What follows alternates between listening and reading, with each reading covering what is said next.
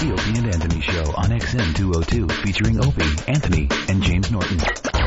They are the most vile, despicable human beings in the country. Creeps, ankle-biters. Obviously, the strength is their ability to turn mistruth into something people would believe. Wow, how long is this guy going to continue to babble and say nothing? All day long. Shut up! All right, here we go.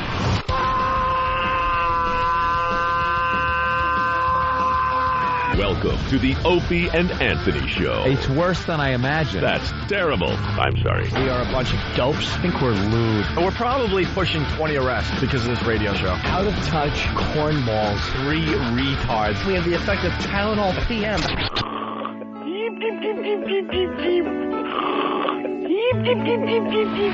Opie. You know I could have been a model. Anthony. I'm gay. James Norton. I like yogurt. Robert Reed.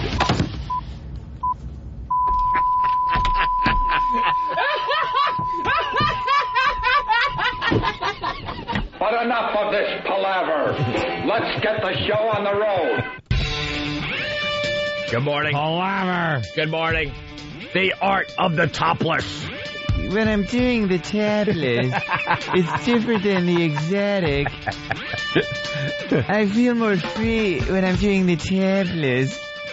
I can't get it out of my head. Mondo Topless Part 3 today on the Opie and Anthony Show. Thank God and Than.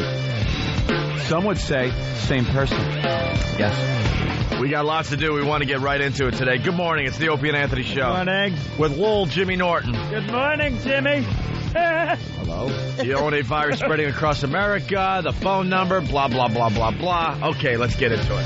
Let's rock. The phone number. Write it down so we don't have to say this every day, please. Stupid. 1-866-313-FREE. That's 1-866-313-FREE. Kind of bothered by David Hinckley's column. It wasn't bad, though. Huh? It wasn't. It wasn't bad. Like I thought he would do. He didn't really get it, though. No, I don't think he got it. You know what I'm dubbing him today for that article? David Stinkley. All right. You might have had to jump out of that. We had Starr in yesterday. A shock jock that got in trouble. Shocking. He was doing very well in New York, and he was syndicated to other places, and he went after a rival DJ's kid, basically. Yeah. Kind of like a pedophile thing that went on during his show, saying what he wanted to do to the rival DJ's kid. Yeah, and then put out like a $500 bounty on the location of the child. And that stirred up some things. He got arrested. He was acquitted of... actually, I think they dropped the charges, the DA, whatever it was. He just got out of trouble, legal trouble, criminal legal trouble. Still some kind of civil suit. Lost his job.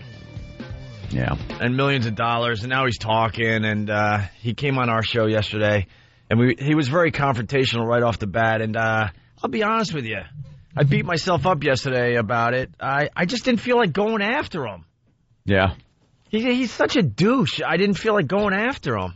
I didn't like the guy right off the get-go. Yeah, I didn't know what to make of him. He comes walking in, he's like, kiss the ring, like we're in some crazy competition, you know, who could do the craziest thing with their radio show. I'm like, get out of here. We ain't kissing your ring. And then he thinks he topped what we did. It's like, that's not why you're in here. And then Anthony, like you were just saying, you know, you were trying to ask some questions to bring him down to kind of a human level. That's what this show's about. That's what kind of got me, is this show is about, like, let's just talk and, like, real people talk, you know, and real people goof around and joke and stuff. But he wouldn't do that. It was all about, like, hyping and trying to, like, portray this character and stuff. So it wasn't like a real conversation between human beings just sitting here talking about, you know, we have things in common. We're in radio. We had been fired. FCC problems, legal problem, things like that. We had common ground that I would have liked to have covered with the guy, but it was he had too much like anger in him and too much fake anger. That's what I mean. Like it's like an act kind of thing that he wouldn't come out of. He's another radio phony, and he wanted to come in here and make some headlines and beat us up. And I called him out for being a tough guy, but I didn't feel like going any further with the guy. Yeah, he wasn't worth my time. I couldn't wait. I couldn't wait for him to get out of here. I was really annoyed. I don't know what to make of it. It was like pro wrestling. You know, I'm not going to sit here and then he's talk trying to a wrestler like it's real. And then he's trying to say that the name of the show, when our fans call us O&A, that's gay. And I'm like, your radio show's called Star and Buck Wild. That you to got me a was stripper reach. name. That was a reach, like trying to get to us. What are you doing? Let's go. That's the only way I saw it. I didn't know at first, like when he first came in, this is an awkward show to walk into because of the reputation. So people, I think, walk in here not knowing what to expect, whether they're going to get attacked or whether they're going to get dumped on. So I didn't know when he walked in if he was just trying to like fit in and be like, because he's used to being the guy. And then here you walk into this place where, you know, everybody's reputation is that we're just awful. So just trying to be funny and fit in, and it would come off as just awkward and uncomfortable. Well, I think you could quickly pick up. If you're a bright guy or girl, you can quickly pick up the vibe of this show. If we're going to be hostile towards you, you're going to pick up on that right away. If we're being cordial, which we were more than cordial to the guy when he sat down, you know, you're going to pick that up and realize that we just want to talk about what we have in common and radio and you know, the interesting behind-the-scenes things that may have happened to him when he got fired. I would have liked to have known the process of, you know, how he got thrown out, what happened, because, you know, it's interesting to people. They like to know what happens behind the scenes, but got none of that. He blew it, man. He blew it. He could have got some interesting stuff out. And then he's trying to call Anthony out because he didn't, like, tell the black joke from the Crown Plaza Hotel from yesterday. Yeah. I'm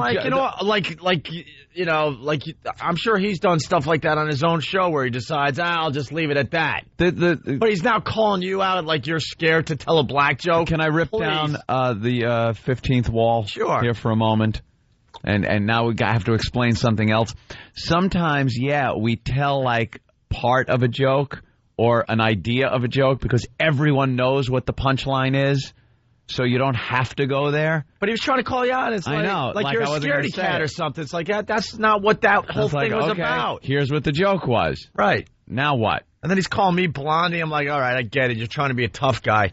Well, I guess Hinckley got it right by the headline reads, O&A Star Schmooze, and it's a big snooze. It was. Yeah. It certainly was. Mm-hmm. And we'd have liked to have made more of it. But after Star left, Opie said, I don't know what we accomplished with that, but good luck to Star. I'm sure his next radio job will be great. Thanks. And nothing like Greg Hughes said sarcastically. It was a sarcastic comment. Oh, my God, get the tape, because it's like, I'm sure his next radio job's going to be great. Although I don't know what we accomplished with that might set up sarcasm. That doesn't normally, something normally nice doesn't follow. I don't know what we accomplished with that. True. That might kind of speak for itself. But he's trying to say that he outdid us because he got arrested for his radio show. And I'm like, are you kidding me? We've had 20 people. We counted. It's around 20 people arrested for this radio show. Have Anthony and I been arrested personally? No. Jimmy Norton has. He's a full-time member of the show. Yeah. Steve has been arrested. A whole bunch of our staff have been arrested. So that means he topped us. It was terrible. I think what we did with the Sex for Sam, alleged sex in a church, was a much bigger deal than what he's going through. And he's walking around saying that, he's the new Lenny Bruce and stuff. He's got to relax. You know what happens? These headlines go away, and then what do you got? Do. And then what do you got? That's what I ask you. Then you got plenty of time on your hands to wait and see if you can get your career back on track.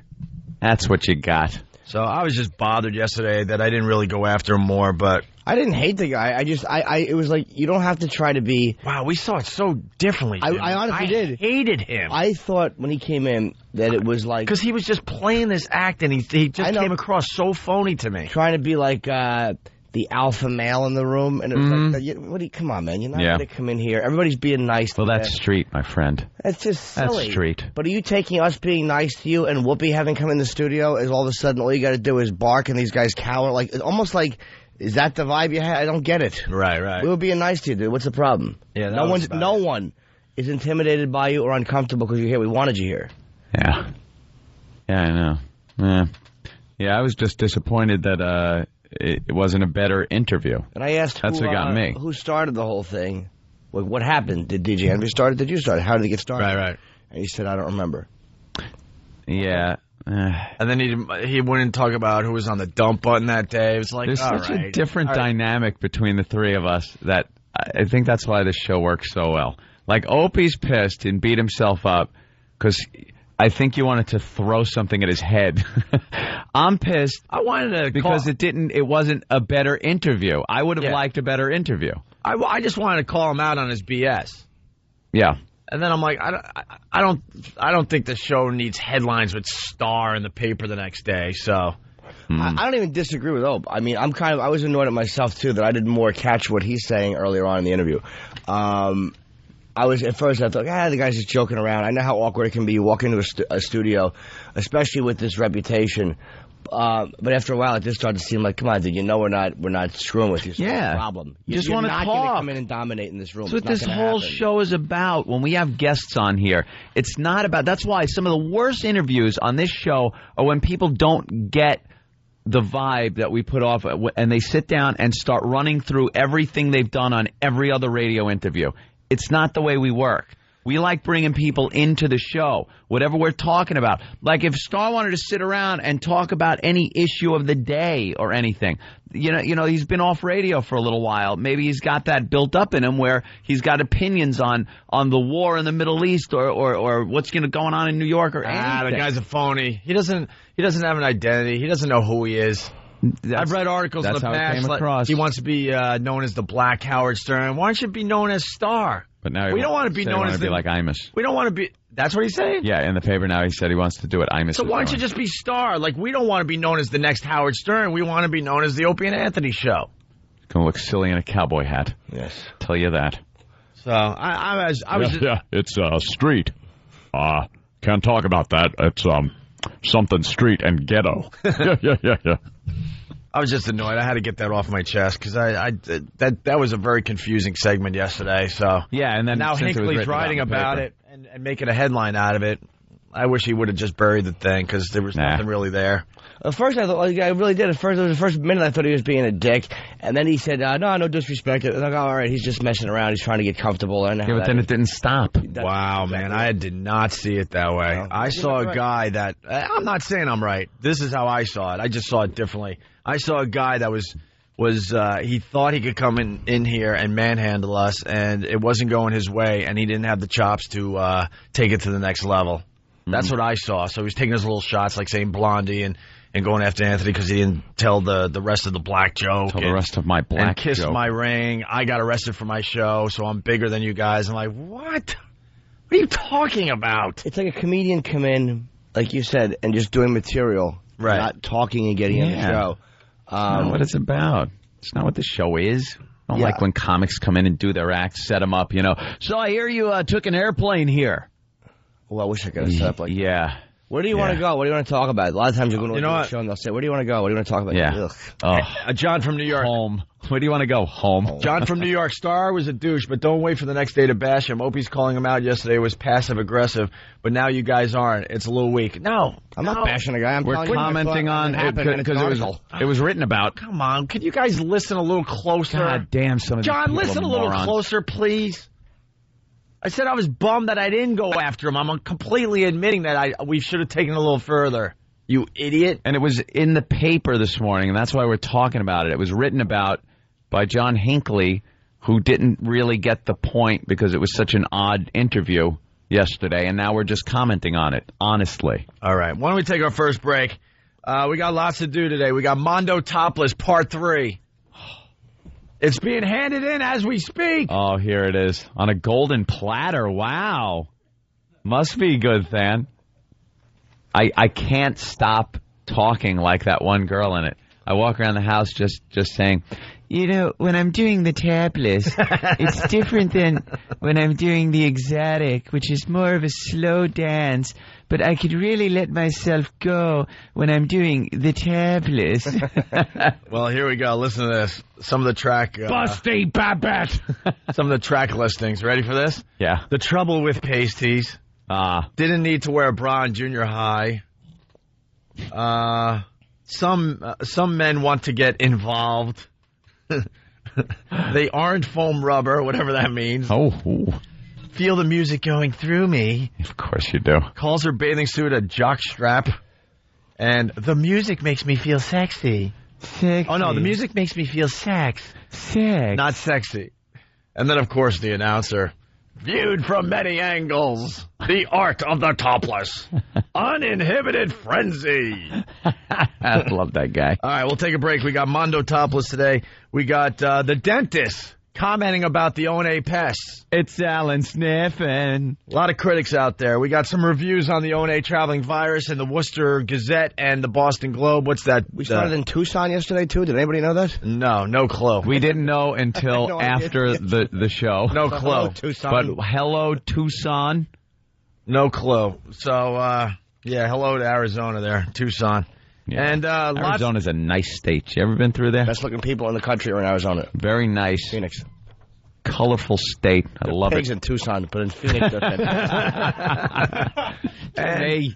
And to my left, Jimmy's going to open it up for us. We have a gift from Whoopi Goldberg. Ooh. All on the way. It's the O&A virus spreading across America. O&A Body Rock! I know I speak like an idiot. Do you? It's all about me. Is it? I was assaulted. Were you? We're brilliant broadcasters. Are we? You are out of your mind. Am I? Oh, that sounds real good. Does it? I'm thrilled. I'm excited. Am I? I thought I heard Negro. Did you? It's the Opie and Anthony Show. Is it? Hear what everyone else is talking about. O&A Uncut and Live, continuing the show on XM Satellite Radio starting at 9 a.m. Eastern. Visit xmradio.com to subscribe. It's the Opie and Anthony Show. Opie and Anthony! That's right. You're checking out the Opie and Anthony Show, the O&A virus spreading across America. We got to get into the Alan Sniffin thing right away because we have lots to do. Making a lot of headlines lately, so we got to kind of clean up a lot of these storylines. Yeah, loose ends. Today we clean up the Whoopi Goldberg storyline. Mm-hmm. The quick review here, Anthony, or overview of the Whoopi Goldberg thing. Yeah, Whoopi got hired to do morning radio here in New York at first, and then she's going to branch out, syndicate to other markets around the country. She's never done radio before. Of course, you know her from her movies and her character on Star Trek The Next Generation. And we kind of goofed around on her that she never did radio, and it's going to be a David Lee Roth debacle. Kind of goofed around on her? Kind of goofed around. Yeah, I'm kind of slowly getting into the fact that we hammered her show repeatedly joshed around a bit. Days on end about how silly. Can I use the word silly? No, how like crappy the subject matter was. She's going to have a tough time making a name in this business just because she's not doing what Whoopi's good at. Yeah. She's trying to do a nice radio show. It's going to fail miserably. Oh, wow. You're still standing by that. Oh, I said that to her. You could be friendly and still say you're going to fail. Yeah, she should really do that edgy comedy, and then she might have a shot. Well, do you think that the powers that be over there will let her, when they see like she's not making any headway, will just go, okay, go ahead, be Whoopi. They're going for the chicks. And I hate to say it to the chicks listening to us right now, but radio in general thinks chicks want to hear nice stuff. And the three girls that are listening right now are taking that to heart. They want to just hear nice things from their radio show. And we say BS. Ooh. The women have potty mouths as well. They do. They're filthy whores, some of them. And they like the edgy crap as well. Yes, you do. So then we goofed on her, beat her up a bit. The O&A Pest got a hold of her radio show and got through many, many times, making it kind of miserable for her because she couldn't do any phone calls and stuff. Couldn't take the calls from the women. So then Whoopi had the balls to walk into our studio and confront us. Mm-hmm. And we don't have anything against her personally, so we kind of ended up having a really, really good time with her. Turned out to be a very cool woman, so what are you going to do? And we have no problem with how it ended. None whatsoever. Okay? Alan Sniffin from the New York Radio Message Board. The mecca of all radio message boards. He's got a jingle. Here's Alan Sniffin. Can you believe this? All right, this is Alan Sniffin, and this podcast. Is Board Reflections for August 4th, 2006. MusicRadio77.com. Board Reflections, where I make comments about comments being made to the New York Radio Message Board, the mecca of all internet radio message boards. Things being discussed on the New York Radio Message Board. See, he runs the New York Radio Message Board. He's run it for years, but he's He's a dentist. All right? It might sound silly to you and me. No, it does sound silly. And New York is the dentist. number one radio market in the country. And this, I will tell you, is the number one radio message board, That's right. at least in New York, if not in the country. I don't know of any other radio message board that gets as many hits, as many radio professionals come to it, like people that are in the business. Everyone goes there for their news. Board. Yeah, they go to for the news. Anything that breaks in New York radio, it's there first. We all go there to start our rumors about ourselves under fake names. It just happens. But Alan runs this message board. He did radio, I guess, years ago in Poughkeepsie for a little while. Yeah. But he became a dentist. But he still has this love for radio. So the guy that runs the New York radio message board is a dentist. And he's got his opinions. And everyone's entitled. And this week he talks about the O&A pests and how they're idiots. Think it's negative, but it works for O&A. And of course the other. Oh, sorry. Oh, that was his drill. You scared me. Rinse. Ow! Yeah, we think in between cavities and root canals and stuff, he runs into his office to clean up the New York radio message board and get a few posts in and a few comments in, and then runs back down to see how you're doing. Tell me when your lip gets numb. I'm going to be... I think... It's so bizarre to me. All right, here we go. And, of course, the other sideshow to this whole thing was the Opie and Anthony Whoopi Goldberg deal. O&A really took off on her, I guess, earlier in the week on their show and try to get their listeners to call her up and give her a hard time, the O&A pests, as they call them, as I would call them, the O&A idiots. But that's okay. Ooh. Again, I get it with this stuff. I'm just not turned on to taking your audience and turning it against other people. I don't like it when they do that with TV hosts. I don't like it when they do that with reporters, and I don't much like it when they do it in this case either. I just think that's kind of crummy stuff because it encourages this aggressive, negative behavior. It brings out the worst in your listeners when you say, hey, it's okay to go give so-and-so a hard time. I just don't care for that. I don't like it as a technique, but okay, it works as far as Opie and Anthony are concerned. That's just my view of it. You don't like it? It makes for some great radio. Aren't you in the highest suicide profession? You don't have the negativity. Every friend you have has shot themselves in the last 6 weeks. Alan, what's the matter with you? I like his radio voice, though. Yeah, he gets into it. So here's more from Alan Sniffin. Whatever else you want to say about Whoopi's show one way or the other, she handled it perfectly. Perfectly. I don't know whether it was her idea, whether somebody around her is advising her, or whatever. But to take the proactive move rather than sit there and field these idiotic phone calls morning after morning from the O&A pests, as they like to call themselves. What is the mentality of somebody who brags about calling themselves a pest? I mean, can you imagine the mentality behind that? But that being said, rather than put up with that morning after morning after morning, she instead decided to go right into the lion's den, go into Opie and Anthony's XM studio after she got off the air for Clear Channel, and mano a mano, as they say, one-on-one, great move. Absolutely the best. Yeah, it's a great move for both shows. Yeah. We all got headlines.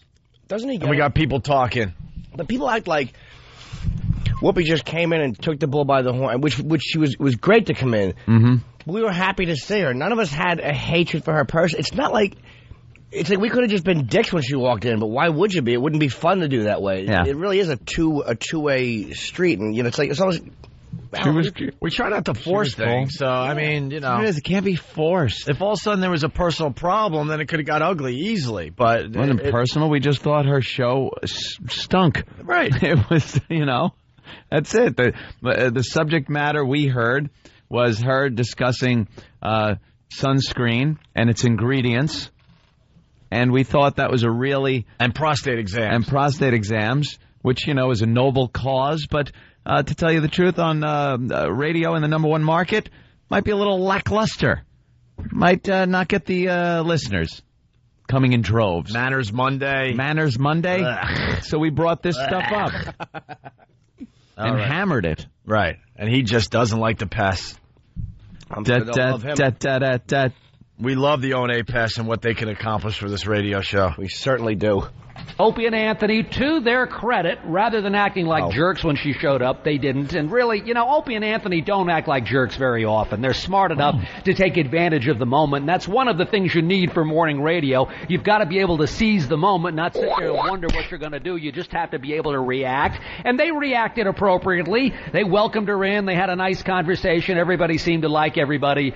And so forth. But, it diffuses the problem from Whoopi's point of view. Diffuses the problem. Because now that she's made nice to them, and by making nice to them, she manipulated them into making nice to her. Hey. Once that's happened, the Opie and Anthony pests don't have any ammunition anymore. Yeah, I guess they could call, but they're not going to be doing it with the endorsement of the mothership, the Opie and Anthony show itself. So it's really going to reduce the hassle factor for her, which could be significant because they can drive you nuts when they're really angry at you. And they didn't. Opie and Anthony backed away, and the pests went away. This was a quick mission, Alan. You know something? Alan might be right. We might have to now, because of Alan, just completely destroy her program. But it was funny, I said he didn't get it, that we kind of acted nice, and then the next clip is him getting it that we acted nice. Yeah, I know. What a jerk I am. Dope, I should listen to this stuff. It was just a quick mission. Yeah. We realized it was easy to goof on. We did. Now we don't even pay attention to her. I mean, I'm sure something will come up and we'll go after her again. The pests are the armed wing of the show. They're the armed, the army. They're Pestbola. They're Pestbola. We're Iran and Syria, and right. Pestbola. They launch in rockets, see what happens.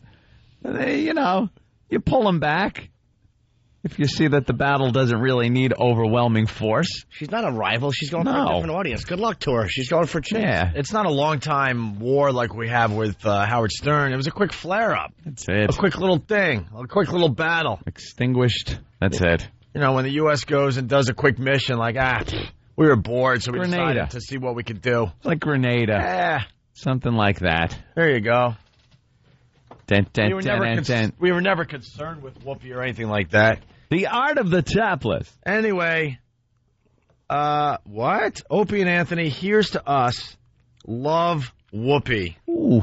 Jimmy, open our gift from Whoopi. In case it's a bomb, he makes me open it. What do you mean, tapes of our show? All right. Still joke about it. See, at any time it could just get ugly again. Don't you worry. It's a big brown box. Yes. And there's a ribbon on it. You don't want to open it up? No, I do. It's this chocolate bar. I'm just giving. There's like a brown ribbon. It's a very nice box. On my way in, I heard you talking about a joke about a big brown box. What was that? Let me reach into that big brown box. It was actually funny that you let it go because everybody knew the punchline. Of course. Of course. Can I reach my hand into that big brown box and see what's inside it? I don't know. Let me look first. All right. You're opening up the big brown box. It's got foil on it. It's sort of like one of those foil wrap things that go around something perishable. How long has that been sitting in the office? It's a giant wrap thing, yes, around something that has probably spurled. I think we got it about a week ago because we've been gone for a while. It's wrapped in some sort of space-age polymer, I would say. Polymer? I have no idea. I don't know what that is. I don't know what that is. It's just something they used to say in commercials all the time. Yeah. Made of a space-age polymer. Let's go. What is it? Chocolate. Oh. Lots and lots of chocolate? Chocolate, and good chocolate, too. Thanks. Wow. All right, we're not going to... Oh, no. We won't destroy her gift. No. It's very nice. Bring it over and let the interns eat it. All right. Eat it 'cause I'm watching my figure. There you go. If you don't, no one else will. Good point, sweetie. Thank you, Whoopi. All right, lots of very, very, very fine chocolate from Whoopi Goldberg. Good. Let's go to Kramer in Florida. Kramer. Hey, what's up, guys? Hey. How you guys doing? All right. I flew up from Tampa to see the show. I had a great time. I took 3 of my buddies with me. I'm about to hop on a plane back down to Sunshine State. You flew up just for the O&A Traveling Virus? Of course, I even told my mom that's why I came up, not to see family. I came up to see the boys, to support the show. We had a great time. I lost my voice. It's still gone. I don't know what's going on with my voice, but yeah, it was great. And the reviews, I got to tell you, the reviews are nothing but positive. I mean, there's a few a few negative Negative reviews. Nellies. But in general, everyone enjoyed their time at the O&A Traveling Virus. We're going to make some slight adjustments before we take it to the PNC Arts Center in Homedale, New Jersey, August 26th. But I think we're in pretty good shape. I want to say thanks to one of the other pals. My camera died, and one of the other guys was nice enough to take a picture with me with all three of you. He's going to email him. So if he's listening, thank you. And I'm about to hop on a plane, so take it easy, boys. Punching out. All right, thank you, Just sir. a little phone message and then tells his itinerary like we care. We got our review in What's your confirmation number, sir? We got our review in the Boston Globe. Did we? What did they say? Well, the headline's not too promising. No. Raunchy humor and bad behavior get tiresome. Oh. Worcester, Shock Jocks, Opie and Anthony have some work to do before their traveling virus tour lives up to its billing. I don't like work. As the comedy event of 2006. Do we really have our work cut out for us? I mean... No. Was this guy at the same show? People were laughing for 3 straight hours. Yep. Some people were getting standing ovations after their sets. Saturday's show at the DCU Center featured an impressive list of comedians: Bob Saget, Tracy Morgan, and Ralphie May, and O&A show regulars Jim Norton, Patrice O'Neal, and others. But the show is a little rough around the edges. Mm-hmm. By the way, there's a bootleg copy of Bob Saget performing at the O&A Traveling Virus, doing really dirty Full House material. Yeah. I was watching that on YouTube this morning before the show. You might want to try to search that out today. The exhibits in the Opie and Anthony Village and the stage set had the homemade look of a demented homecoming carnival. Now, I did say this to Anthony, I guess, in the office, that it kind of looked like a bad high school play, and we got to really work on the set. Yeah, that's what we got to work on. Look, you're Ed talking Wood movie. Yeah. We don't have much of a budget. We'll be honest with you, but I think we could do a little better. The pole would move if a woman of her size was trying to dance upon it. Cut, print, perfect. When we went to the DCU Center before the show, hours before the show, to check it out, and Pete showed me the stripper poles, and they weren't anchored down, I'm like, oh, no. This is trouble. This could be trouble. It's just a prop. But, see, the problem is we really wanted girls to dance around the stripper pole. Yeah. So they need to be anchored down before we go to the PNC Arts Center. But I say no more pretty strippers because they can't get naked. So enough pretty strippers. You know, you bring up a good point. I want fatties or old people. But a lot of people like the strippers, even though they weren't getting nude. They had, like, sexy outfits on. I say we have a little variety. Well, let me tell you something. You get some midgets to strip. You get some fatties to strip. You get the hotties to strip. I understand, and I don't really understand. I don't understand at all. Why am I even saying that? You can't have, like, naked girls, full naked girls dancing on a stage like that in that venue for some reason. I don't know. For me, I think it's fine. But how about as little as is humanly possible to wear? These girls had skirts on, stockings, friggin' vests on. What's wrong with a G-string and, like, pasties for the tablets? Or just like something. The art of the tat. The art of the tablets. I mean, anything. like shorts. a very small Boy bikini shorts. top and those underwear. Yeah, No, boy short are thing. even shorter than Boy shorts are the hottest thing going right now. Hot shorts are even shorter. They're like boy shorts. Hot shorts? They're like A boy little shorts. shorter on the And side? even shorter. A little more hiney shows. Yeah. See, the boy shorts, much better than the thongs at this point. Yeah. Much better. What about that? Why not more scantily clad so you can really undress them with your eyes and it doesn't take In much all fairness, time? we had to start somewhere, and now we make the show better. Now we step it up. Stripper poles that aren't going to fall over. How about this? Good start. Come on, Pete. We don't ask for much. Stripper poles that are anchored down. We want a stripper who's missing a limb. Ooh, now that would be good. I want a stripper who's missing an arm or a leg. If you can get one missing a head, even better.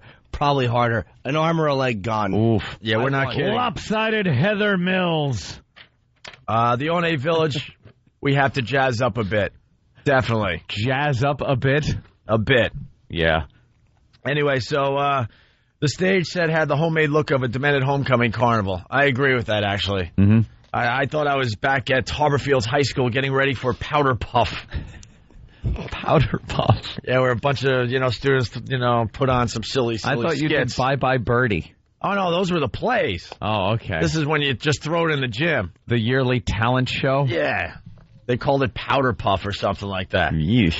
It's hard to be titillated by a woman dancing around a freestanding pole that looks as if it could tip over and send her flying into the front row. Which would be hysterical, by the way.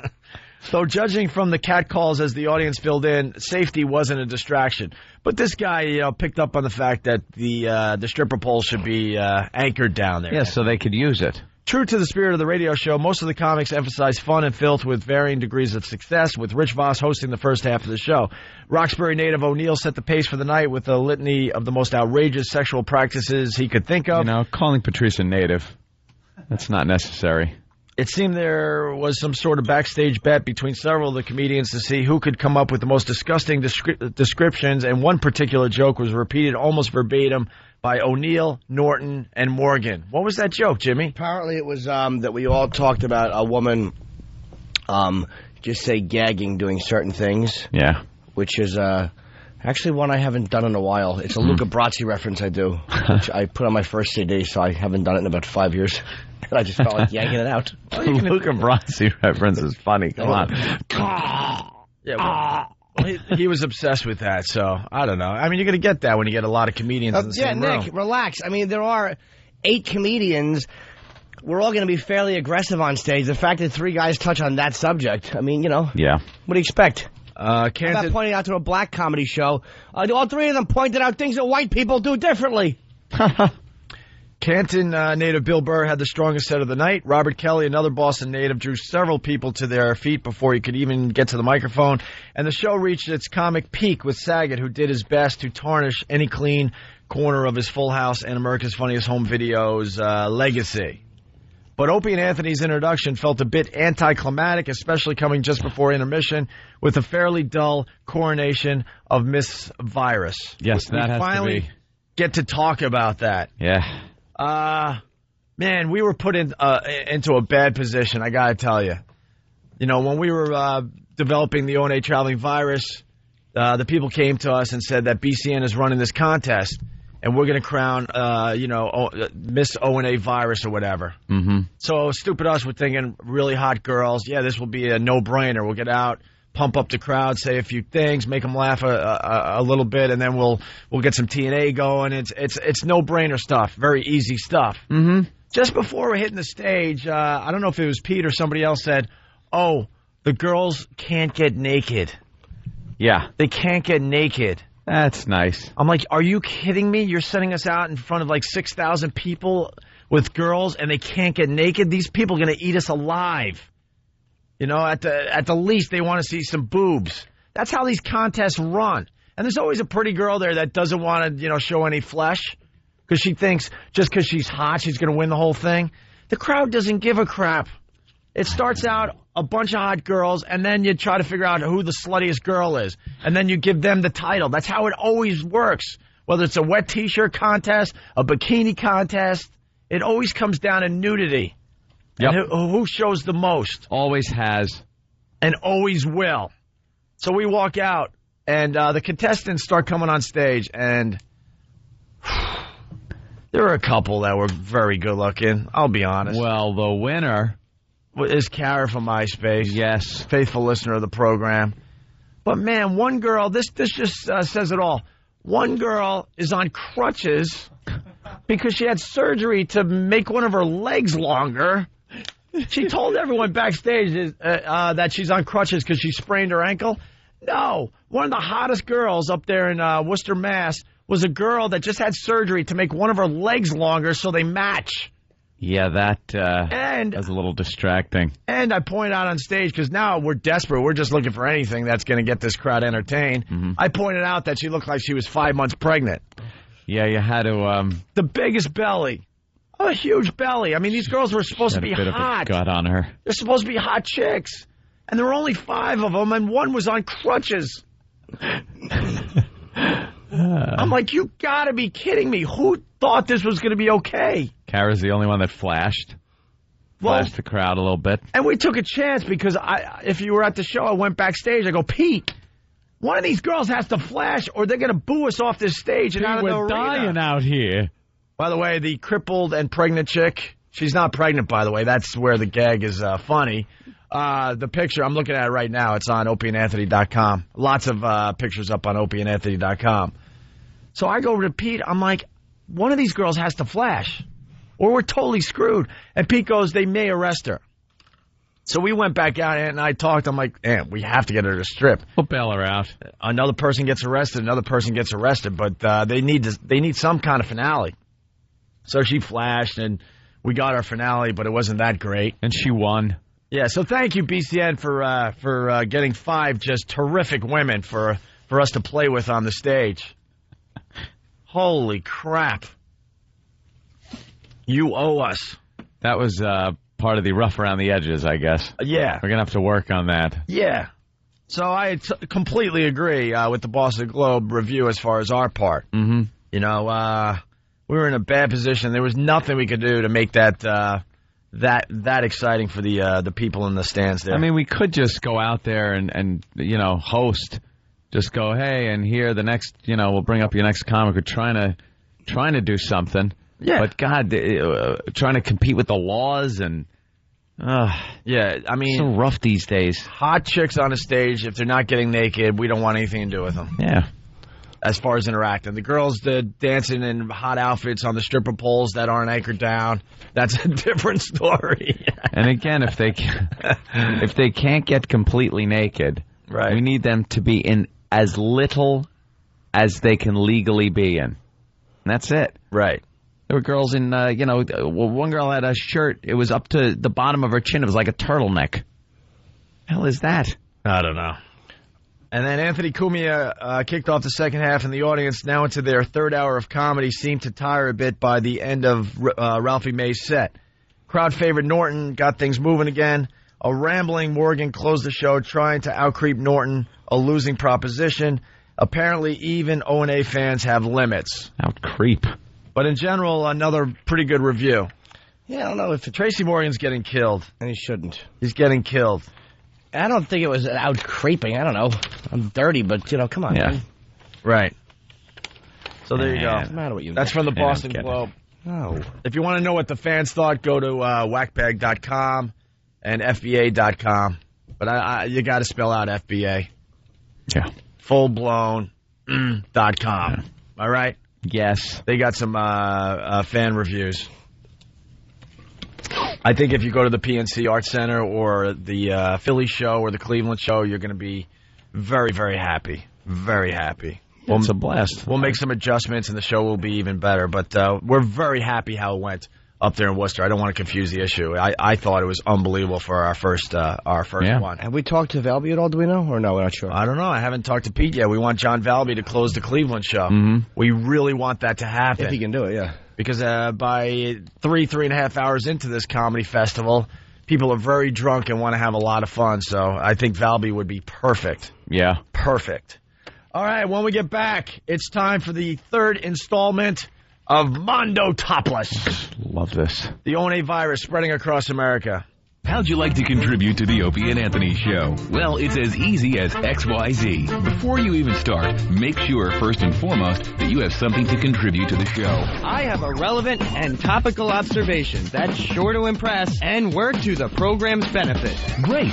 Now use your fat, dirty fingers and dial 866-313-FREE. 1-866-313-3733. Now, use that fat, ugly mouth of yours to pronounce and articulate every single word clearly. Give your name and location followed by a brief and relevant description of what you want to talk about. You know, just like a normal human being. This is John from Philadelphia, and I have a comment on a relevant topic. Congratulations. That wasn't so hard, was it? Remember, it only takes one insipid caller to derail an entire talk show, so take others into consideration before irresponsibly calling with nothing to add. The Opie and Anthony Show. That's right, it's the Opie and Anthony Show. The O&A virus spreading across America. Going to the instant feedback, Kevin from Connecticut. I watched the Opie Jimmy rape video. Aren't you supposed to commit a gay act, then say no homo? People are very disturbed by the video we made for the O&A Traveling Virus. We're going to have more videos. Prefacing. Huh? Jimmy was prefacing. Yeah, that's even better when you preface than you know you're about to do it and you say it.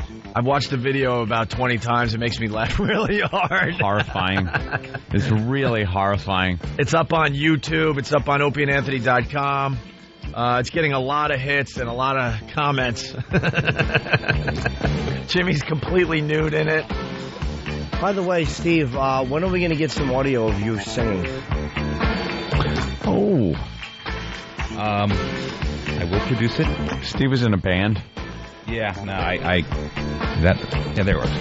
I have to find the CD. I will bring it in. I will bring it in as soon as I find a copy of it. I actually, I have like maybe one or two of them at home. They're just buried in a box after I moved. That's terrible. I'm sorry. You ain't kidding. Yeah, you got to bring that in. We got a couple things we got to do. We got to get you singing, and Than, we haven't forgotten. No. Than on the piano. We learned that over at XM yesterday that he's quite accomplished. The piano Than. In the art of Sing the piano. Sing us a song, you're the piano Than. In the art of the piano. Why'd I try it twice? You probably, I don't know, sometimes maybe we didn't hear it. What'd you say? That's what I was hoping. But it was very obvious. You heard it the first time. No, I didn't. What'd you say? Boy.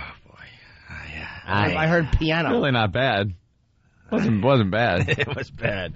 Speaking of the art of the piano, let's talk about the art of the topless. The art of the topless. Volume 3. Possibly 10 volumes. Really? Yeah, there's a lot. At least another 3, right? Yeah, I'm halfway through. So. We're still looking for this guy, too? I hear the search is on because the guy that did the narration for this is still alive. And boy, would we love to talk to him. The art of the topless. Dave from Phoenix, he might be a new listener. He was naked in front of Opie. What the F does that queer want? A gay porn involving you two with no homo at the end? Good point. Good point, sir. Good point. All right, Mondo Topless. Yeah, it's one of these videos that were out in the 70s. This was porn. This was porn back then.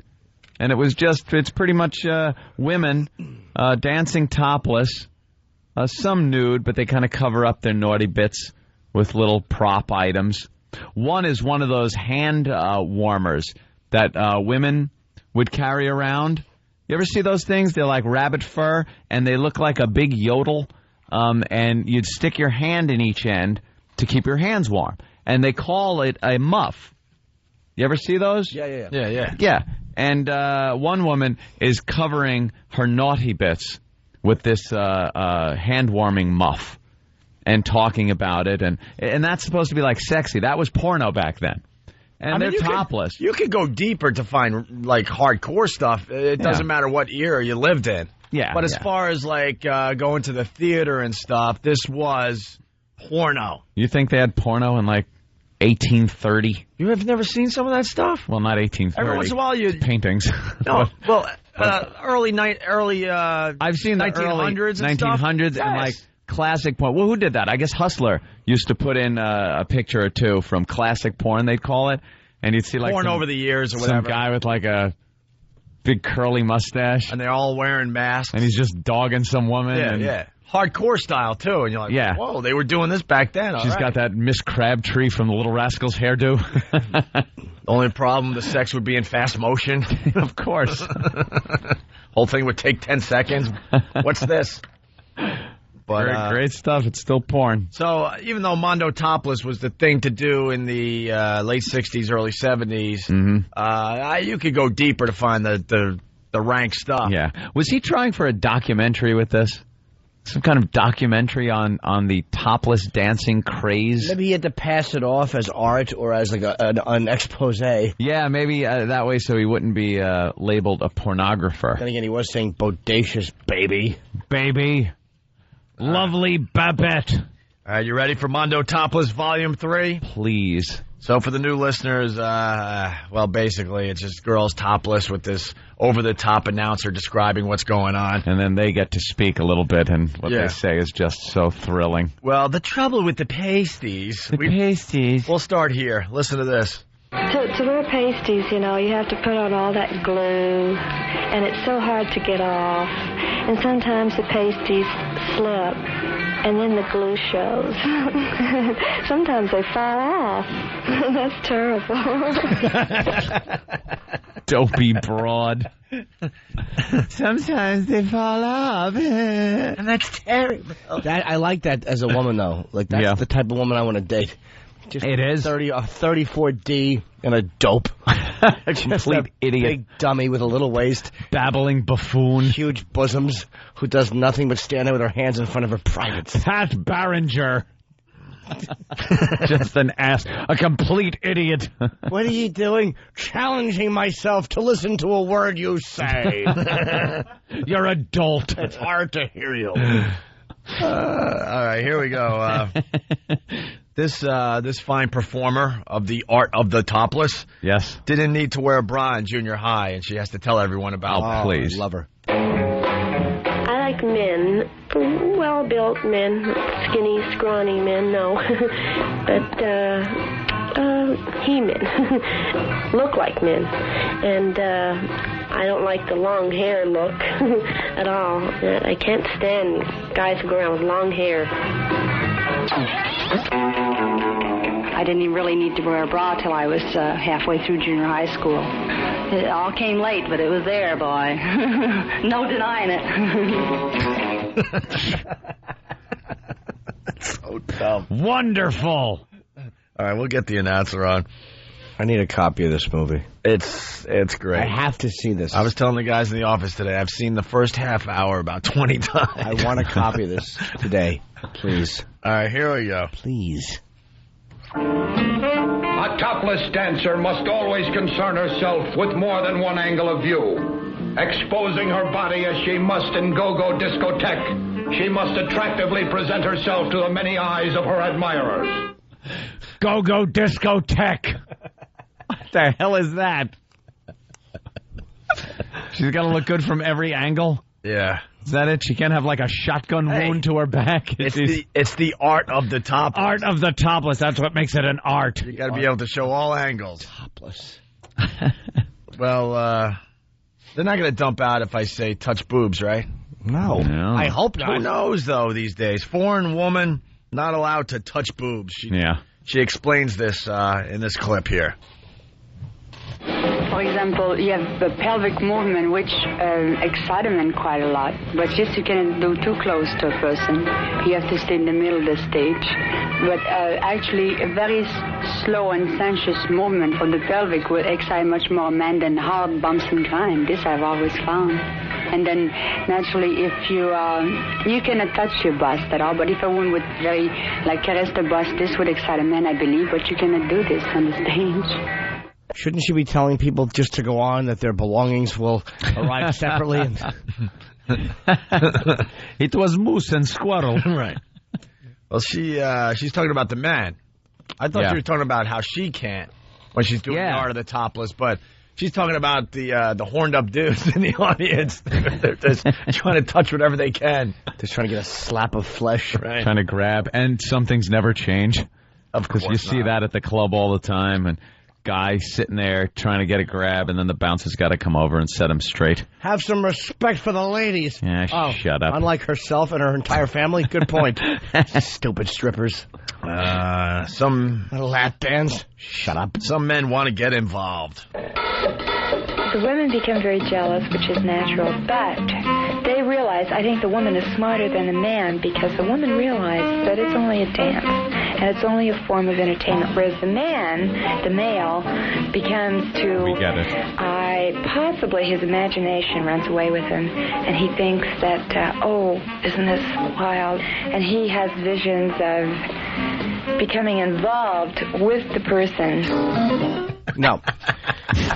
She actually thinks this is an art form, and that the women understand this. It is the art of the topless. The man is smart because you spend your whole life trying to be demure and to be a lady, and he goes, here's a buck, and your shirt comes off. Stupid. All those lessons your parents taught you. Here's a buck, and the shirt comes off.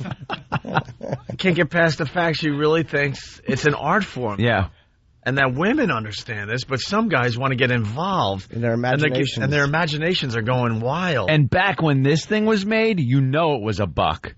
That was it. These girls are dancing around for $1, period. The art of That's it. Now, you know, you get these girls, even in the local stupid strip clubs around your local little town, that used to just be, you know, overpriced beer, but $1 would get you, you know, dance in front of you or something like that. Now even they're trying to fancy it up. $20 they want for a lap dance. You want It's a corner dance? gin mill. Yeah, it's a corner gin mill strip club. You're not like a gentleman's club, so stop it. I hate those cabaret places.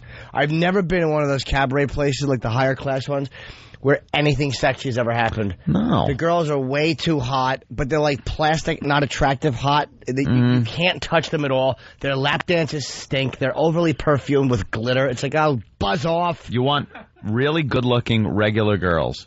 That's what you want. Good-looking, hot, regular girls, not over-the-top stripper girls.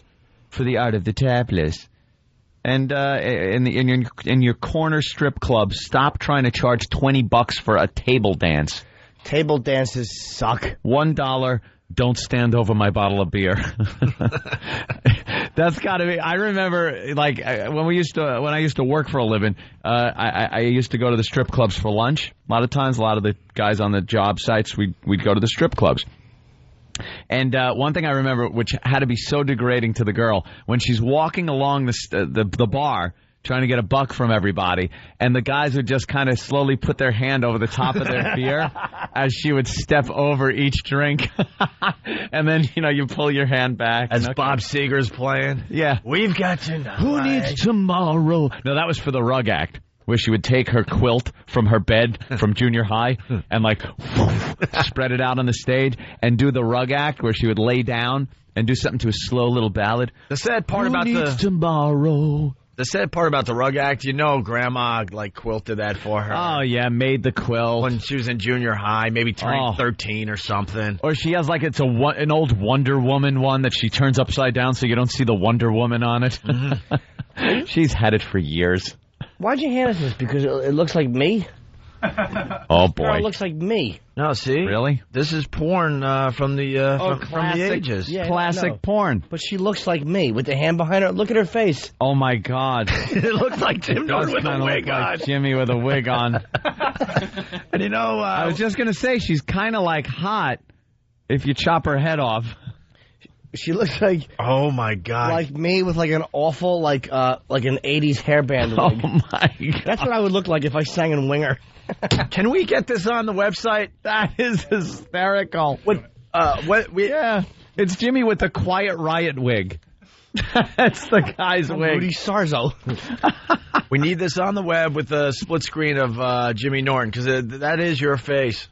But there you go, porn from the ages. This has got to be like the turn of the century porn. That's disturbing because her body isn't really that bad. No, but then with the Jimmy face and the 80s hairband wig... Man, no muscle tone, though. It's great, though. I like that. That's no muscle tone. That's because she's a little sloppy. But she had like a juicy body, like a really feminine body. Back then, they didn't know about working out or anything. They know what carbs are. I'm trying to lose weight, so I'm only eating bread. Oh, okay. The Nautilus was just some wacky ship that sailed the seas 20,000 leagues under it. All right, we're working on getting that up on the website there. Never against crashing myself for a bad reference. Let's say hi to Josh in New Jersey. Josh, what's up? How's it going, guys? Hey. Hey, Josh. I try to tell you that ever since you guys been playing this Russ Meyer stuff, I've got a running commentary of this guy in my head all day long. Oh, you can't get enough of this guy. When I get up, it's ridiculous. Like, watch Darlene as she makes a PowerPoint presentation. It's just ridiculous. Yeah, the voice is in your head. I've said Pat Barrington many, many times in the last week or so. All right, Josh, thanks. Yeah. Speaking of the announcer, here's another little thing from him. Go Copenhagen is the supreme Scandinavian city for the pleasure seeker. Let us hurry inside the famed Atlantic Palace for an unforgettable experience. Greta Thorwald, the Nordic nymph, whose pulchritude is unrivaled by any showgirl in Her what? I don't know. I couldn't get past Greta Thorwald. Who is she? Wait, I gotta start this over. He came up with a new name for boobs. What? I love this guy. Listen closely and tell me what the word was. Copenhagen is the supreme Scandinavian city for the pleasure seeker. Let us hurry inside the famed Atlantic Palace for an unforgettable experience. Greta Thorwald, the Nordic nymph, whose pulchritude is unrivaled by any showgirl in Denmark. Pulchritude. Her youthful bosom, flat stomach, firm hips, and smooth, lithe legs all seem to unite in her wildly exotic dance, which she delivers in a burst of uninhibited frenzy. Greta Thorwald. That could be the new name. I love Greta. How do you not love it? The Thorwalds are here. Oh, she's life. He loves that word too, life. Yeah. What is she called? The Danish nymph? Did he say the Nordic nymph? The Nordic nymph. The Nordic nymph. Nordic nymph. Oh, is this terrific? Oh, wow. Hey, this might be a little inside. New Yorkers should get it. Bill in Waterford. This announcer is the white-walled Clyde Frazier. Oh. He's always coming up with some crazy ways to describe things. All right, back to the chicks. They aren't foam rubber. Uh-oh. This should be good. Groovy. People who say, she's phony. That's all foam rubber. I go, honey, believe what you want. I don't care. No, that pulchritude is real. It's real. Greta Thorwald. I can't get enough of this Mondo Topless. Barringer. We just aren't girls with names like this. We wanted to show this at the O&A Traveling Virus, and we were told no at the last second. We wanted this on the big screens as people were filing in. Oh, who wouldn't want to see this? It's just topless girls. Why can't you show that? What's the problem with topless? Well, we can't show topless there? I don't know. It's the art of the topless. We need a meeting. We got to readjust some things for the next O&A Traveling Virus. We want Mondo Topless on the big screens. Doesn't Live Nation own these places? I don't know. We'll get into it with Pete a little bit. All right, back to the girls. Well, several times, people that have been drinking a little too much would get up and stand next to the stage and start dancing and taking off their clothes and everything. It was hilarious, trying to get topless like I was.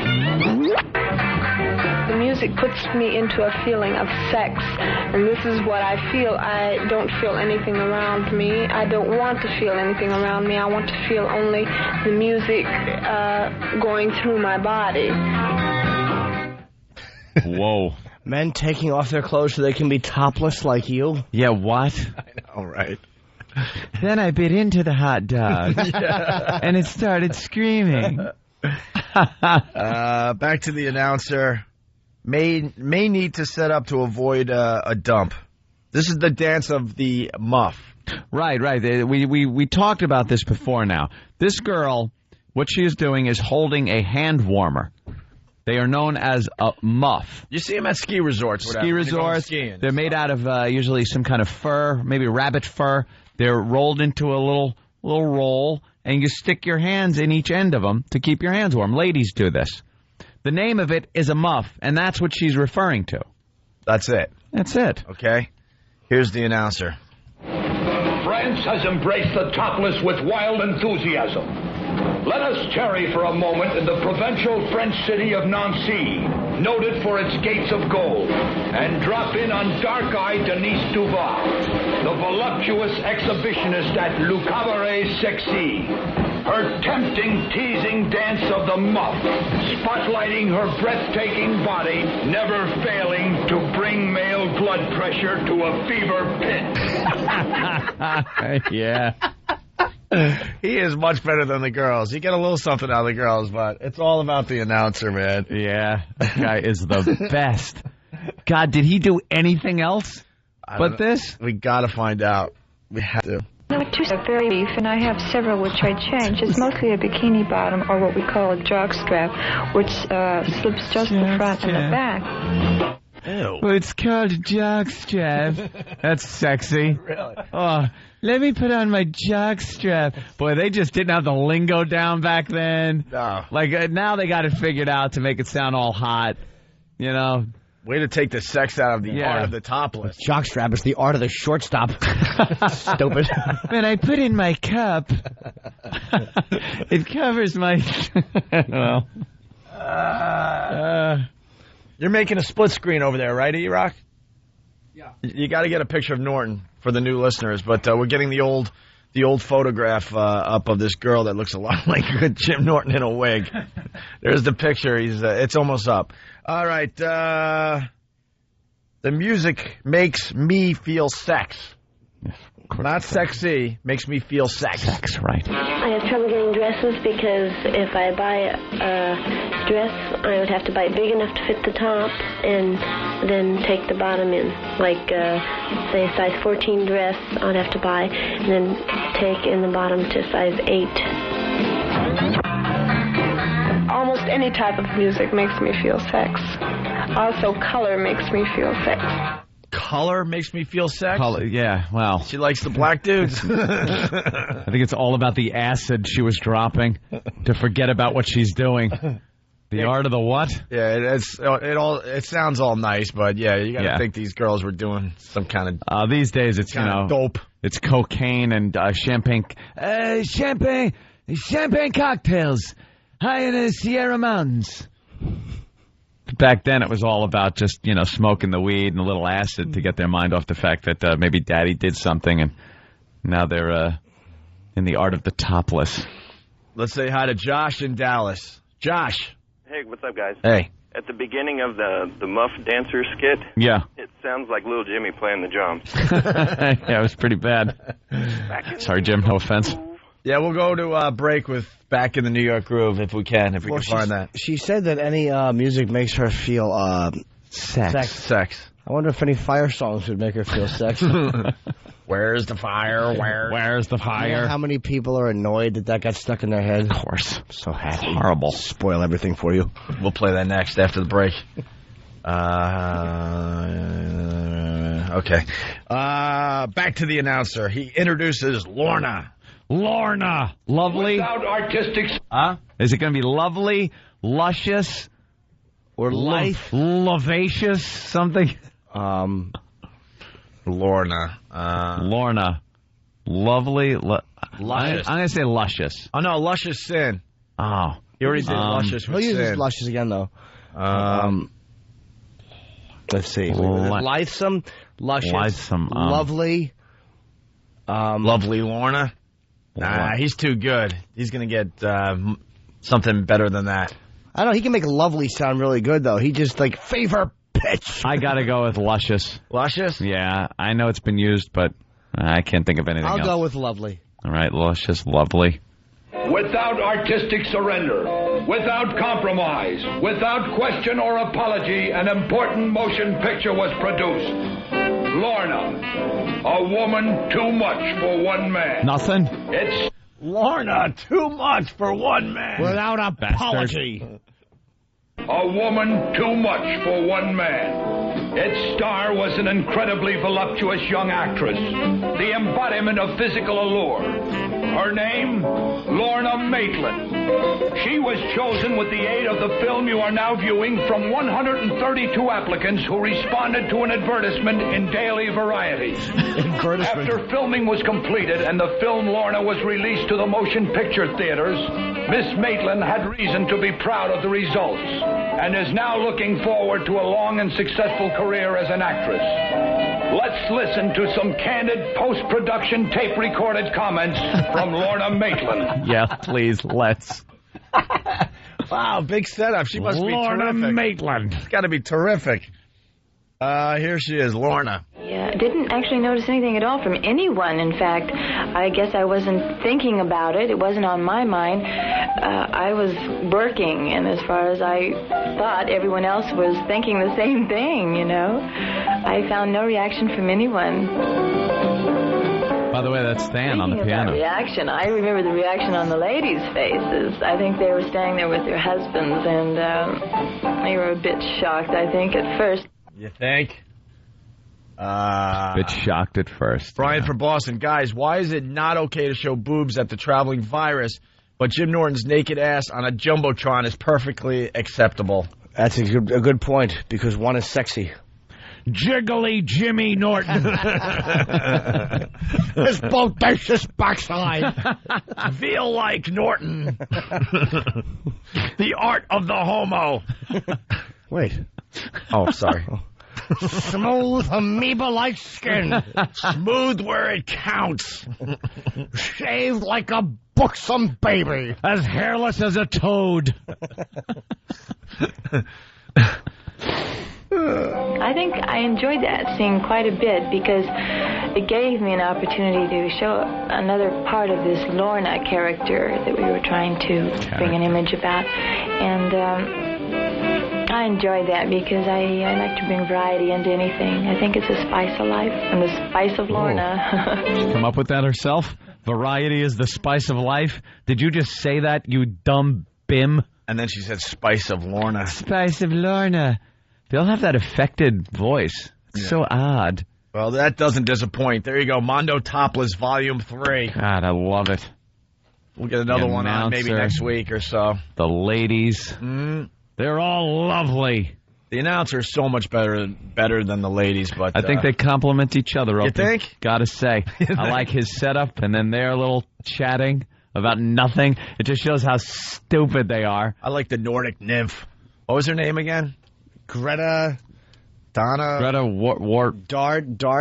Look how quickly we forget. We're a bunch of dummies. That's a tough name. Which one was it? Waldorf. Now I'm thinking Waldorf. Listen to him tickle the ivories. Luscious Nathaniel Bryant. Hold on. Let me... Steve from Foundry.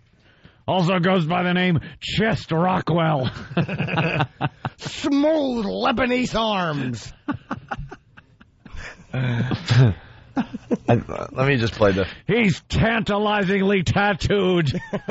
A big buxom bear. Gurring in every turn. That's terrible. He's sorry.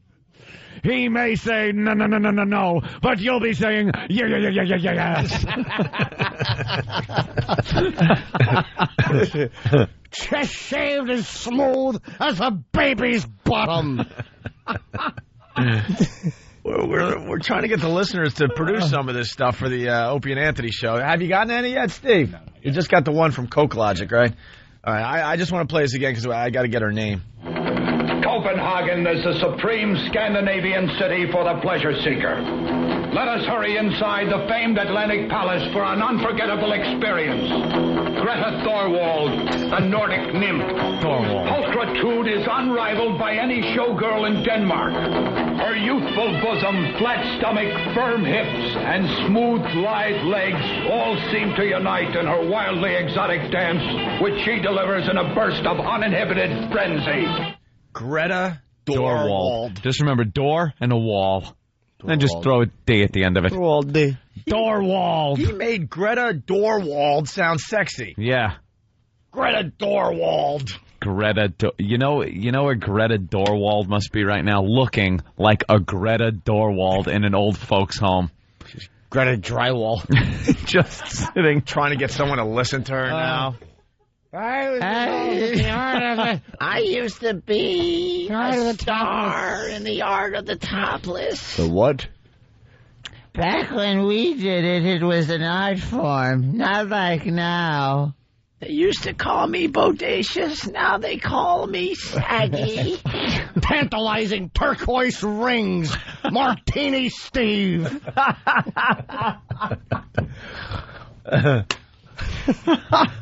Hope earrings. Greta Thorwald is dead. Oh, is she? There's your reality check. I don't know. She's got to be. She's got to be. Really. Think about it. All right. It's the O&A virus spreading across America. What's up, The Opie Tucson? and Anthony show is on an extensive quest to find the most obnoxious 30 seconds of audio ever recorded. How an this annoying. Hey, it's Twitchels. Hey, it's Twitchels. Come on, jump to it.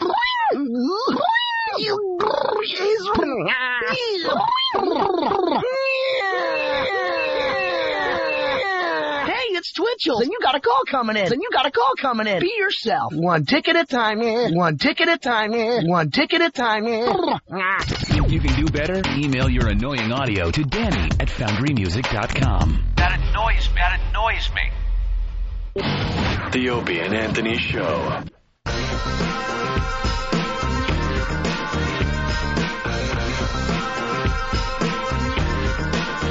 Go check it out, the Opie and Anthony Show. Good morning. Hi. Or good afternoon. Some places take this show in afternoon. Hey. Whatever. It's the O&A virus spreading across America. Oh, if we come back and do it again. What happened? We do. Oh, yeah, we do. Yeah. That's right. We do 2 shows a day. Yeah. Club Soda Kenny, not feeling too good. What's the matter, Kenny? Kenny picked me up this morning and had to tell me that he's having a little problem this morning. Mm-hmm. Something to do with some bad ribs that were barbecued yesterday. Oh, I got a little stomach bug. You got that? Yeah. It's more than a little stomach. He said all day he can do a great impression. He doesn't do many impressions, but he does an impression of a Yoo-hoo dispenser. Yeah. Is that true? Yeah. I don't say anymore. I don't trust you. I don't trust him either. I don't trust you. This happens all the time too. Like we speak in code, and everyone gets what's going on, and then someone has to be blurted out, obvious guy, and say exactly what we were talking about in code, and then next thing you know, they dump out, and then it's all ruined. Believe me, we know whatever we said is as far as it can go. And we're getting smart because now we're stopping people. I can't tell you how many times we've talked in code about something very delicate. Yeah, you're right, so then blah, blah, blah, and you ruin it. But it's been all morning, right? And all night? Yeah. Yeah. Well, it's kind of like when you wake up 3:30 in the morning. Oh, really? All night long? All right. Yeah. You feel like pain? A little cramping. Lower abdominal pain. A little cramping. Yeah. I would say that's probably a bug. Yeah. You get a pain like from your stomach to your kneecaps. Like even on the back of your legs. How that happens, I have no idea. I'm just chugging Imodium. All right. Is that it? Yeah. All right. Helping? Now. Yeah. Poor Kenny. I'm all puckered up now. E-Rock, good boy. Are you adding to the Jim Norton porno picture? And you got to do the split screen because there's a lot of people out there, even though Jimmy's a big star on HBO on Lucky Louie and all that, they still need a reference point why this old porn picture looks like Jim Norton. So I got to ask, I still don't know the story. I really don't. Twitchels, one of our guys, he's done a lot of great radio for us.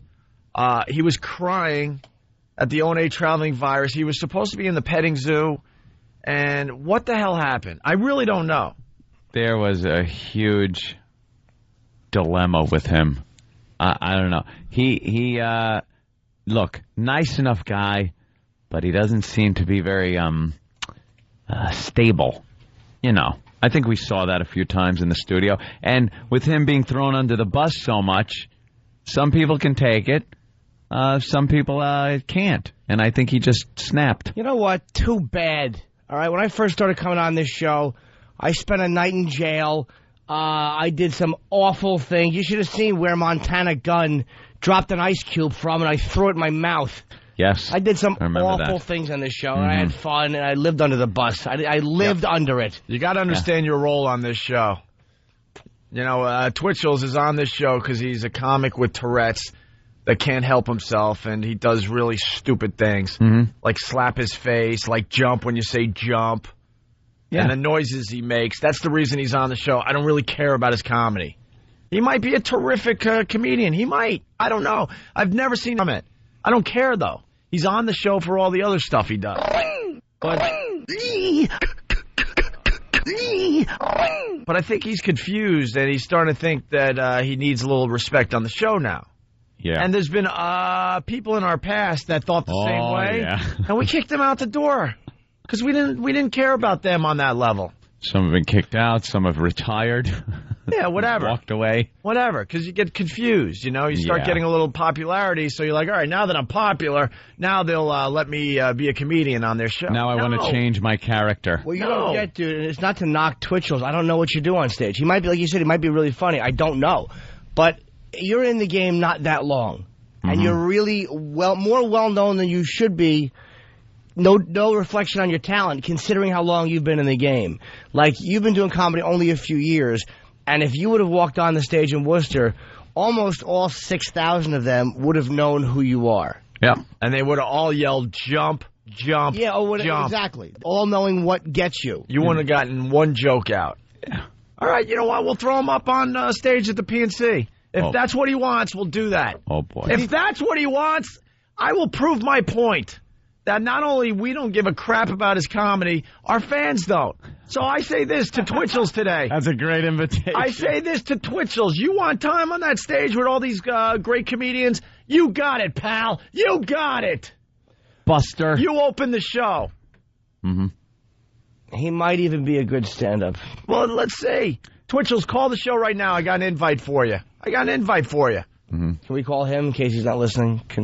Yeah. I think they're working on it. Okay. By the way, before we go on to the story of him crying when he was supposed to be in the petting zoo. Yeah. And I guess that was insulting and below him. I don't know, but hold on. But I'm so distracted by Nick in Atlanta. Nick. What the hell is brother, hey, now don't throw me. I'm asking for maybe some style tips. I was checking out those photos. What's with the bell bottoms? What jeans are those things we're wearing with the little...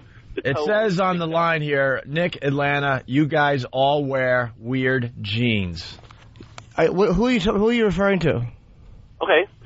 No, don't calm down, guys. I'm asking you. That's how he worded it. I'm asking about the style of jeans. Everyone was well. We're calm. I had on, if you have to know, they are kind of like a bell bottom. They were like Abercrombie and Fitch, which I bought in Vegas with Florentine 3 years ago, and I was too fat to fit in them until recently. And now I can wear them. So that's what they were. It's not bell bottoms. It's like a boot cut. Yeah. Bought them in 1974. I did. Yes, I was on the way to the Art of the Topless.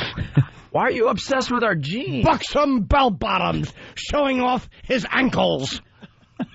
He chickened out. He hung up. What? Yeah. I don't understand guys that are obsessed with what we wear. With what we wear or do, or the way we do our hair, or the way we wear our shirts. I buy jeans where everyone else buys jeans. American Eagle, Abercrombie, go to the Gap. I don't give a crap. Although we can goof on Elo all we want.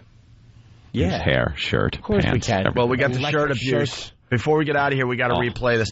But Bob Kelly had the True Religion jeans, and he was bragging about how he had True Religion jeans True on. Religion? What does that mean? I don't know. What the hell is that? One of the hottest brands right now. Ew. Bob and Kelly, he knows that? But it also costs you like $200 a pair. Exactly. Here's the thing with Bob Kelly. He's the first one I saw wearing Von Dutch stuff. He's a wannabe fruit. Influenced idiot. Von Dutch. I like Von Dutch. Yeah, do ya? Sorry. Vivian Von Dutch. That's right. Buxom Bobby Kelly. See him in his Von Dutch hat. Dancing the seductive art of the topless. Yeah, wear... they call him the gorgeous gut. Yeah, Bob, wear $200 jeans so no one notices that you've gained a lot of weight. Because you can't handle the success of Torgasm. You idiot. Get Bob Kelly on the phone. This fantastic fatty... Frank the Frowner. Watch his mouth point downwards in the art of the topless. But Bobby was bragging about his True Religion jeans all night long. And then, of course, Voss, True Religion, that's the type, that's the jean you want. What is Voss? Stop. Voss gave me some Sean John jeans I have to have taken up. Hey, Shrimp, stop buying pants. Yeah, everything he has is tailored. I know a tailor. He has child legs. Stupid baby legs. All right, back to Twitchels. Scampering dumbly. Here's how I found out about Twitchels. Kenny walks in and in true brilliant man fashion goes, I did a bad thing. Did you? Do I have to shoot you by the river? Yeah, Kenny's just... So, that's the setup. Twitchell was supposed to be in the petting zoo. Supposed to be in the petting zoo with a bunch of other people. And I think it bothers him that we wanted him for that and not for the stage. Yeah, I think that is the gist of the whole thing. But the genesis of the whole thing. He didn't want to say it. like that. He didn't want to put it like that. So he kind of turned it into a security issue, Kenny? Is that what I'm getting? Well, I think the reality of the whole situation hit him and he got anxious. Yeah. Because I had 2 or 3 lovely conversations with Twitchels to set this thing up, and he was... And by lovely, you mean completely annoying. No, he was very enthusiastic, upbeat, couldn't volunteer quick enough to do the petting zoo, agreed, knew what he was getting into. Yeah. Right? I hooked him up with Pat from Moonachie. They drive up together. What share a pair. Wow, what a connection you made there. Yeah. They share a hotel room together. Ooh, sexy. Confirmed everything. Like I said, I spoke to him 2 or 3 times. He didn't mention one negative thing about anything. But at the day of the show, right before showtime, I think he got a little anxious and maybe had a panic attack. You think? Right? Yeah, because all of a sudden, people are coming up to me like, Twitchels needs protection. Twitchels needs a laminate and not a VIP wristband. Twitchels this, Twitchels that, and then I finally, Twitchels gets to me after a few people come up to me, and Twitchels is like, he's worried about people punching him in the petting zoo because he's done these kind of events before. He's done a petting zoo before. No one has done a petting zoo. Yeah, and who's going to punch him before with humans? Yeah, and and I'm telling like everything's going to be fine. You don't have to worry about nothing. But no, I'm telling you because I've done these type of things before. I know, and he knows. So I go, Twitchels, look, not for nothing. I didn't say nothing like, who do you think you are or anything like that. I know maybe I'm not as diplomatic as I should be sometimes. Way to phrase it. Like I'm a little rough around the edges. Yeah, I take the gold out of their teeth and separate their belongings. Yeah. But I said, Twitchels, like, not for nothing. You're in the village in a petting zoo. Let's put this in perspective. Right, you gave it a little perspective, and that's when you really, lost it. You said, this is showbiz. Yeah, I said, you're not on the main stage. I says, when the Short Bus Comedy Tour can sell out this arena, then I'll be your road manager. No, I'm hearing things, because he said something like, Kenny came up to him and said, who the F do you think you are? Yeah, that's not true. Look, the guy's got enough problems. Like I would never, like I said, I know I'm not like the most diplomatic guy, but I was quoted as saying that, and that's a total fallacy. You're certainly not the most diplomatic guy. I remember when I was touring with Dice years ago, and we were in Florida, and I hadn't met Kenny's family or Andrew's family, and we were going to be in Vegas together. So Kenny, just to make sure, takes me in a room alone and goes, "You wouldn't hurt a child, would you?" I'm like, "What?" And Jimmy pointed out when he told me this on the way home from Boston. Like if I was going to hurt a child, would I actually admit that to you? Admit it. Right. That's why I'm doing this. Hopefully to get access. Why would you ask him that? No, Andrew had small children. I had small children. We just met Jimmy. No, you knew me for like 6 months. Oh, my God. I went to Dice with that one. I'm like, what what's wrong with this guy? Why would he ask me that? He goes, it's wrong. He shouldn't have said that to you. Yeah. It was all hurt. Hey, really fast, Bill from Waterford, before we get back to the Twitchels thing. On the instant feedback, can I point out that you called out the caller for caring about what you guys wear? Then in the next breath, you called out Bob Kelly for wearing Von Dutch and True Religion. There you go. I think we're more calling Bob Kelly out, though. This dude is the fact that Bob is trying to be stylish. Yeah, I couldn't tell you what it looked like. Here's the difference. I couldn't tell you what the hell Bob was wearing. I couldn't look. I don't remember his pants, his shirt, nothing sticks out in my head. The fact that it's designer stuff stuns me. I want to throw warm tar on it. Ooh. I remember Bob killed on stage, and that's all I knew. But when I saw that Von Dutch hat about a year, 2 years, I wanted to take it off his head. You know the bat that Kurt Russell used in Escape from New York with the nail in it? That's how I wanted to remove that hat. Because then I saw a picture of Ashton Kutcher with the hat, and I go, oh, I see. Yeah. And I threw up on him. All right. So let's get into it. Let's speed this along here. This isn't this isn't the first time like I've had a little run-in with Twitchels, all right? The first time was we went to Bill's Bar in Boston for opening day, and we had the velvet rope set up for the VIP area, and every time I turned around, Twitchels was inviting people and bringing his entourage into the VIP area. Got an entourage. Yeah. Yeah. You know, so like I tell him once nicely, you know, I give him the benefit of the doubt. The second time, I just throw him out. All right, so the petting zoo, he had a problem. He didn't want to be in the petting zoo or whatever? Well, no, he just, I said, Twitchels, look, it's plain and simple. If you feel uncomfortable, we're not going to force you to do something you don't want to do. So where did it escalate to him crying and hating you? Well, I just told him, look, if you don't want to be here, you don't have to be here, all right? And then, you know, he snapped at me. He's like, I don't need to be spoken to like that by you. And I'm like, fine, then, you know, you don't want to be here, you can leave. He did mention that, you know, he was on Leno and you haven't been. Well, he did say that's true. Oh, yeah, he did. Yeah. Oh, yeah, he did. Yeah. What did he do on Leno? He goes, when Kenny can say he was on Leno. He did like a stupid human trick. What did he do? He had like a wiffle ball bat in his fat because he lost a lot of weight. And he hit a wiffle ball with the wiffle ball bat that was like attached to his gut. When did he do that? Years ago. I would love to see the tape. Why would you mention that? But that, I don't know. Another reason why you should not be on the main stage, by the way, unless you want to do that trick. I think 6,000 people would like to see you reenact that trick you did on Leno. Can we get Louis Twitchell Santani on the phone? Yeah, we're trying to get him on the phone. So he ran off? Well, no, I told him, look, we're not going to make you do anything you don't want to do if you're too uncomfortable, you know. Right, we heard that We three heard that, times, Kenny, come on. No, and then he goes, I'll think about it. And I was like, okay. And I left because I had like a lot of running around to do. And then the next thing, when I went to pick up Anthony, Anthony filled me in on the next part of the story. Okay, that's what happened. Thank you, Anthony. So Anthony's at the Crown Plaza Hotel in the lobby. Well, Kenny told him he doesn't need to be if he doesn't want to be. Oh, Kenny's the worst. You should see the itineraries. This is what it says. Ken picks up Jim. Thanks. Take to airport. Park car. Kenny starts Put in car. park. Open door. Lock door for safety. All right. Kenny right foot, left foot, right foot. Kenny kisses his family goodbye.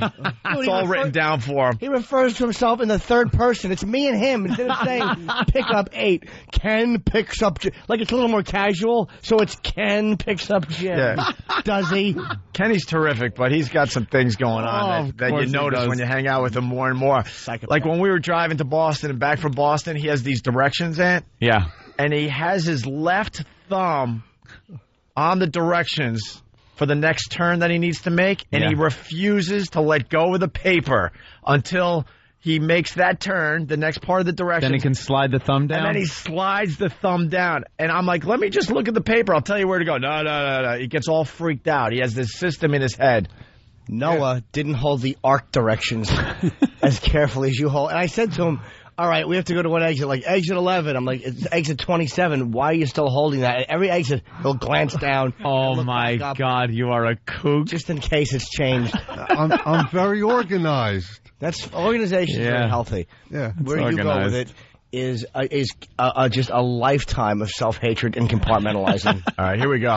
We're going to take a break, and then we'll continue with the Twitchell's crying story, because Anthony... I had to run in. Anthony was just in the lobby of the hotel. Just wanted to leave to go to the venue. That's all he wanted, and he runs into a hysterical, crying Twitchels. And then Twitchels spent the whole night in his room, like naked or something in a bed, because there's a creepy picture of him, instead of being at the venue with us. And he made $35 worth of phone calls from the room. All right, we'll get into all that next. It's the O&A virus spreading across America. Hey, this is Frank Vincent. Hi, everybody. This is Travis Tritt. Hey, folks. My name is Henry Rollins. Hey, what up, y'all? This is Tracy Morgan. Hey, this is Tommy Chong, and you're listening to Pot Talk. Hey, this is Richard Dreyfuss, and you're listening to Opie and Anthony. I love this. Please refrain from the word. Hear what everyone else is talking about. O&A Uncut and Live, continuing the show on XM Satellite Radio starting at 9 a.m. Eastern. Visit xmradio.com to subscribe. Opie and Anthony. The Opie and Anthony Show. Yeah, it is. It's the Opie and Anthony Show. All right, so you're in the lobby of the hotel getting ready for the O&A Traveling Virus. We got the setup. Twitchels. Yeah. Now kind of running through the lobby. Well, no, I was walking out. He was walking in toward the elevators. We meet in the hallway, and his eyes are all red, and he's starting to cry. And he's telling me now, conveying the story of Kenny, but it includes things like Kenny saying, "Who the F do you think you are?" you're not one of the comics, and just really degrading him. And as he's saying it, dude, he's completely breaking down. It's like, and Kenny tells me, and I can't do, I got things to do, and just loses it in a way where blubbering is really the only Was he way doing to his convey Tourette's it. as he was crying? Yeah, like not the noises, but the like where his neck muscles would really get tight and his head would go one way, but completely weeping about this whole thing. That is the worst. To where I had cries in front of you, and I'm now standing there. I'm like, what the hell do you? Why am I dealing with this? Did you hug him? No. Are you crazy? I am an insensitive ass. I care about me and my girlfriend and certain family members. Thanks. Period. Thanks, Sam. Yeah, That's it. That makes me feel really good today. Thanks. Yeah, me too. Jeez, okay, a little care for Opie. Jesus. I dropped a tear once. I care about you. I care about your health. I care about us as a radio show. Can I be a selfish bastard?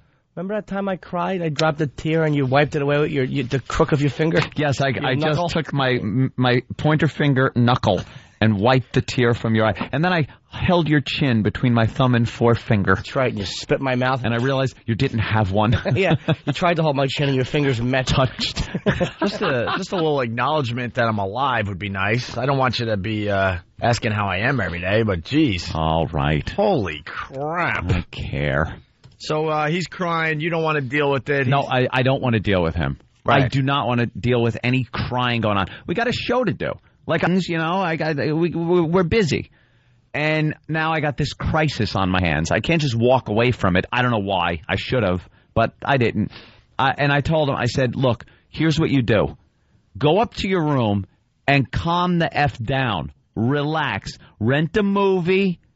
Get something to eat and lay down and relax. That was Anthony's advice, because that means you were done with him. That's pretty much. It was either that, go to your room, or talk to him for another half hour. Yeah, in the lobby as he's. And I had to go. I'm going. I wanted to get to the venue and check things out and see things, and blubbering, crying.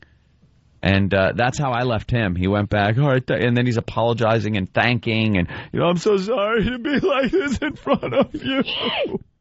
I don't want to be like this in front of you. Ew. Like, oh, God. He's unstable. And the picture they took, I guess No Filter Paul took the picture. I'm not sure. But apparently, I can't look at it. It's frightening. But it's on all the websites. We should get it up on opieandanthony.com, but it's Twitchels with man boobs, because he's has no clothes on, I guess, and he's in his bed. Used to be fat. Just kind of staring at the camera like Private Pile from Full Metal Jacket. He looks very unstable, and that's the shot they got of him in the hotel instead of him being at the venue for the O&A Traveling Virus. Well, Gunnery Sergeant Kenny is going to get shot. We paid his way, and he did nothing, right? Wow, really? Is that what happened? Yeah, well, yeah. Okay, so he got a hotel room. Well, half one. He shared it with Pat. Hotel room, and he put $35 worth of phone calls on my tab. And that's that, right? That's the end of the story? A babbling Twitter? Yeah. Crying and ended babbling? Up not showing up. He didn't even go down there to watch the show. I know what's great. We were talking about this on the way home from Boston, too. He drove with Pat from Moonachie, so that was a very long ride for Pat from Moonachie. And yeah. Pat doesn't want to show any emotion ever. Oh, no, of course. That's why he eats a lot and has his... he doesn't want to get into anything serious. So we were just imagining how awful that conversation was all the way back to Jersey, because Twitchels is opening his heart, saying some things, and Pat's like... If Pat wanted to show any kind of emotion, he would talk about the fact that his father lives maybe a mile away from him. That's what I'm saying. And he hasn't seen him in years, That's what I'm saying. Pat has his own problems and doesn't want to dig into it whatsoever, so he doesn't want, a blubbering, crying, Tourette's comic, sharing emotional times with him. Wouldn't you love to just see Pat lose it like that? More than anything. Just like get off on the guy and go, hey, but still in the Pat kind of way. Right. Like, hey, Twitchels, why don't you go yourself, because I got my own problems. We got him on the line. Pat. Hey, guys. See, listen to the clown on the outside. Exactly. Now, Pat, you had to drive with Twitchels. Yes, I did. And share a room with him? Yeah. I think next time at PNC, with all due respect to Twitchels or Big A, I think I'll pay for my own single room. Wow. I need solitude.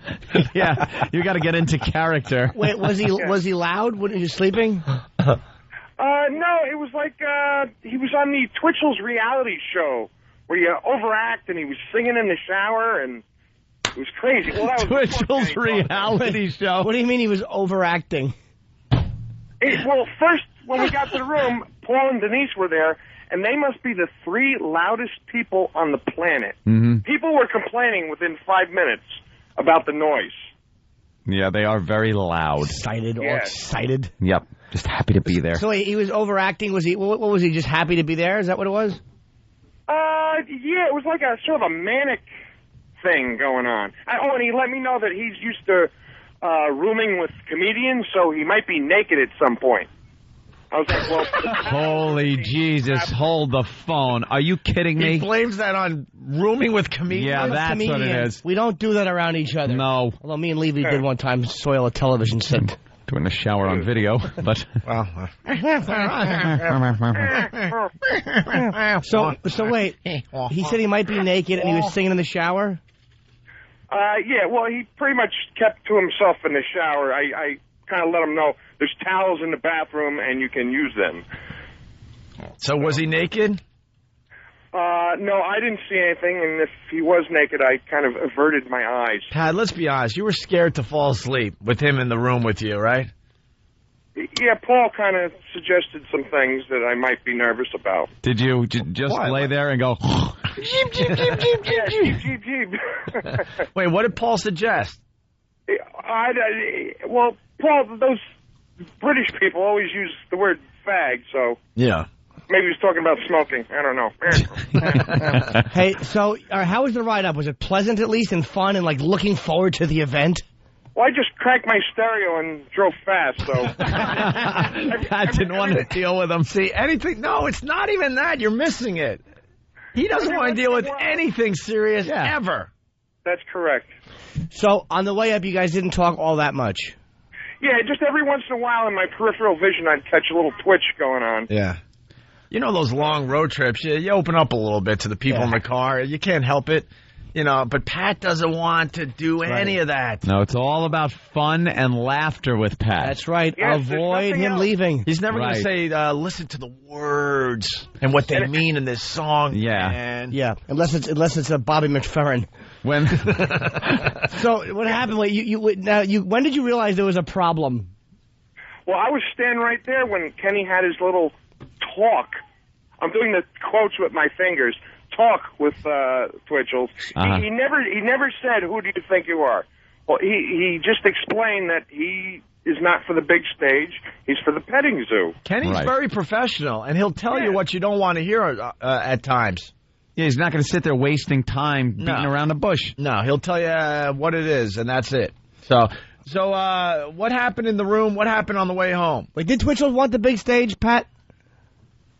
You know, he never expressly said that, but he kept saying stuff like, I've been in show business since I was 7. He was just at he had an extra part in a movie the night before, and he was up all night the night before because he called me at 12:30 a.m. and then again at 2:30 a.m. when I was trying to get some sleep for the long ride I had the next day. See, he's been in showbiz since 7, but you know what? Twitchels is all about twitching, slapping his face, and jumping when we say jump. Yeah, I said he's never been bigger because of that. You're on the show, and he you're has not on the show for being a comedian. You're there for right, exactly, and he has to realize that, or his days on the Opie and Anthony show are done. Yeah, it's not, again, a knock on his thing, but if you got that going and you're billing yourself as a comic with Tourette's, then don't be mad when we exploit it when you bill yourself as that. Right. That's what got you in the door. There's a million, and again, there's a lot of good comedians, man. Not a million, but there's a lot of good ones that could be here doing funny stuff. You got to keep in mind, he's not even 21 yet. Yeah, he's young. I mean, I understand. And he smoked a little 420 just before the show. Yeah, that's what he was telling me, too, in the hallway as he was weeping. He goes, I just need some pot. I just need some pot. Like you, and then I just heard that he had been smoking the whole time. I think he got anxious and got Yeah. a panic attack. He got anxiety. Yeah, That's what I think that was it. So you saw the talking to. Was Twitchels being a little unreasonable? Excuse me? You saw Kenny's talking to with Twitchels. Was Twitchels being a little bit unreasonable? A little bit. Well, I saw him asking Paul about because we just had the blue wristbands, and he was saying, no, I heard we get the VIP tags. And then I wasn't sure if he asked Kenny about that. Right. But it probably got back to Kenny about that. All and right. then he had some weird concern about somebody beating him up in the petting zoo. I said, I was a bouncer. There's a production manager that was supposed to... Yeah, no one was going to beat anybody up in the petting zoo. Nah, he's unstable. So how was the ride home there, Pat? The long ride home. I made the music a little louder and drove a little faster. Was he trying to get into conversation with you about it? No, he just said, I think I need a break from the show. Oh, he's got it. We don't care. Yeah, I told him I didn't think that was going to be a problem at that point. There's so. people waiting in the wings to take his place. Who cares? Yeah. So. All right. How was he that night in the room when you got back? It was completely dark when I got in. The lights were completely out, and he was under the sheets, and Yeah, I bet. yeah. Rented some porno and just, ugh. Was he awake? Charge it to the room. No. He was, Jeep, Twitch. All right. You ever see the movie Casualties of War? No, but I'd love to talk to you about it sometime once I do. when the new guy's running along the road asking a bunch of stupid questions and he ends up stepping on a landmine. That's like every war movie, yeah. Yeah. All right. Hey, what did you say when he said I may need a break from the show for a while? I said that might be a good idea. Oh, Daddy. Oh. Daddy. See, Pat is all about fun until he pulls up, gets into that trailer by the airport, and that door shuts. Then when he's alone with himself... My animals and a big bowl of some kind of food. When he's alone with his thoughts, it's not good. Do you have roaches, Pat? Do I have what? Bugs? No. Okay. No. All right, Pat. Bye. The cats keep them away. You had a good time, though, at the O&A Traveling Virus? Oh, yeah, but before the petting zoo, I was out in front by the dunking clown. Yeah. Hacko the clown. Hacko the clown. He goes, hey, fat guy in the black shirt. And about two of us fat guys in black shirts were looking at each other going, who does he mean? Yeah, which guy does he mean? Yeah, more rolls in a bakery. You would have narrowed him down to 100. More rolls than a bakery. 23 skidoo. That line was a lot funnier when you posted it on the message board and said it was 100 guys in black shirts wondering which guy he was talking to. Why did you say 2? Damn, I got to work on my numbers. It takes away from the whole joke. All right, Pat. Thank you. All right. Myself and another gentleman. All right, time for a plug. Steve S. from Bayshore says, Twitchels, what does he think he is? Julius Seizure? Time for a plug. Do you want to go see the O&A Traveling Virus at the PNC Bank Arts Center on August 26th? Yes, I do. All right, text the word Ramon to 69923. The 90-second text message wins a pair of tickets to the comedy event of 2006. Text now, Ramon, R-A-M-O-N-E, by the way, to 69923. Brought to you by Bud Light, and you'll get a pair of tickets, okay? Right. When we get back, Molly grows up. What is that? That's all I'm going to say. Molly grows up. Exciting. And we got to replay the ELO shirt abuse. Yes. Actually, we might have time to play it before the break. You want to do that? You want to explain this really fast? ELO is our boss on XM satellite radio. And he's also on Pal Talk, which is our video conferencing we do with our listeners on a daily basis. We have cameras here. They have cameras at home or in their offices. We look at them. They look at us doing the show.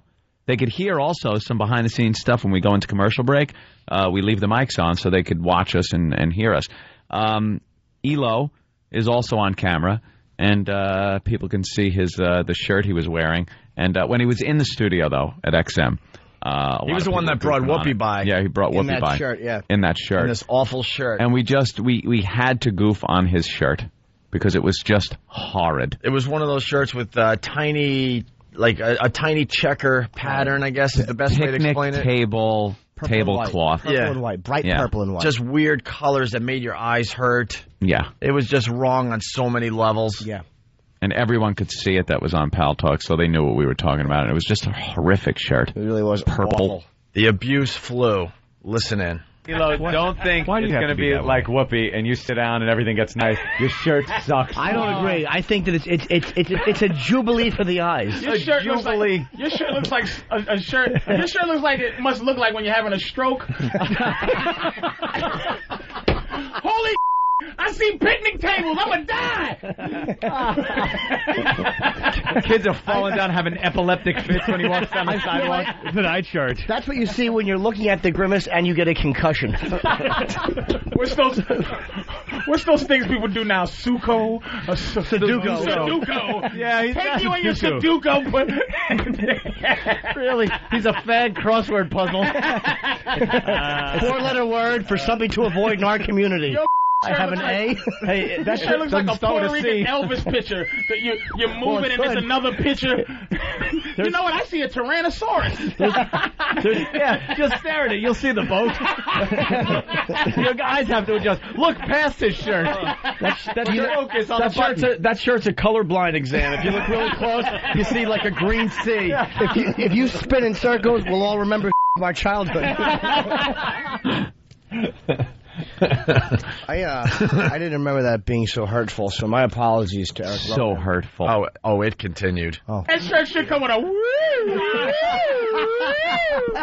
Oh, your Mondo Topless shirt is still. So I get on CBS and get the apology tomorrow. No. That shirt came with free pasta. Hey, Ron Popeil shirt. You do look like you have to wipe spaghetti sauce off of that shirt. Your shirt does look like a shirt of a late waiter. Oh, sorry, I'm late, fellas. Let me wipe my hands off. Shirt looks like what McCluskey pulled off the table after he got it in the head.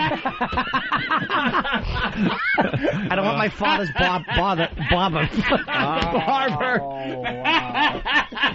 McCluskey got it in the head on your shirt. He was wearing a shirt around his neck.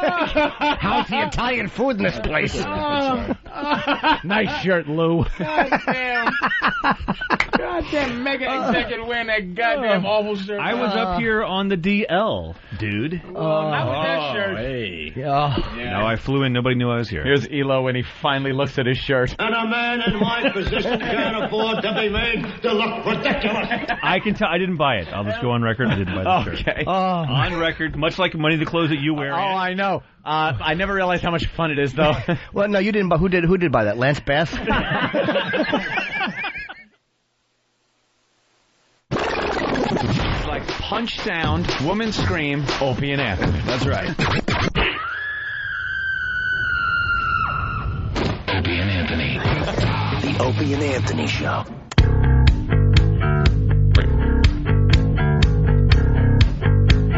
On the phone, Bob Saget. This is the Opie and Anthony Show. The O&A virus spreading across America. Bob, what's going on, buddy? Not much. You can't take antibiotics for a virus, can you? Not for this one, no. No, it just goes in through the colon, I assume, right? Yeah, antibiotics only make it stronger. Yeah, damn it. Hey, you killed in Worcester, bro. That was so much fun, guys. Yeah, matter of fact, you there's a bootleg video of you doing part of your act. Great, bootleg. Up on YouTube.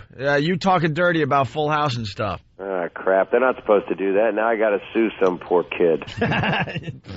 Poor thing. House and punch him in the face. Just thought I'd let you know. It's up there. It's getting hit like crazy. People are checking it out. And it's a nice little commercial for the O&A Traveling Virus. A lot of the language is a little salty, Bob. Sure is. I'm a salty dog. That's what I like to put on a bun every now and then. People loved... I convince girls I'm a street vendor. People loved it. And then when you brought the guitar out, people think like, oh, no, it's a guitar. I'm a little scared. Right. But your songs were despicable. Thank you. That's a Daffy Duck critique. Despicable. Right. But I don't know. I've been playing for a long time. I'm not very good, but at least I can say some nasty stuff. Oh, you get the point across, that's for sure. Well, I can carry the Tourette's tune. I didn't see any of the act. I just heard the laughs. It was really massively well received. Well, thank you. You know, it doesn't really matter what happened as long as we got through it all. And your Andrew Dice Gay was beautiful. Thank you, Bob.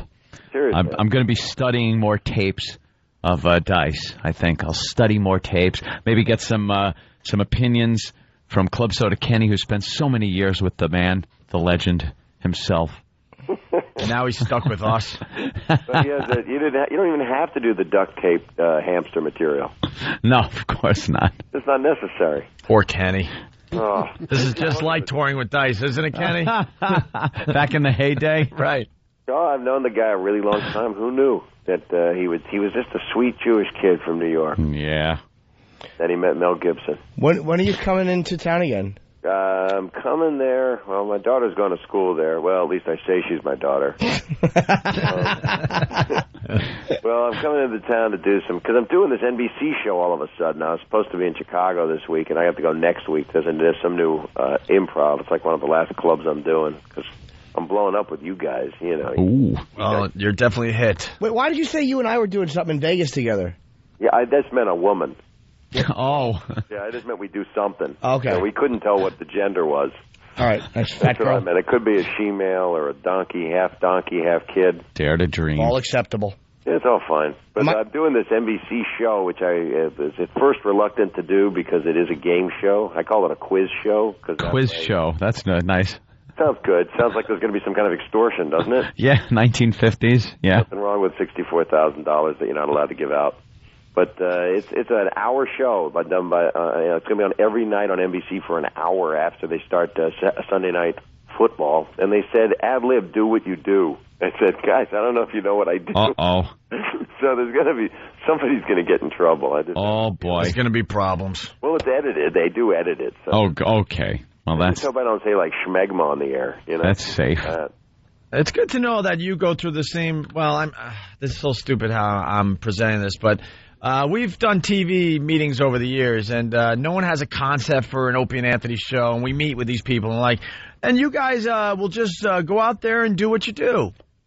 Well, how about you give us a little something else to work with? Can you play a banjo with your anus, Bob? That kind of thing. Well, suggest something. How's that? Yeah, come up. How about you do some of the lifting? Pitch this. Mm-hmm. Actually, I don't know. They want me to do it, and I don't know. You know, because I did that video show, but I'm not that guy anymore. I was just going to say that. Why don't you just play videos? That seemed to work. Right. I could hit myself in the nuts for an hour. Hey, Bob, we got to. I think I haven't. We got to cut this one short because we got to get to Molly Grows Up. Yeah. So and you guys just started in Chicago, right? Yes. We're on in Chicago. Yeah. Yes. Been on. Now, I'm there a week after next at this new giant improv. It's supposed to be bigger than a Toys R Us. There's an improv in Chicago? Yeah, they just started it. It's like 500 seats, and it's nice. But, you know, I'm doing that like next week because I had to move it. Okay. All right. So to you, the 26th is Homedale, right? Yeah, we can't wait. Tickets are selling just great for that show. And then the other one is the 9th. I'm in Camden with you guys. Tweeter Center, yes. The O&A Traveling Virus presented by Bud Light. Always worth it. I'm looking forward to seeing you guys. Thanks a lot for the other night. It was a lot of fun, and so was the show. Yeah, we had a lot of fun. Thanks so much, Bob. Bye, Angel. Thank you guys. See you soon. Thank you. All right, Bob Saget, everyone. Buxom Bob Saget. That's right. We had to cut him off because we got to get to this Molly Grows Up. We tease too many things on the show, and we never get to them. Mm-hmm. How to eat a watermelon. We'll do that on the XM show today, I promise. But Molly Grows Up. It's one of these educational films from the old days. We love these things. We get these from time to time. Hold on, just a quick message from No Filter Paul. Yeah. About the Twitchels thing. Yeah. Twitchels won't call in. He was still crying all day yesterday, saying he had a career before O&A. Bye. And you guys are making his Tourette's worse since he's been on. Okay. Apparently he was going to kill himself at one point. You should try to get his agent on XM later, and then there's a phone number and his name. All right. You know what? Come on, don't come on. Whatever, dude. I mean, you got to do what you got to do. You're not going to blackmail the show. You're going to kill yourself. Stop. Kill yourself. Why? He's unstable. We gotta let him go. All right. We're all unstable. That's why we do this, Twitchels. Of course. We're all disasters. We'd be working like real work. We all show our... with an ex-cop. He has a gun and OCD. He won't let go of the goddamn directions. When he drives. Speaking of homoerotic, no offense, Steve. We all show our underbellies. Wow. Exactly. We're all a mess. Ope's got OCD. Answer like whether you're saying I'm a wreck. Wait a you're minute. an antisocial germaphobe. I got problems, but as far as the OCD thing, I laugh at that now after hanging out with you, and especially you, I don't have Kenny. it as bad as you guys at all. Club Soda Kenny's ridiculous. He is awful. Ridiculous. I had to shoot him 4 times because it's an even number. So true. Exactly. The 3 laughing at that. Kenny, Keith, and Mike. You know when my basement exploded? Kenny was helping me out as far as that goes. And the landlord got a cleaning crew. But it wasn't going to arrive till the next day, and Kenny was so obsessed that he showed up in my apartment the next day with a broom, a mop, and a pail. He was obsessed. He needed it cleaned immediately, even though it had nothing to do with him. Yeah. But something in his head started, clicking. You're not still sleeping there, are you? Just upstairs from time to time. Oh, my God. What are you doing? And what are you saying? And what are you saying today? What? About your throat. What are you doing in that place? Why are you About still your throat and your head. No, the throat is from the door. Shut up! I didn't get an invite from any of you guys that was real. Dude, I gotta do what I gotta do. Go F yourselves. Why? You're sleeping in Now the you're gonna hole. show that you care about me? Go fuck yourself. Jesus. I'm fine. Okay, good. Sleep in the mold. And I was only thinking of you. Roll around in it. Now you're gonna act like you care about me? Go screw. I'm saying I got a sore throat, and I hope it's from the black mold. How's that? Okay. And I hope I can't talk on the show ever again. Why? Sleep in the basement. Why even go upstairs? I was Roll hurt around that in the you mold. don't even think about me. From earlier? I've asked you 500 times where you're staying. Holy Jesus! You're in a hotel. You stay in a hotel. You're back in the mold. I've been in hotels. Trust me. I'm fine. All right, I'm fine. It's a pain in the ass. I'm getting out soon.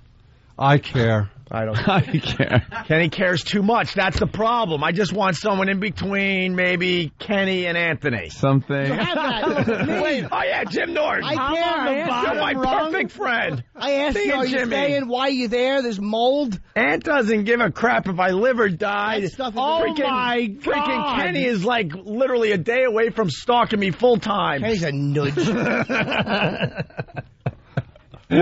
Wow. All right. It's all coming out today. Yeah, tell us how you really feel. What? All right, can we get to Molly? Molly grows Are you up, a high please. school girl? That was awful. Oh my God. Is it an A and B conversation? Should I see my way out of it? You guys want to hear about Molly growing up or what? I want to know what that is. Oh, God. All right. It's one of these educational films. Opie is having a Twitchels moment. This is Opie Twitchels Hughes. I'm not having a meltdown. I'm just effing around. All right. I, too, don't give a crap about anybody. There you go. No, the problem is I care too much. But people don't realize that. All right. Molly grows up. I care too much. I care. Here's Molly. Let's just get into it. Self-explanatory. That you, Molly? Yes, Mom. Hi. What kind of a day did you have today? Mom, guess what? I don't know. What? Mom, I started my first period. Ooh. Well, what do you know? Come on, sit down. Tell me about it. Just not on that. Tell me.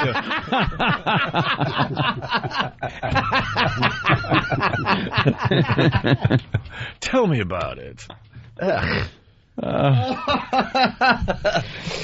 Funny. This is a historic day in little Molly's life. Get away from the beige sofa. Get over there on the linoleum. Dirty girl. Now the whole room smells like pennies. Time to go sleep in the bathtub. Oh, my God. Looks like someone's been dropping cranberries all over the house. Jason from Rye. Here's your problem, Ope. You stay with Jimmy, you get to play Monster Rain. You stay with Ant, you get to play Hide the Nazi Helmet. Back to Molly grows up. Come on, sit down. Tell me about it. Tell me about it. When did it start? Well, it was this afternoon when I was changing into my gym clothes, and I noticed a bit of on my panties and... Well, I sneezed and it looked like a paintball accident.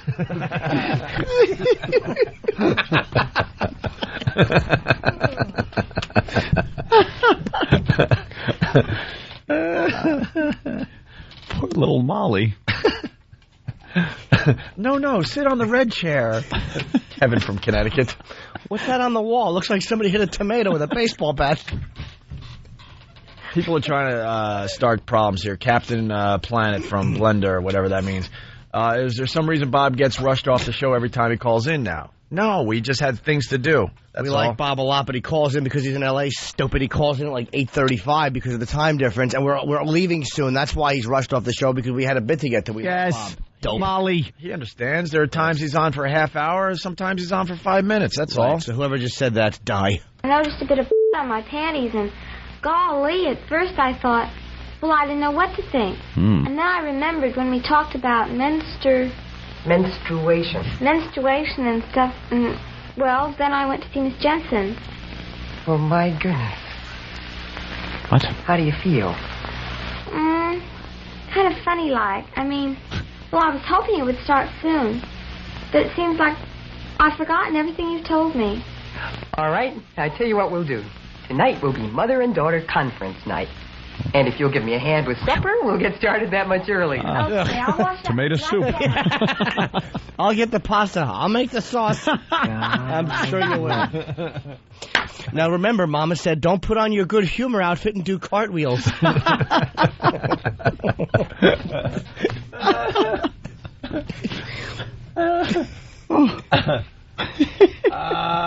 Oh, man, it's updating. I can't read the guy's name. He's from Jersey. Opie just got done with his period, and Molly just started hers.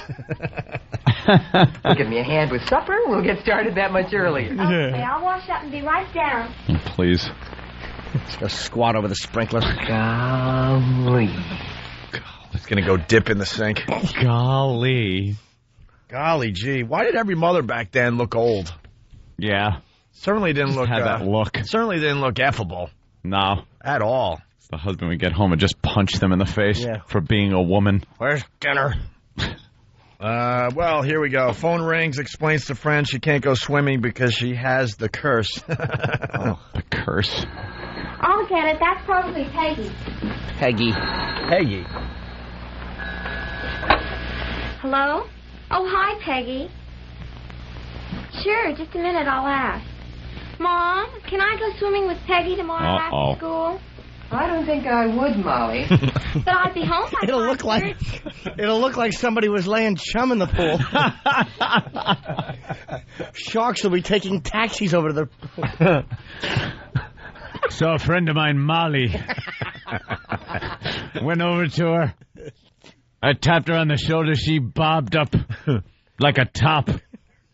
She had been bitten in half at the waist. Or at least it looked like she had. I realized she just had the curse. The curse. This could be the line of the day. Kevin from Connecticut. She has a Molly hatchet. Yeah,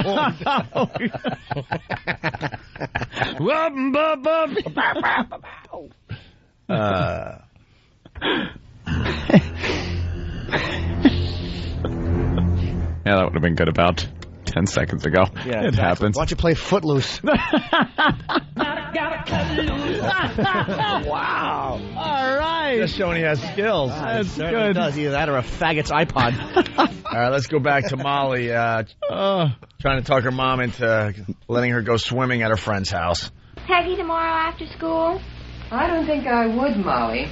But I'd be home by 5:30. That's great. That's not the problem. It's not the time, Molly. Once you wake up, they don't want you making Kool-Aid in their pool. It's going to look like someone threw Kool-Aid and lima bean skin in the...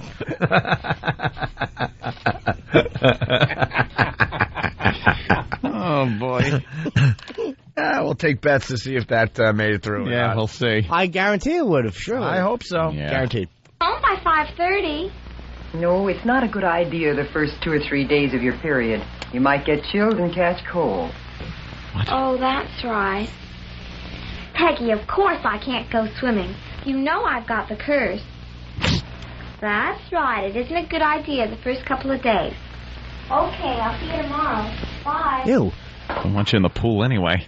Molly just barks it out like she knew it all along. Of course, stupid Peggy should have known. You know. I have the curse. Yeah. The You curse. didn't invite me. Well, that's why we cut Bob Saget short. Yeah. And we only got through a couple of the clips. Can we talk about them tomorrow? Yeah, we'll keep this for this side of the show. We'll do this tomorrow. Hello, Tucson. Hi, Tucson. Yeah, Tucson. What's wrong with Tucson? I'm sure it's I love Arizona. There's a mistress in Tucson. I want to see it. Yeah? Deception. Yeah, what's up, man? You've been on hold for, I would say, an hour to an hour and a half. Wow. Yeah. No, man, it was hitting me the Mondo Topless. Mondo Topless. Menstruating Molly. All right, not bad. Marvelous menstruating Molly. Watch her swim the life seductive dance of the chum layer. Thanks, guys. You rock. That's all you want to do is say hi. Deception. All right, we're out of here. We'll continue on XM. If you're not joining us, that's fine. We'll see you tomorrow for Whip 'em Out Wednesday. Yes. Join us. Thanks for checking us out, man. It's the Opie and Anthony Show. The O&A virus spreading across America.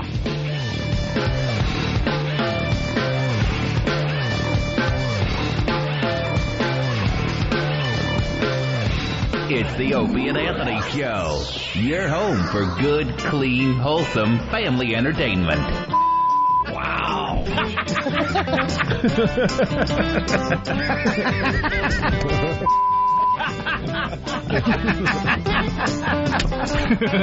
That is such a long way to go just to say.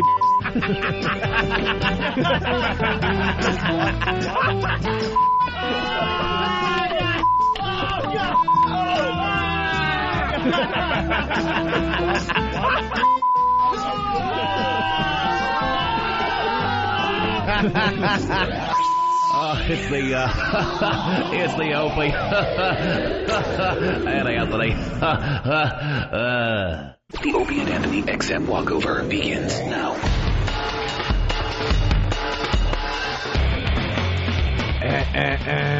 Yeah. Molly's a bloody mess. God, that was... I was a little nervous about what was going to get through over there. Yeah. I wanted to try this line, but I didn't know if it would work. All right. Molly's cunt should be traveling behind a Stemmons freeway sign. Molly has the curse. I saw you trip on your heel. Any fucking lid keep fluid in. First of all, Starbucks should be firebombed for those awful coffee lids. They just drip coffee on your finger. It's enraging. Is it? Drip, drip on my fucking finger. I've ruined so many shirts with the Starbucks coffee just dripping on your nice shirt. They suck, those as you're lids. trying to enjoy a nice cup of coffee. Well, we love Starbucks. I like the coffee. That mom and pop coffee places stink. Your coffee's always stale. You like the Hey, help whole me out. thing where it's all over the country that get the same cup of coffee, no matter me where out. you are. Yep. Who is the Dallas Cowboy that looks like this guy that we see every day? The mascot.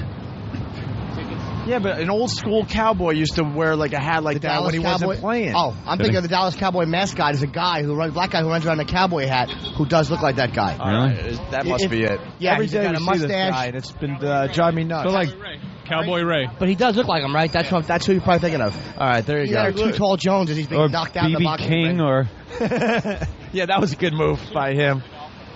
Start a second career in boxing. Yeah, that was smart. Hello, sir. Good morning, sir. How are you? How are you? Good. Every day with the photos with this guy. I like it. He's a big fan. Jesus. Nice creases, faggot. I did have nicely creased I know. pants. He's like the an old, shape of this fucking head. he's like an old queen or something. Yeah, that of course guy. he was. All right, it's gonna be a short walk today. Yeah. What's going on? Gambler convention. Oh, yeah. What the hell's going on here? I don't know. It's some kind of a meeting. Jesus. They look like they're in the motion picture business. Be a Dateline camera.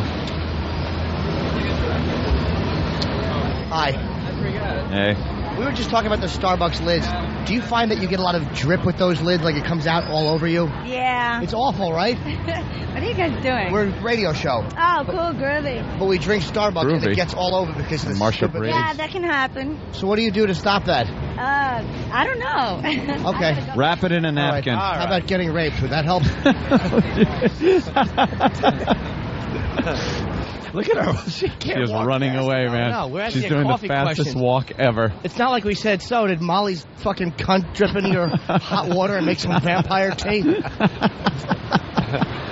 I think at this point we got to announce that Mac is dead because we haven't seen him. Is it official? Are we going to officially announce his death? I think he might be dead. Haven't seen him in quite some time. Hey, look, we're on the back of that bus. Hey, look at that. Wonderful. I can't wait for the TV commercial. Oh. Won't be long. When? I don't know. I think the final mix is happening. We're going to fuck things up. All right, let's start getting some of those corporate people involved in creative stuff. Goes to shit. Absolutely. All right, some suited gentlemen. Get out of my way. Not much going on the walk today, as you could hear. No, very subdued day in the city. I don't know why. Hey, Sam, go over there and grab Kim Jong-il. I want to talk to him. Fucking tiny dictator. Look at this Fez lookalike. What the hell is this? He looks like retarded Burt Reynolds. See the other guy with his spiked hair? I get it. You're cool. Oh. Run, Forrest, run! Sweaty mess. I like that. Black eye. What happened? What'd you do wrong? Yeah. What happened? Girl had a black eye. Oh, did you? What did someone tell you to do that you didn't? She was Hispanic. What game were you talking during? Any new billboards today? We've talked about all this crap, right? Viva Pedro. Cool. Christina Aguilera, Back to Basics. New CD. Black Snow Eyed Patrol, Peas. nice. Chasing Cars. Iron Maiden. I like the Snow Patrol. And what is that? What is that? The Wu-Tang saga continues. Master Killer, made in Brooklyn, featuring the entire Wu-Tang clan. Black people don't like the letter R. I don't on know the end why. of their words. It's like they'd rather put an A and then take out like the ER. They take out the R's. Yeah. All right, They don't like the 3 R's. Let's go. Dan, you want to play a little piano? Oh, in Steinway? He's not getting out of that, by the way. He's already trying to downplay, like, I don't know. We got to get a keyboard in soon so Than can play. Right inside. Thanks to the 2 people that joined us today. That was a nice little walk. That was wonderful. It makes us feel so good about ourselves when you see 2, 3 people show up. That was a stroll. Well, we had a nice crowd yesterday. Yeah. It's one of those things. It's a crapshoot, as they call it. We need to sponsor the walkover, and we need to give out free stuff. Free stuff means more people for the walkover. That's true. They are a bunch of greedy bastards. All right. Mike's crapping out early today, so we'll see you upstairs. Opie and Anthony, XM 202.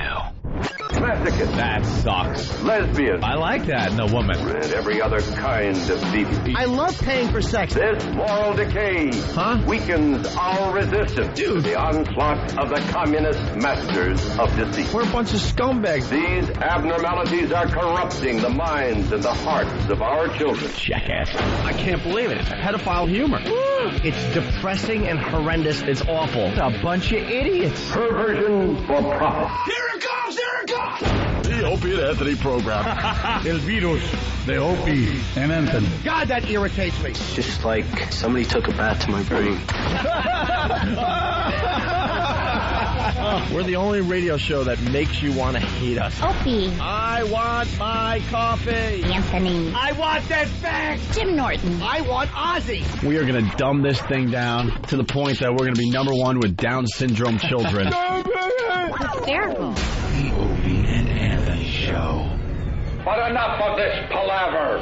Let's get the show on the road.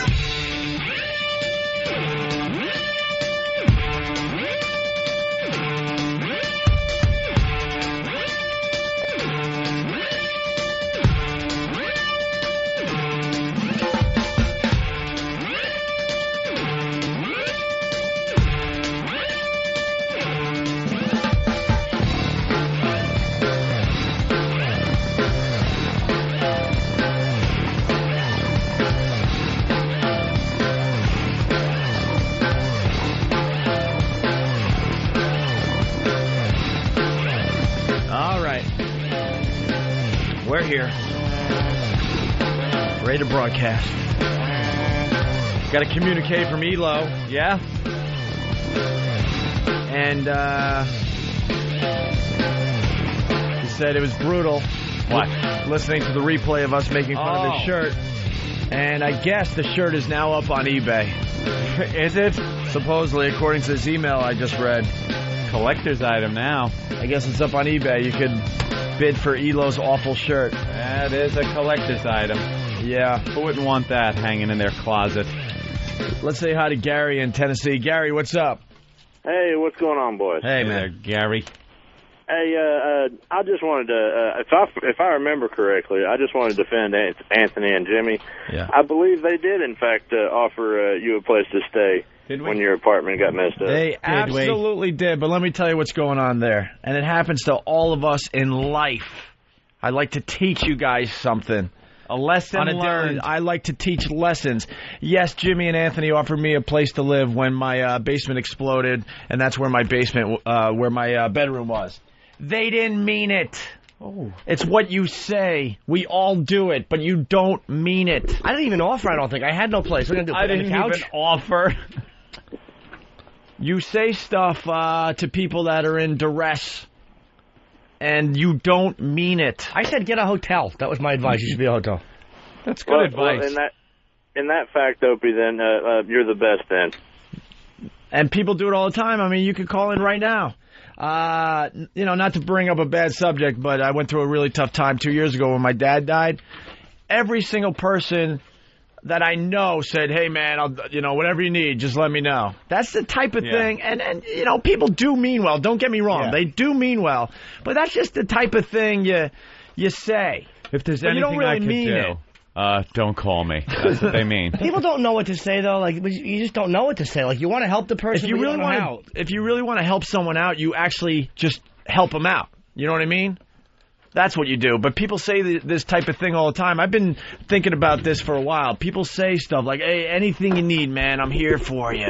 Can I make a comment? What does that really mean? Yes, Kenny. I'd like to say in my time of need, when I lost my job, the Opie and Anthony show stepped up and employed me. Oh. So. But see, we could have just said, Kenny, anything you need. Exactly, but you didn't. But I guess what I'm trying to get at, instead of saying that horse shit, you actually do something for the person. You're the real deal. You do something for the person, you know what I mean? Tips for drinking Starbucks. Kevin in San Francisco, what's up? Hey, boys. Give this segment to Whoopi. And I know I know I just insulted a lot of people by saying that because I have a lot of family and friends that listen to the show. And, losing my dad 2 years ago the way I did, it was a really, really tough time and stuff. And people, meant well, without a doubt. I would never question that. But it's you say stuff like that just because it's the thing to say. Soap is basically saying that take your good intentions and cram them up your ass. Absolutely. How about some fucking substance? Absolutely. But we all do it. I'm not saying I'm special. Well, I am special in other ways, but get a pen, write this down. Actions speak louder than words. I don't know if that's going to stick. I think it might. It's got something catchy to it. Hey, are nuts okay to eat when you're trying to lose weight? Nuts are okay, right? Make your own on. Hold on. Hold on. Let me ask. Kenny, we really needed to. We needed that to bring it all together. I gotta tell you. Now let me ask Ernest Eager. That's exactly what we were getting at on the other show. You've never seen a head lean in faster. Right. It depends on who the balls are on. See, and look, I can't believe no one else is going for the ball joke. Right. And I could get it in. That proves our point we were trying to make earlier. Yeah. Now, if Kenny did that, it would have wrecked the whole joke. They would have had to dump out. Like I said, are nuts good to eat? And Ant would say something like, for you they might be. Yeah. And Kenny would lean in and go, because there's a cock next to him. Cock, nuts, balls. But are nuts okay? Like, if I want to eat, like, almonds? Almonds are very good for you. I know, but I'm saying... To a tree, maybe. But how about, I want some raw almonds, but I'd rather have smokehouse nuts, but those are probably a little more fattening. Ooh. I don't know. How about some smokehouse almonds? Yeah, these are for faggots. Oh. I don't want them. Almonds look like legless roaches. They really do. They absolutely do. There's some legs on my almond. Horrible. They creep up on you. Hey, what does this mean? I want smokehouse Kelly? almonds. Kelly's got a comment. Gainesville, Florida. Brutal. Brutal was listening to the first part of the show, and you're working for a living today. Wow, where's the magic, boys? It's between your legs, stupid. You know How about I stick my wand in? What does that mean? Wait a minute, what does that even mean? Who cares? Help me out here. Kelly, a boy or a girl? Who knows? Kelly. Probably guy. Where's the magic? The show was fine. Yeah, it's going to have its peaks. It's going to have its valleys. It was a fine first half of the show today. How about this, Kelly? There were a lot of laughs in it. How about this, Kelly? Take a long walk off a short pier. How's that? It's going to be one of those shows everyone talks about for years to come? No, but it was a fine radio show. And you try to do this for 5 hours every fucking day, you whore. I don't get that. if you are a whore. You're right. I think Kelly is a guy with a girl name. I have no idea. Shouldn't you be fucking playing baseball with Tatum O'Neal? You jizz bucket. People don't understand how this radio show works. We have to fill 5 to 5.5 hours a day. All right, let's be honest. Lately, it's 5. 455 of radio a day. You know, some days are going to just be magic. Other days are going to stink on ice. But you just hope for a nice average. Okay? We had a few singles and I think a double today. Speak for yourself. I fucking tripled off the base of the wall. Ooh. I don't know what that means. I don't either. You know?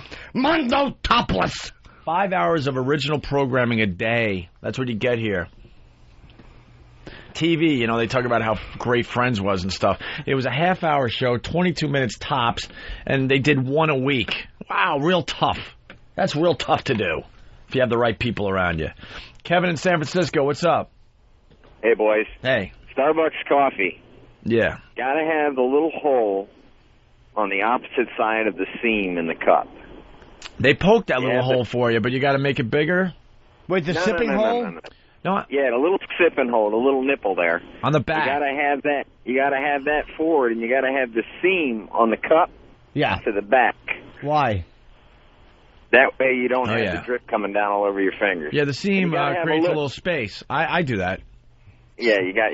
Seam to the back, Jimmy. Seam to the back. Holla. Well, we'll see about that. Carry on, boys. That's right. Seamless sipping of coffee. John in Jersey. Good morning, boys. Good morning. I gotta thank Jimmy Norton. I'm on my way home from work. Of course you gotta thank Jimmy, even though I set him up with the Kool-Aid line that you're about to mention. I actually thought of Kool-Aid anyway. I'm getting on base, and Jimmy's hitting it out of the park for a 2-run homer. That's what I say today, and I'm getting frustrated. My line about making Kool-Aid in the pool could have stood on its own, and then he had to throw the lima bean skins in there, and then wham, it's out of the park. To be very honest, and I wouldn't lie, I was actually going to say it looks like someone dumped Kool-Aid and lima bean skins in there, and then you said Kool-Aid. It was like a parallel thinking thing. Yeah. It honestly was something. It was a parallel thinking. Kind of like my video bit. I got a pretty good laugh, and then Jimmy, just over the top, smashes it out of the park. The difference is, and the little canoe people are trying to get the ball. But I was naked. Out there with a little net. But if I just stood in the shower naked, the way it works is it would have gotten a weird laugh, but it wouldn't have worked like that because it's all a bill. Jimmy, I'm just fucking you. No, I know. To be honest, when I was writing that bit, no, I knew we needed an ending. I knew there was something missing. Trust me, and you came up with the perfect ending. I'm just fucking around, actually. John, what's up? Well, it's a team effort, boys. So when Jimmy said the Kool-Aid and lima bean bit, Excuse me. I'm not fucking around with you, John. I said the Kool-Aid line. Hope had a punchline, and I tagged it. It's called a tag. There's no me in team. Oh, yeah. Huh? There certainly is. I think there is. There's no Mon team. There's no. Oh, wait. There's no Matin team. There's no I in. There's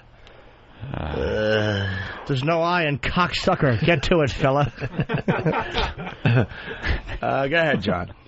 All right. Well, Jimmy got me to throw up outside of my car window here, so I now have to clean up hard-boiled eggs and have this nice eggy taste in my mouth all the way home. Good Thank boy. you, little Jimmy. I love you. I love you. Very nice. All right. It's back to Gary in Tennessee. Gary. Hey, Opie, it sounds like you're going to have a nervous breakdown here. You need a compliment, and you need to take a tender sentiment. No, I'm good, actually. Well, you are truly the best, Opie. The Opie and Anthony show wouldn't be. There you go. Bye-bye. Anthony, you always say when you worked for a living. Apparently, as the thing changes, this is, again, a Kelly. Yeah. A girl. Okay. Oh. You always say when it worked for a living, apparently meaning you don't at this job.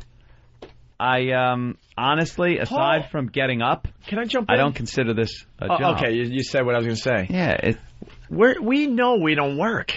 This isn't a job to me. I worked very hard for many, many years of my life. And actually, to tear down one of the radio walls. Which one? That's one of the things they teach you when you get into this business. No one out there wants to hear that you're working. Oh, man, what a hard day we had. Because they're going to real jobs, man. Yeah, let me tell you, I'm going to disagree with all that. Do you know the pressure we have on a daily basis to know that there's 1 million or so or 2 million people listening to you and you have to be interesting? And then I think, what am I going to do with all of my accolades? No, another thing they taught me in the good old world of radio, they actually, back in the day, wanted you as a jock to put up a picture of the typical listener. I remember this one. So and it was an exercise, right? This was back at WCMF in Rochester, the home of Brother Weeze. What?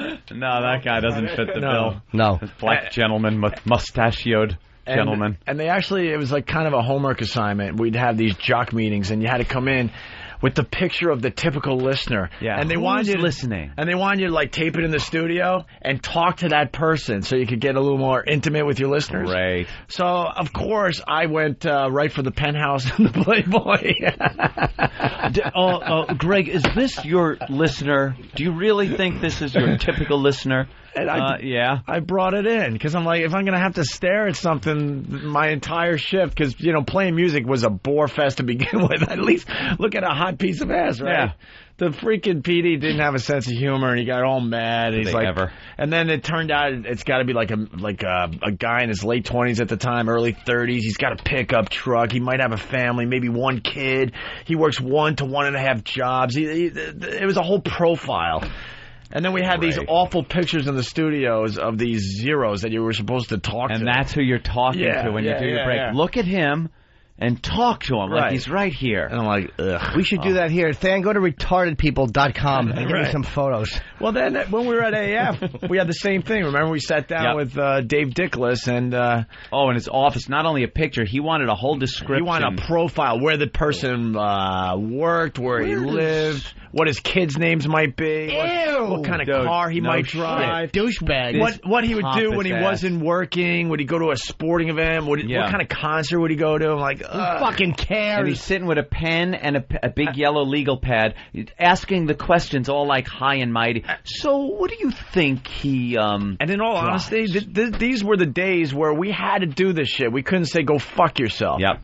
We had no choice. We had to go through these exercises. Do you know, I honest to God, when I'm talking on this show, never, ever wonder what any of you out there are doing. No. Because if I start doing that, I'm not going to be myself. Those of you that like me will like me. Those of you that don't, won't. And there's nothing I can do to fix it. Once every great while, for a split second, I'll think, holy shit, there's a lot of people listening to this. Of course. Yeah, and then you go. And then you just put it out of your mind. Yeah. I don't want to know that all of you are... I know I've done shitty jobs before. Yeah. It's not work. That's why, Kelly, I say when I used to work for a living, it doesn't mean I'm not putting effort into this. It doesn't mean I'm just coming in and kicking back. It means I don't consider this work because I've worked. I know being up in a 120-degree attic, cutting myself on sheet metal and being all itchy from insulation, that's work. Yeah. This is hanging out. And they just happen to, pay us for it. All right, let's say... What is this, an Asian cock? The banana's a little... Hey, where's my banana from earlier? Thank you, Kenny. Did you just give my banana to Jim? You can have it.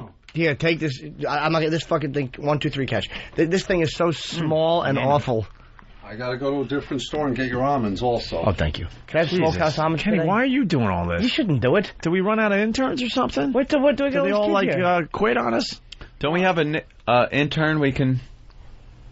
All right. Yeah, but Jimmy has special needs. Oh, by the way, we know that. I like smokehouse almonds. See? And I like a banana. By the way, smokehouse almonds. By the way, to bring it all around from earlier, Kenny's shitting water out of his ass. That's good. That's good. That's why I want leaning into the microphone. Could you talk into that one, please? Fucking Sam's sick. And we were able to get it on the first half of the show, but I knew Kenny was ready to ruin it because he was going to do the Yoo-hoo line. Of course. About project. What did you say?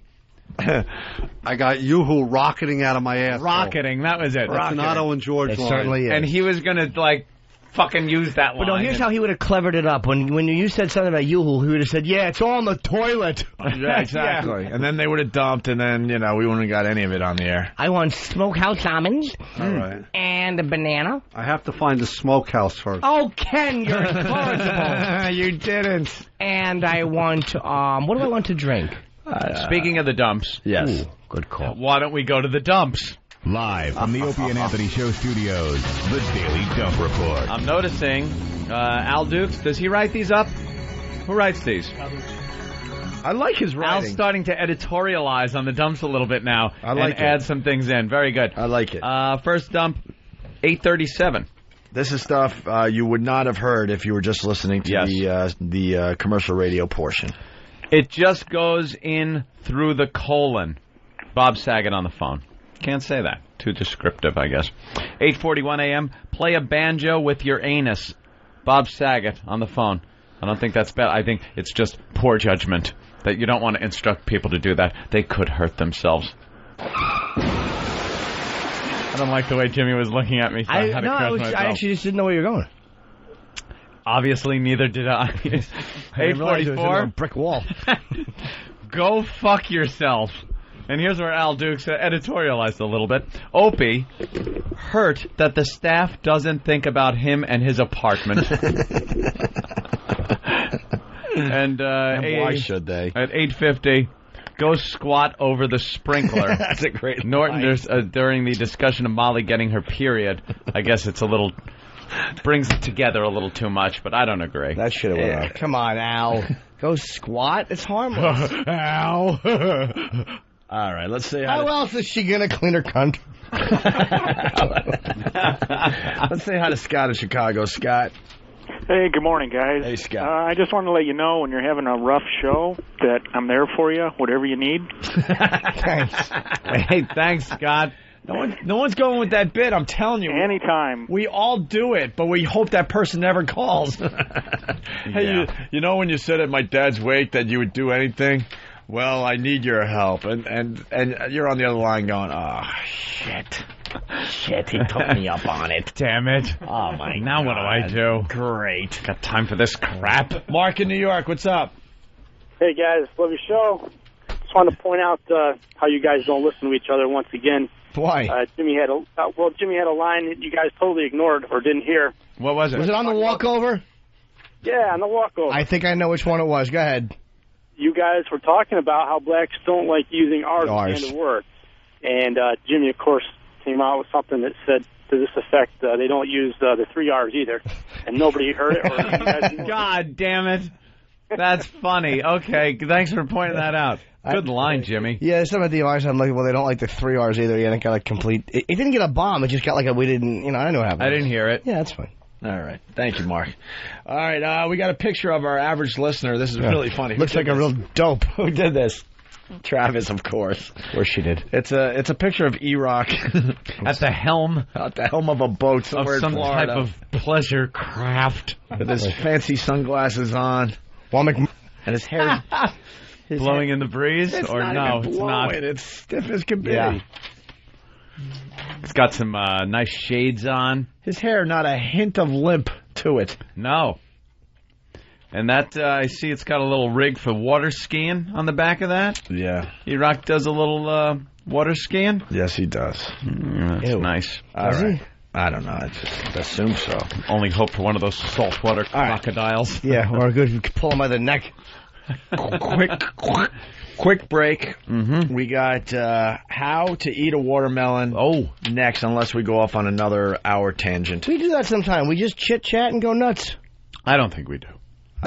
There's a virus spreading in our area. Will it affect you? Find out on the next Opie and Anthony show. The virus made my genitals rot off. I don't really have the virus yet. I'm kind of itchy and stuff, but I don't really have the virus. That virus you're always talking about. El virus de Opie and Anthony.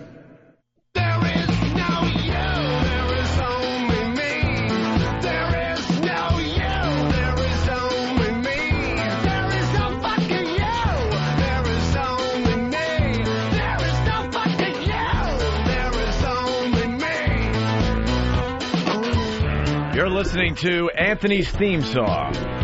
Oh. Busy.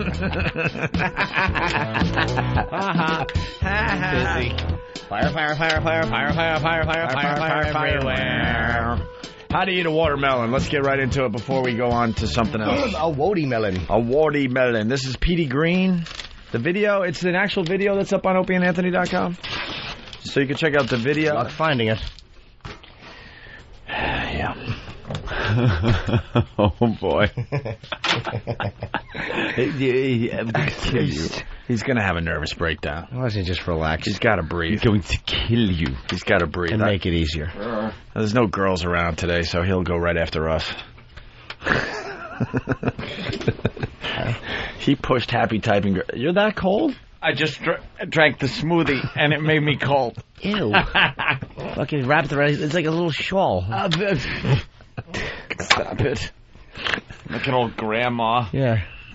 You don't look like a shock jock, though. I look shocking. I'm a shock jock. Ooh. I'm just wrapped in this thing to keep warm.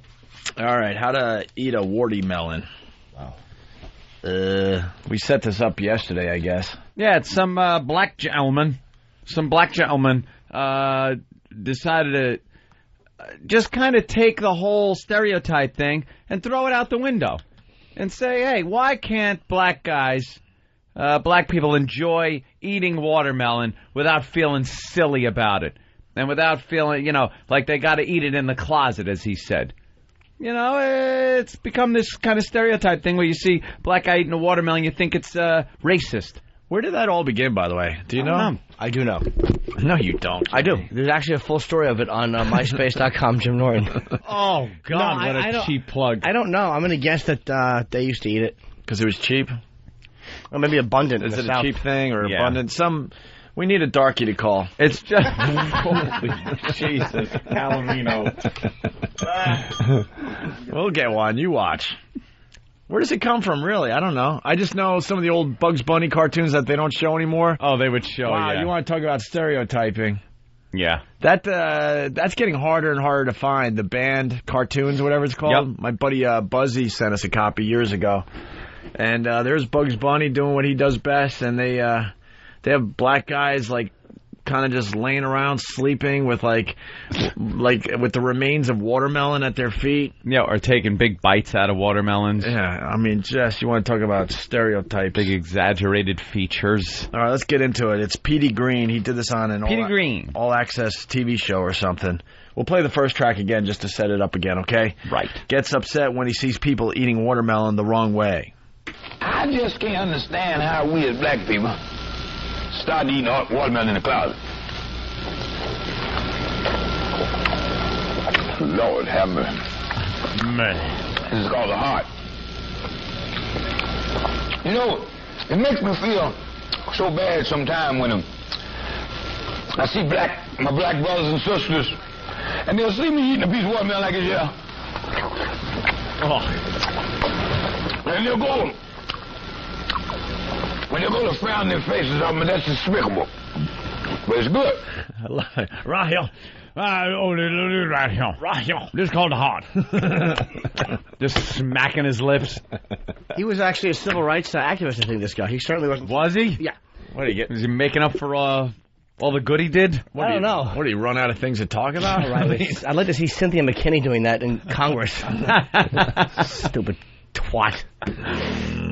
Well, I'm waiting for some people to call, but they're not calling. This bitch looks crazy. She is crazy. Whatever happened to that shoving the cop thing? Of course. Why would they pursue it? Why would they? I just said, and you go, of course. You of course then, That's what you get on this show. Exactly. Brilliant commentary. And they all knew. Look at her. That crazy-looking bitch with her awful... She has a fucking different hairdo in every picture, this cunt. They should have known me. All right. Well, I'm waiting for the... All right, we're screening the calls. We'll get down to why watermelon. Here he goes. When he goes to black parties, they cut the guts up and mess it up. What's this about? What? When it comes... Because they still want to eat the watermelon, but I guess it looks really bad when you just pick up the big piece of watermelon. Oh, right, as a black person, so I guess they still chop it up. They still love the flavor of watermelon. Who doesn't? So they try to camouflage it. Cut it little slices, probably, so you can eat with a fork quietly. Make it all fancy and stuff. Not just digging in like him. Oh, Lord, I'm murder. And you know the thing that makes me mad? When I go to their parties, they will take a big, pretty watermelon like this and cut all kinds of gadgets. And then cut the inside. You see this good piece of watermelon here? Cut all the guts out that good watermelon and mix it up and mess it up with something else, man. Sometimes they got a notion to put liquor in it. And then after they cut them little crevices, then put it back inside of that hub. Man, that's a waste of watermelon when all you got to do with it is pick it up like this here. Look here, just pick it up like this here.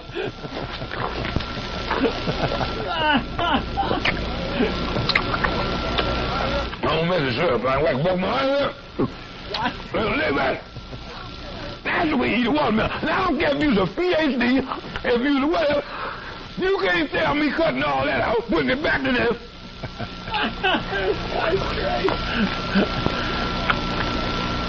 Hello. It's business here. Now, I know you're sitting home. That's an ignorant nigga.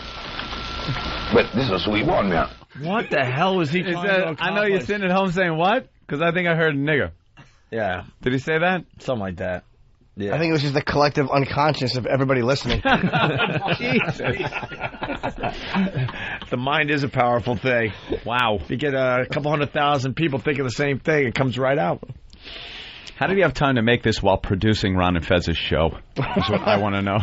I don't mind him eating the watermelon. It's the way he's going, Lord. Oh, there's a watermelon. Oh, Lord of mercy. Lip a smacking. Yeah, he could just eat the watermelon. Yeah, you got to eat it and quietly. say, you know, we as black people are allowed to enjoy watermelon without having to have the stereotype. But he's like, oh, Lordy, Lord, let me tell you something. How about enjoying it like an adult instead of like you should be singing Wade in the Water? Let's go to Merrick and Nolan. Song of the South. Merrick? What's going on? Yeah, this is a donkey with a big old dick talking about the watermelon. Oh, yeah, boy. You don't mind that stereotype now, do you? So who was this guy? The reason why black people feel kind of funny because the white man don't want black people to enjoy watermelon and chicken and shit like that. Why? Because it tastes so good. But how did that stereotype start? I'm saying, like... Yeah, why watermelon? That's what we asked today. Why watermelon? Because watermelon tastes real good, and white folks like it. No, but so do oranges and apples. That isn't where it came from. Yeah, that's not where the stereotype came from. Don't make us call the Nordic nymph on you. Wet and wonderful watermelon. Wait, no, and I'm sorry, but who's that guy? What's his name? Petey Green. Who is Petey Green? Do you know who he is? No. This guy don't know shit. I know. Right, well, we're gonna move on. Goodbye. Thank you with the big dick. Dugout Doug. Hey, I want to know why you guys are replaying the Star interview from yesterday without the stuttering. Oh, God damn. That's stupid me. I didn't even understand. I was like, what is he talking about? Tar Baby. Yeah, this bit fucking sucks. I would like to say to stop this fucking black coon and stop this bit. He's just a random nigger. Oh my God! What are you doing? What do you think? You think you're like being outrageous, Brad and funny? That was interesting. Watermelon came from Jimmy. You were exactly right. It was abundant, and a little bit could fill a lot of people up. And by the way, Jimmy, Cynthia McKinney's in a runoff today, and it's looking like she's going to get her ass handed to her. Good. Punching out. All right, right on. Thanks Brad. buddy. Let's go to How the hell are you going to get a job with a name like that? Rastus? Rastus, yes, sir. How you doing today? Hello. Jimmy, I love your little rabbit tits. Thank you, mister. Someone said to me on instant message the other day, hey, sausage tits. I don't know how that fits in, but it made me happy. But serious, man, watermelon is not indigenous to this country. It came from Africa, and hence all the slaves brought it over, and it was something that they could grow and eat. Washing their face, and that is why it is a black stereotype. How did they, and do what in their face? You know, they wash the face with the watermelon. You know, when you eat it, that's how you're supposed to eat it. It's not like it's you slice it up and salt it or something like the white folks do. So you're supposed to eat it where they go wash your face. It was brought from Africa. I didn't know that. Yeah, I didn't know that either. Okay. It was not indigenous to this country. That makes sense. There Thank you. Thank you, sir. All right, you're welcome. Some guy said it's also called ghetto ham, but he hung up. Ghetto ham? That's funny because if you cut it in pieces, it would look like a little piece of ham. I don't even like watermelon that much. I can eat a little bit of it, but I hate holding it. I hate watermelon. The seeds annoy me, and it's sticky. There's just too much water. You know what I like? Here's what I like. Hello, room service? Yes. I need a fruit plate, cantaloupe, honeydew, and watermelon and strawberries. Sent up immediately. Thank you. For me. No, I think that's all about me. I like a little watermelon in a salad, as you said.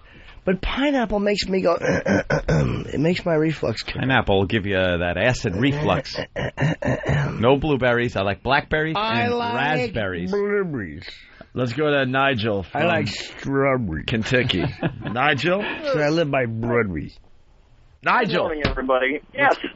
I have a stupid question. How did it become a black stereotype? I live in a predominantly white area, and everybody who eats watermelon is always eating it like that. I think it's more of a poor thing than it is a black thing. Well, dude, the guy just said it was brought over by slaves. If that's true, if slaves were the first ones to eat it and really enjoy it and probably, eat it sloppy, I mean, then that's probably where it came from. It's got to be a poor South thing. Yeah. But as a kid, you eat it like that, too, though. Yeah, you do. But I'm saying that if the first time white people saw real watermelon enjoyment was from slaves, well, then, okay, that's where that stereotype came from. Look at them. They love watermelon. Look at them. Yeah, right. It is good, but we eat it different. Mm-hmm. All right, let's go back to how to eat a watermelon. This is Petey Green. Petey Green knows what he's doing. He doesn't like when the homies put salt on the old watermelon. Who salts their watermelon? Apparently someone in Petey Green's life. How would you do that? And you know the thing that makes me mad? When I go to their parties, they will take a big, pretty watermelon like this and cut all kinds of gadgets. And then cut the inside. You see this good piece of watermelon? The wrong track queued up. Sorry about that. That's all right. I could hear that 5,000 times. All I'm saying to you, be yourself, because I went to a party over there with some white folks. They didn't have it in that thing there. They had slices. Walk around, Petey Green, you want a slice? I said, yeah, give me a slice. And one lady said, I didn't think you blacks eat watermelon like that no more. I said, look, lady, don't try to get out on me, you understand? You just want to eat the good part. You want me to cut it all up and do it. And then, I was mad with niggas for putting salt on the watermelon to two old Bama's. I was talking to two cold-blooded country Bama's. And I said, why y'all put salt in the water? Niggas were a man in my home say, I'm down that bottom in Virginia. So let me tell you about salt, P. Say, you Washington niggas puts too much salt on. Say, I watch y'all. Them niggas dump salt on. Say, you put a twang of salt on a sweet melon, and it brings out like accent. I said, what you say? He said, man, I watch you Washington people. Y'all dump salt on it like you got chicken. He said, but you twang it. I never knew that. Twang it with some salt.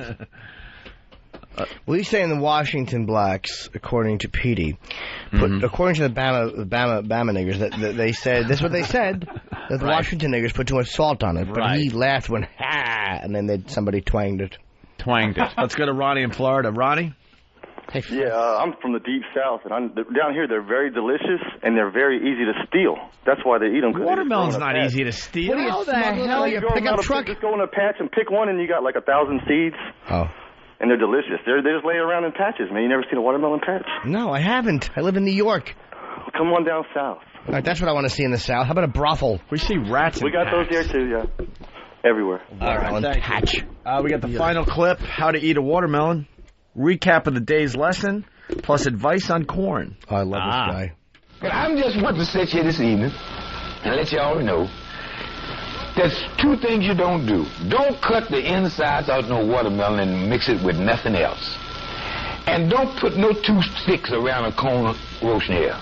You know, y'all niggas put 2 sticks. Don't do that. You get one of them big roasting saturated with some butter and hit that. Be yourself. And always remember that I got it off the vine. It's sweet like honey, and I'll plug it all the time. Sit back, y'all. I know you see this thing is good and crazy. Hold it for I tell y'all just adjust the color in the towel.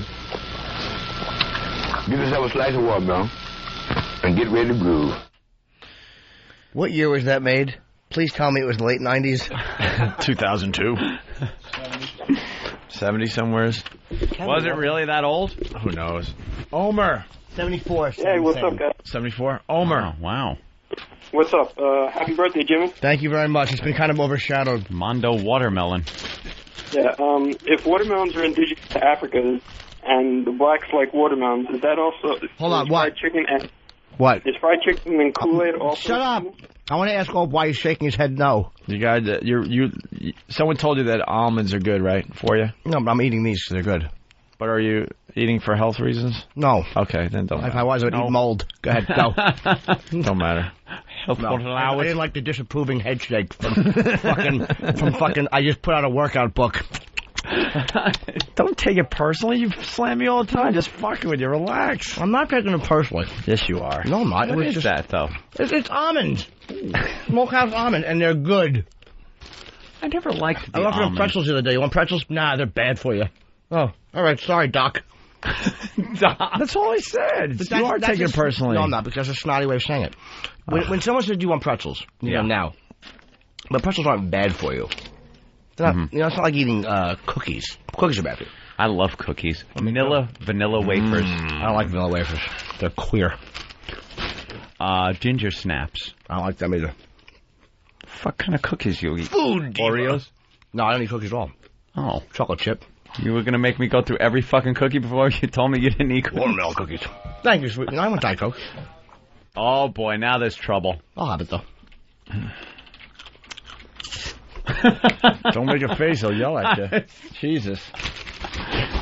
No, it wasn't. It was a face that was. Dude, just... don't ask me. Then don't ask me. You know about healthy eating tips anymore. Do you not know? But there's a line between healthy eating tips. Enough. I won't say shit. Trust me. Food, all right.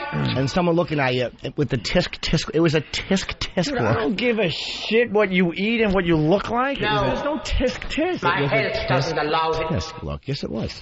Dude, it was tisk. Enough. I can't wait till vacation. When is it? Me neither. It's coming up soon, I think. 2 weeks? 2 weeks. I'm going to Maz. Hydrox, Jimmy? Hydrox cookies? Oh, I don't like them. People are now just throwing out random cookie names. I like Entenmann's chocolate chip. Do ya? Yeah. Entenmann's chocolate chip. Oh, yes, very good. Although, any chocolate chip, really. Very good. For Entenmann's. Very good. All right. We'll take a break. We'll continue. Hi. I love listening to Opie and Anthony when I'm having a tubby. I get clean, I laugh at the funny jokes, and I play with my submarines. Sometimes Uncle Henry gets in the tub with me. He makes me play with his submarine. Find a happy place.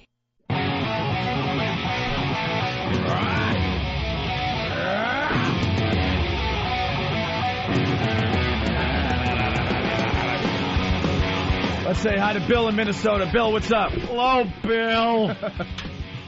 Yeah, is this all you fuckers got? Hack shit, talking about almonds and this and that bullshit? That's all we did today, Bill. Yeah, food talk.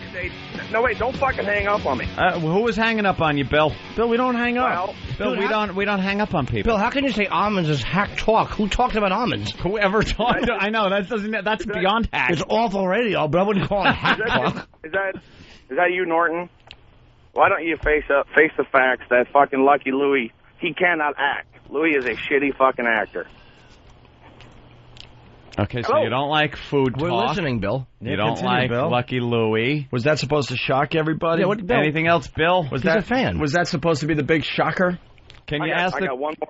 Can you I answer? got one more Can I talk? Yeah, but I want to ask you a question, and then you can continue. Yes. Because during this whole thing, we know where this goes. I just want to ask you what we ask everybody that calls like you. Why are you listening to the show? Hi, Big Dick Daddy. I love you fuckers. I got every one of you. I know you didn't get me. I said he's a fan. Yeah, I was kind of feeling it, and that's why I didn't want you to continue. Only because you said hack almond talk. There's no such thing. Damn it, I fucking suck. All right. That bit's getting old, too, by the way. I know. Brian in Jersey, what's up? Yeah, I just want to ask you why you act like the Howard Stern show. What? You guys try to, like, do the same kind of, like, show as Howard Stern. It's kind of stupid, actually. How would you know? He's not even on the air. Yeah. Dude, I just got through 3 times in a row. I just think it's so funny that you guys have no listeners and no fans. So why do you guys listen? suck. You guys suck. Shut up. You suck. Just Why keep do you listening, listen? boy. Stop trying to be like Howard See, Stern. what sucks is we don't know if he's a fan or not now. We don't know if No, you're a that fan. guy. hang up? That guy isn't course because he he hung hung up. What a faggot. There'll be a couple of them every so often throughout the next week or two because once again, his hero, Howie, is on vacation. But why hang up? Why, like, this is what bothers me. You're so used to a radio show that dumps out of other show references. Yeah, we don't. That you just got to, like, get your shit in and then hang up quick. Dude, talk because slow. that's what his hero does. Yeah. Because he doesn't want to confront anybody. We don't cut people off. We don't censor other shows or tell them what to do. Say what you want, babe. Don't be just a little faggot and hang up because you know that it sounds like you're in 1989 again. Ugh. Oh, God. Goose. What's that? Who's looking for a bodyguard? Is that true? They already have one? There's a limo driver. Unconfirmedsources.com. That sounds like a real reliable website. Unconfirmedsources.com can print like there are spaceships from another planet landing tonight. All right, we got to finish up on some business here. This was like, I think from late last week. We never got to it. We got busy promoting the comedy tour. And I was busy. And we were up in Boston, but this is pretty good. The View is falling apart. Yes, apparently they can't hold things together while they wait for new talent to come on board. Rosie starts in the fall, but why in the fall? She's hibernating. For the fall ratings or whatever? That would be winter. Shit. Is it a funny joke? Is it for the big push for the fall?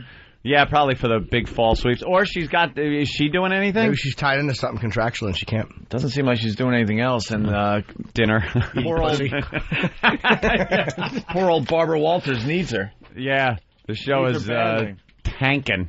Well, Barbara Walters came out and admitted what a dishonest show they do. She's like, wow, we were going to try to cover for it. Really? You fucking bitch. All you do is call people out and try to talk about the issues. Yeah. And you were going to lie about why one of your biggest stars is leaving and cover why. Yeah, they were going to try to make it seem all amicable and nice and sweet, and it wasn't. They were throwing Star out. She doesn't get along with Rosie, who is the new meat being brought into the show. But they were going to try to keep her on as long as possible, make it seem amicable, keep it quiet. Star didn't want to do that, which was like the first thing Star Jones has ever done that I kind of appreciated and applauded. Not literally, because to sit there and do this by myself would be silly. Atta girl. So now they got to wait until the other talent comes on with just who's on there now? Babs, Joy Behar, Joy. Oh yeah, because they lost what's her name too. I forgot. They lost what's her name too. Meredith Vieira.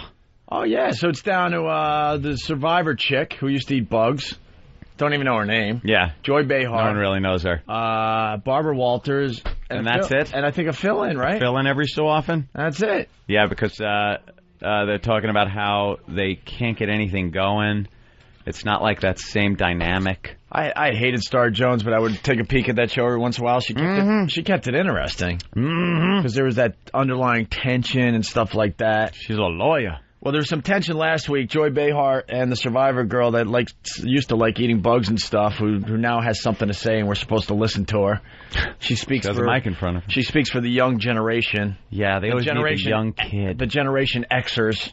So she has something to say, and all these women of her age should listen closely. She represents them. Is it still Gen Xers? I don't know. Is that what they are? They were talking about the morning after pill and the Survivor girl. Greatest drug since the aspirin. The Survivor girl got all worked up. The morning after pill should come in a bottle shaped like a boot. Or a fucking bank account that's not being drained for 18 years. A little booty. So she got all worked up, and then her and Joy Behar went off, and then Barbara Walters had to calm them both down. And then back from break. This is the weirdest thing ever for morning TV, for The View. Yeah. After this commotion went on, they go to commercials, and when they come back to the show, Survivor girl crying her eyes out on Barbara's lap. On Barbara's lap? Not next to Barbara. Ooh. On Barbara's lap with her arm around her, trying to comfort her. Because she had to be at the petting zoo, and Kenny said something, right? I knew it. Kenny causing problems all over the place. Sorry. So, I mean, this was a huge story. We just didn't get to comment on this. Here it is. It's like leaving a baby on the street. The Survivor girl goes off here. These kinds of issues arouse the strongest emotions. My heart is like almost out of my chest right now. That's how strongly. I feel very strongly about this, and I don't think I'm alone. I think a lot of people feel this way. I feel as though, and I believe that life begins at the moment of conception and when that egg is fertilized. And so for me, in believing that, fertilization. This prevents also, though, that fertilized egg from attaching to the uterine wall. So it's taking away that environment for that egg to develop, which it would develop most of the time into a baby, a child, in this case. Okay, so if you're in taking that environment away from that life, to me it's the same thing as birthing a baby and leaving it on the street. Oh, I think that is so extreme. Is it really the same thing? Wait, where's the interaction between Joy Behar and Survivor Chick? That's where it was. Joy Behar just beat her up. Did she? Maybe it's the next clip. I want to hear it. More ranting. Barbara cuts her off. Is it the next? She didn't really beat her up that much. No? I thought she did. This chick just overreacted? I really... You can hear it in her voice that she's already upset because Joy Behar was giving her a piece. I mean, Joy talks to her a little bit, but it got a little blown out. She gets upset, but it's not like there's this big... Was it just before this? No, I mean, I tried to cut out some of the fat of them, like, bringing up the subject. Right. All right, I think Joy chimes in here. I hope so, because Joy was like, she wasn't going to have it. So you would say that a girl like 12 years old who just started menstruating, who's been raped by her father or her uncle, should proceed to term because that's a life. I'm saying no, listen to me. I'm saying there is value in that life. I'm saying this medication should be reserved only for those special situations. Why? This is going to be that's a loophole in your argument. I'm saying this, I wish that it were available. I'm not saying I don't believe it's the right thing, but this is a slippery slope to just eliminating life. And you know what? For people who want the government to stay out of their business and do what the heck you want with your body and then why are you for universal health care? Folks, okay? You want that same government. Elizabeth, calm down, dear. I can't. This makes me so upset, Barbara. I know, but everybody has strong opinions. And there are many other arguments that other people could give you. By the way, this is why this TV sucks, and it's doomed at this point. Finally, you get some interesting TV, and Barbara Walters jumps in. Calm down. She jumps in to stop the fight. She stops the fight and goes, we can't have this. I think it's later on the clip, but she basically says, we can't have this. Why? Let her rip. This is the type of shit people want to see on TV or want to listen to on the radio. Yeah. Or want to see at your office, whatever. We love this shit as human beings. You want that same government. Elizabeth, calm down, dear. I can't. This makes me... Why would calm down, dear. Why would she jump in there? She's a fucking old, irrelevant bitch. That's why. She's a dummy. Calm down, dear. I got to tell you, I saw this live. It happened to be on TV when I got home. Good cover. No, honestly, it was. I mean, I have no problem. Maybe I'll check out The View from time to time. I like to, check out all this crap. And I was watching. I was like, wow, this is going to get good, man. Someone could get punched. I mean, it was getting... good? It was escalating. And then she jumps in. I'm like, are you kidding me? Oh. Should have punched Barbara. And listen what she says, because Survivor Girl, she still wants to go. And then Barbara has to, show power. And who runs the View? Business and do what the heck you want with your body and stick to the mouth. Then why are you for universal health care? Folks, okay? You want that same government. Elizabeth, calm down, dear. I can't. This makes me so upset, Barbara. I know, but everybody has strong opinions. And there are many other arguments that other people could give you. I think the most important thing, which is what we see today, is we've got to be able to have these discussions and listen to other people's opinions, and not go so crazy that you don't listen to anybody's opinion. I heard everything you said. I just am emphatic. I barely started. Barbara sucks, and so does Elizabeth. Yeah. How about they just eat each other's assholes?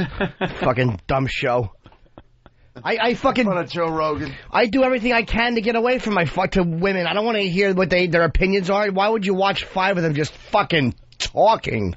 It's torturous. Blah blah blah blah blah blah blah blah blah blah. Back after this for more things that we're normally beaten for in the Midwest. Blah blah blah blah.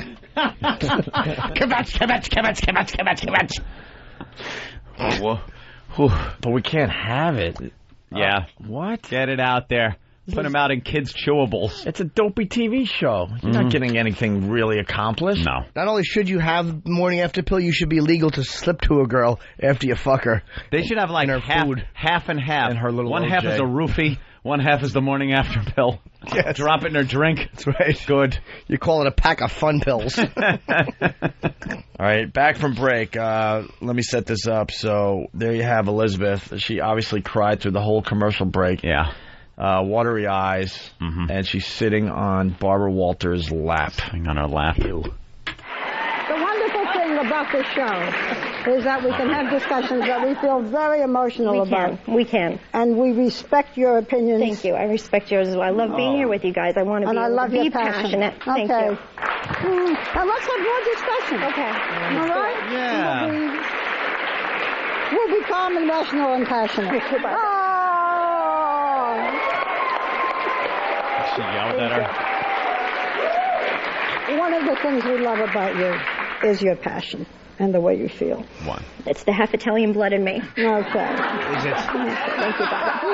Thank you. That's terrific. Exactly. That's terrific. Guaranteed she got yelled at after the show. Of course in the meeting. did. You don't put on a scene like that on a live. This is live television. How long has she been part of that show? A long time? Oh, yeah. You put Barbara in a bad position. When the other chick left a few years back. You tried to make Barbara be honest and in the moment. Yeah. Oh, the producers were coming over just like, do you know the position you put Barbara in? She doesn't need that. She's Barbara Walters, damn it. Show's falling apart. It's done. All right. Rosie might help, though. I mean, she'll get viewers. She hasn't been on daytime TV in a long time. Yeah. Unfortunately. She will. She'll get viewers. Oh, yeah, they'll check her out. But she's got to keep her fucking yap shut about her politics and bullshit, too. She's another one. I don't know. She's a little too far to one side. She is, but she smashes people. Like, I love the fact that Rosie really smashes people now. Yeah, she's not the queen of nice anymore. No. Joy will keep her in check, I think. No, they'll agree. Yeah, you think they'll agree? Oh, my God, yeah. I think there's sort of a comedian, like she's been pissing there longer, so. I think O'Donnell and Joy agree and eat Barbara and Elizabeth alive. The little one? Yeah. Yeah, they're going to need another person there to kind of balance it out a little bit. A black woman. They got to get a black woman. Uh-huh. All right. And something else here, ABC News, sexy songs. This old argument again. Kids who listen to explicit songs are more likely to have sex. Nice. No, it might be all the drugs they're taking. Could be. But we'll ignore that, won't we? Could be that people are just always having sex. Blame it on music. Blame it on video games. Rock and roll. Blame it on TV. Blame it on anything but you, the parent. We got a huge drug problem in this country, but let's ignore that and claim it's music. Sex. Isn't things like teen pregnancy down? Yeah, I think all that crap's down. So they pull this old fucking story out of nowhere that it's music again, like explicit lyrics. Yet years ago, during the 70s and stuff, that was explicit lyrics that did it. And then the 60s, The 50s, the advent of rock and roll, that was explicit lyrics that made teens have sex. I think kids are having sex a lot earlier. Are they, though? Yeah, because the hair is growing sooner. Hormones in the chicken. That's right. That's what they say. All the steroids and stuff to pump up the chicken. Well, with the internet, I'm sure it helps, too, to get them away. Wow, good point. That's sort of like a launching ramp. You can lure them. Yeah. You don't have to drive up with candy anymore. You can Lure them, I know. You can give a cyber, psst. Hey, I'll meet you down by... That's right, on McDonald's. Here's the story. A new study claims teens whose iPods are full of music with raunchy sexual lyrics start having sex sooner than those who prefer other songs, more tame songs. The study finds much of the popular music aimed at teens contains sexual overtones. Researchers say songs with explicit references to sex acts are more likely to trigger early sexual behavior than those with more muted sexual references. There you go. Okay. I'm downloading some Pat Boone for the girls. Yeah, please. Would you? The whole album. You're never more than 7 minutes away from weather and traffic, beginning with Bill Evans in the Acting Department. Why you should listen to the Barry Manilow songs. That's right. Yeah, that's what's going on this morning. Look. Wow, more dumb news banter. What did he say? What album? Pat Boone. Ew. And then Barry Manilow. Yeah. These researchers, they're trying so hard. Yeah, that's sort of one of those studies that could go either way. Like maybe it's just the fact that slutty girls like that music, you know? So they have sexual thoughts, they want to have sex, and they like listening to that music. It has nothing to do with the music making them sexual. And then, you know, prudy, immature, or girls that aren't into boys or sex or anything like that are listening to the fucking shitty songs that have no sexual lyrics because they don't care about it. You bring up a good point. I'm just thinking of all the girls like in high school that were prudes, like flat-chested, still had braces at 17, They were 18, kids, yeah. They were still ponytails, kids. but they listen to one rap song and all of a sudden they're like size queens. Yeah, sucking cock out back. It didn't happen. They just would listen to like the shitty music. Maybe the slutty girls have just found the slutty music. Found the slutty music that they enjoy. They can relate to it. Right. Some music about fucking up the ass? All right, I do that.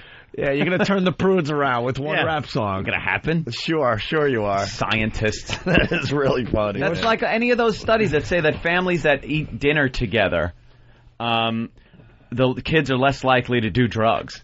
It has nothing to do with eating dinner together, the physical act of sitting there and eating dinner. It means that if you're eating dinner as a family, you're probably doing more family-oriented things. You have an open line of communication better with your parents. A more responsible family. Yeah, more responsible family, more parental influence upon the kid. Your parents are around. They're not latchkey kids or whatever they're called. It has nothing to do with fucking dinner on the table and you're all sitting around a table. If you take a bunch of fucking crackheads and put them all together at a table to have dinner, they're not going to stop smoking crack because they're having dinner. These studies are all skewed. They're all fucked up. You're wrong about the music, try to force it down your throat. Why is that? Because I was actually a very normal kid, and I heard boom, boom, boom, let's go back to my room, and 10 minutes later, there was a log on my chest. Boom, boom. Let's go to Bill in Jersey. We can do it all night. Can we? Bill? Hey. Hey. My wife's sister's a teacher in junior high, and the girls are getting caught blowing both guys in the bathrooms now. Good for them. In junior high. Blowjobs are the new kissing. But let me tell you what that's about. Girls have been blowing guys since the start of time, but it's more acceptable now. Yeah. It's it a used status to be dirty. thing. Yeah, a girl would give a blowjob and then hide and not really tell her friends because I'm going to be considered a dirty girl. Get a bad rep. But now it's like it's all right to admit that you're blowing guys. It's good because then you're saving yourself. You could tell Dad, hey, just blew him. Don't kiss me, Dad. I just sucked a cock. Not like I fucked the guy. Find me the 40-year-old women that are listening to us today that are willing to admit they were blowing guys in junior high and high school. They were. They're out there, but they weren't running to and telling their friends. Right. It's acceptable to hold hands with a girl now. The girls are doing it all the time. You couldn't get away with that shit in the 60s, the 70s, the 80s. Especially a Negro. That's right. Being a lesbian in high school is all the rage. It wasn't when we were in high school. Yeah, girls can hold hands, kiss each other going into class. But they were still doing it. They were just hiding it. Yeah. Are guys doing it in high school? No. Let's go to Chris in Rochelle Park. Chris. Yeah, I blame it on Opie and Anthony. Hoo-hoo. Tell him, Robin. Punching out. Hey, you really added to the subject. Thanks. People think they're... Like, that guy obviously was a fan. He wasn't, anything. Yeah. But he just thought that was funny. What does that mean? We've been blamed for, influencing kids on Bill O'Reilly's Bill O'Reilly. Show. Remember he did that whole expose? It was like, what are you getting at? They can't prove this. They want to prove it so bad, but they just can't. Yeah. Had us on Insane Clown Posse, Marilyn Manson, and it was like a whole thing on how the youth of America is being influenced and by pop culture. And it's the downfall of society, the beginning of the end. It's like, oh, what? And we even try to bring up the point of, what, Bill? What about the good old days when you didn't have all this entertainment to blame for blatant racist violence on the streets? Wars were still going on. People were being murdered. There's sex, rape, robbery, serial killers. What the fuck? They always try to find something to blame it on, and it's always the latest entertainment. Yeah, let's say hi to Twitchels. Twitchels Tears. What's up, Twitchels Tears? What's up, fellas? Hey, Happy birthday, Jimmy. Hey, thank you. Hey, the HBO not too long ago did a documentary on this, one of those real HBO stories, whatever, on these kids in junior high. And they were going to these parties with undercover cameras, and instead of like in junior high, when we were in junior high, they'd have make-out parties. You'd go and everybody make out in the dark. Well, they're doing oral sex parties. And then they'd swap partners, and then, the girls would just switch guys, and they'd just keep moving down the line. I'd love to go to one of those. These are known as rainbow parties, too. It's where all the girls wear different colored lipstick. And the goal is for a guy to get as many different colored lipstick marks on his dick as possible. Are we talking to the creator? Yeah, I would want to get this together. I've never heard of it. I'm making it up right now. That's right. But you want to be on the lipstick end. Yeah, I have my lipstick. I'm putting it on now. All right, fellas, bunch out. I'd love to go to a rainbow party, receive head from a bunch of junior high girls, or high school girls, really. I do it first time. No, but if I don't do it good, there's stupid tentative bobbing. Like a bird eating. Fluid motion goose. Tentative bobbing. They just show the paper mache heads that we saw on the way back from Boston on CNN. They're trying to get Lieberman out. Oh, yeah. And they're trying to say, he's well connected to Bush, I guess. That's the way to get these guys out now. Yep. And this guy was driving a pickup truck down the Merritt Parkway with these massive paper mache heads. One with Joe Lieberman. That's a great project to have. What are you doing this weekend? Drive around with a paper mache head in my pickup truck. Hey, what are the top 10 rap songs in America right now? I want to see if the girls are what are they doing? Are being influenced. Are they being influenced by the rap songs? To kill or to suck that cock? One or the other.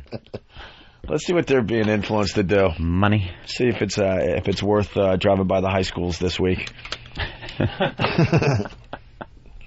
You got the top R&B hip hop.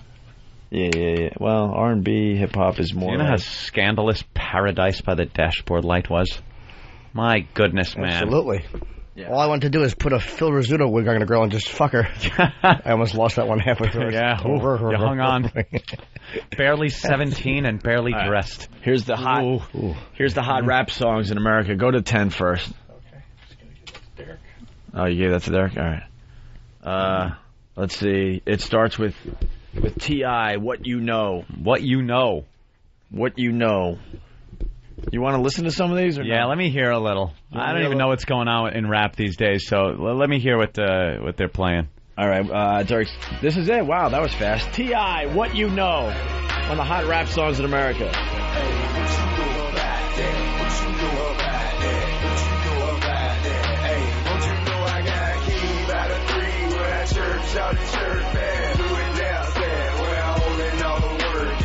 What language is this in?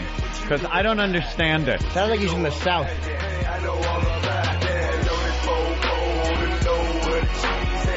he's got a 44.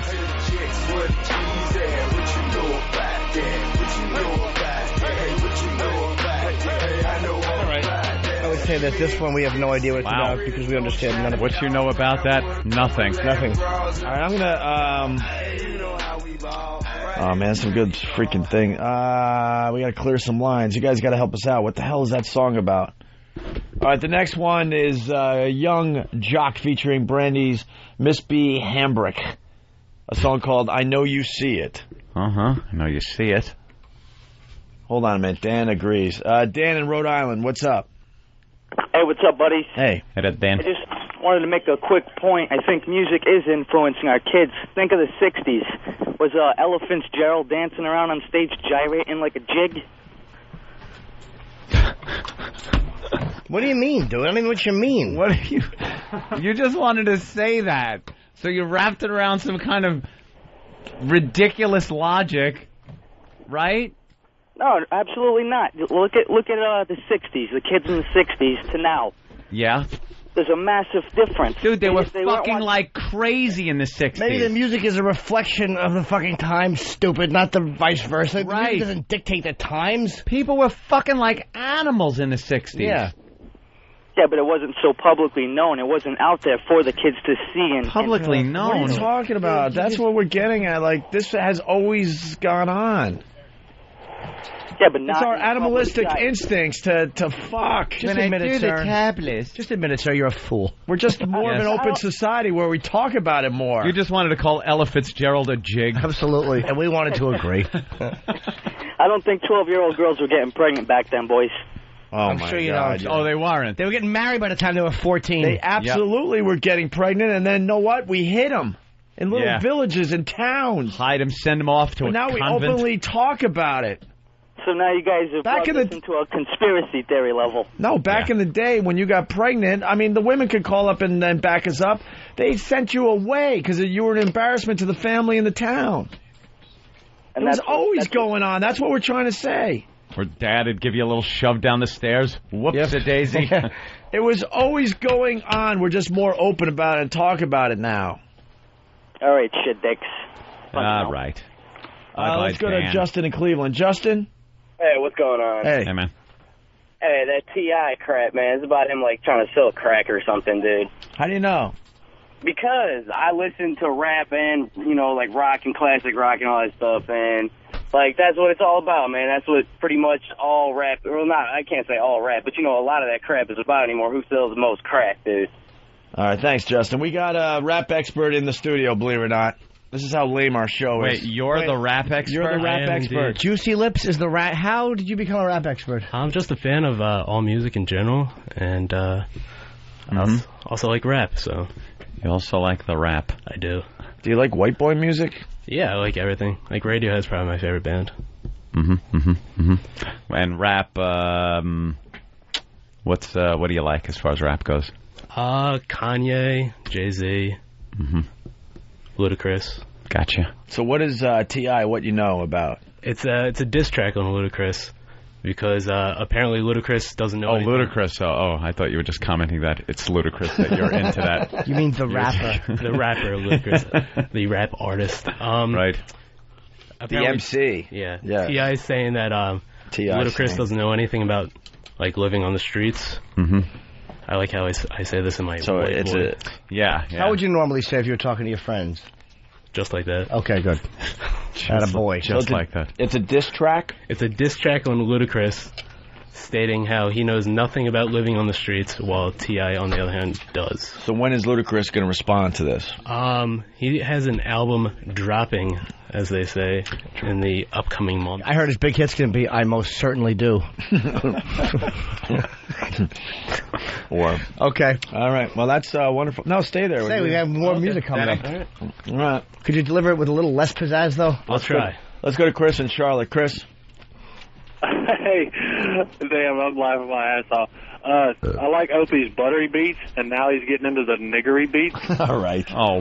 Wow, who's the racist? Who the hell's laughing their ass off? I'm going to guess Kenny or Mike. I'm going to go. I think that was Danny, right? That was Danny. Holla. All right, thank you. Let's go to Max in PA. Max? Hey, what's happening? Hey. I don't think you've paid attention to Jimmy's line of the day. Don't kiss me, Dad. I just sucked a cock. Thank These you. girls better keep on making their parents proud. That wasn't actually a line of the day. I was actually just repeating something I'd said. All right, let's go to the next one. It's, yeah, I know you see it. What's that about? What is it? Yeah, you don't know what it's about? I don't see... How about you get up on that mic a little? Which song are you talking go, about? Pally. Oh, boy. Here, so much for our rap expert. That's our rap expert. He fell apart on the first song we gave him. Yeah, let's... you don't know what that's about? Let's play a taste of it. Let's listen. It's one of the top rap songs in America. How many bitches from the club wanna go? I know you see it. I know you see it. I'm like any, mine, more. How many niggas in the club wanna go? I know you see it. I know you see it. Now you can call me Tip Drill, playing my song. Throw a couple ones, then she throw away. What are you doing in my house? Bust it open, take a picture with my phone. She love my cologne, call it Burt by the zone. Now she pussy poppin', it's going down. Slap the waitress on the booty, tell her get another round. And when I make it rain, money all over. It's about being at the club, doing some fucking.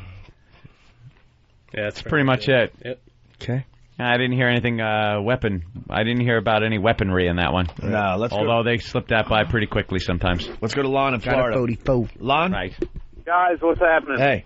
Everything I was going to say was pretty much covered. Basically, every rapper from the South is talking about how much money he has and trying to fuck white girls. But other than that, Jimmy, you're going to get me in trouble. The more I listen to you, the more my friends look at me with that awkward face because I just cannot make it come across like you do. Appreciate it. All right. I'm not sure what you mean, but thank you. Not either. Let's go to Vinny in Jersey. Vinny. Hey, guys, hi. Hey, well, Vin. I'm 44, bro. When I was a teenager, the girls we hung out with were the biggest whores when we were 15, 16. There's no difference. And that was Leonard Skinner and Molly Hatchet we used to get blowjobs too. Jesus. It's the internet, bro. My kid is constantly on the internet watching. You got blown to Skinnerd? How do you keep a rod to the Ballad of Curtis Lowe? The absolute whores, nothing has changed. It's just that it's acceptable now because of the internet, bro. Yeah, let's hear from some more of the older listeners. Hey, bro, what did you get blown to? I'm You telling you, listen it's to, been happening the whole freaking time we've Frank been alive. Zappa, Joe's Garage. Listen to that stuff. Those are explicit lyrics. I got blown to Merciful Fate. Let's go to Laura in Glen Cove. Laura. Hi, boys. Hey. How are you? Good. Hi. I was just calling to make a comment on the fact that I grew up in a pretty diverse area on Long Island, and the girls that were getting knocked up, the white girls were aborting them, and the black girls were keeping them. Yep. So it's just like, what's the difference between, Jordana and Tanisha? They're still having sex, even before the internet. Okay. Well, we do know there was sex before the internet. Yes. That's right. We just I could talk about it We didn't think we were asexual like cockroaches. Let's go to Dividing. Franklin in Brooklyn. Franklin. Hey, what's up, you guys? Hey, man. Yo, I'm 31 years old, and I grew up in East Flatbush, but, honestly, we listened to all sorts of music, and we used to have half-day parties back there, and we used to get blowjobs in the basements and all that shit. And, by the way, I've been hearing this top 10 rap music. That is, crap rap music. If you guys want to hear some real rap music, I can give you guys a list to play later. All right, maybe another day. We want some people to listen to us. I like old rap. I don't like... Yeah, old rap, like De La Soul. Actually, there's a couple of new guys, like CeeLo, who's actually now Gnarls Barkley. He has some great stuff. Oh, I like Gnarls Barkley. Fucking Crazy's a great song. All right. The Roots. Bye, sweetie. All right, here we go. Thanks, y'all. See, here's someone that's willing to admit some stuff. Mike in Jersey. Hey, fellas. Hey. Good. Joe Cocker, man, all the time. The girls we used to love it go right down on you. Led Zeppelin. You're blown to Joe Cocker. Old, man. And all the fat chicks used to love taking their fucking clothes off. You got a fat chick, you're getting a fucking blowjob. Easy. 1, 2, 3. No problem. It's always been happening. See? Oh, the music. That's why when these reports come out, it drives me nuts. Hey, remember Emerson, Lake and Palmer? Yeah. They were fucking great. Emerson, Lake and Palmer. Nobody talks about them, the good old groups anymore. The good old groups. The Moog synthesizer. Would you get blowjobs to fanfare for the common man? For $5. Wait, what? $5 I pay for the ticket. They played it in a tent outside in a tent in Hollywood, Florida. How do you get fed to this? Come here, baby. I'm gonna put on some ELP here. This is fanfare for the common man. I'm gonna stand in a Superman-like pose with hands on hips. You get on your knees and blow me. Now it starts rocking, right? I'll throw the muffins on here if you want any. No, thank you, sir. Our motto is ain't no muff too tough. All right, thank you. All right, guys, have a good day. That old gag. 53, though. They used that for all the sports things years ago. Remember that? Emerson, Lake and Palmer, all the time they would use that.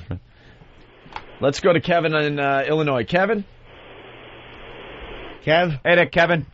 Illinois, you're on. There you go.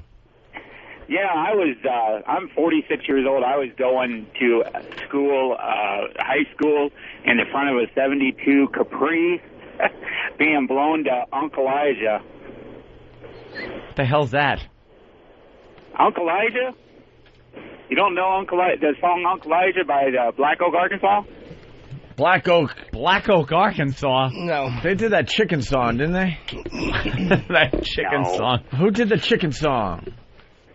I have no idea. Ozark Mountain Daredevils. Give me the chicken song. Oh, my God. If you got Ozark Mountain Daredevils in there. Did I get it right? Someone out there got blown to this song. I remember one time I was... No? We got it? Yeah, listen. No one got blown to this. Absolutely they did. There's someone out there. Is this it? Sounds like a robot being blown. Yeah. Blown by your daughter, maybe. What was it called? Chicken Train or something like that? I forgot. Yeah, Chicken Train. This thing rocks, actually. It's one of those guilty pleasures. Guilty pleasure.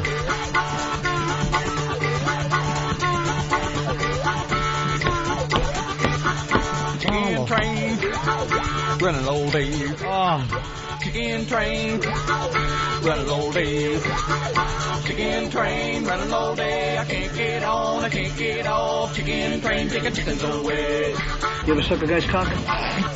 Show me how you suck a guy's cock. It's the last time I'm going to ask you. Show me with your mouth. Show me with your mouth. I don't know about this one. A couple of very beautiful girls, huh? Laser beam.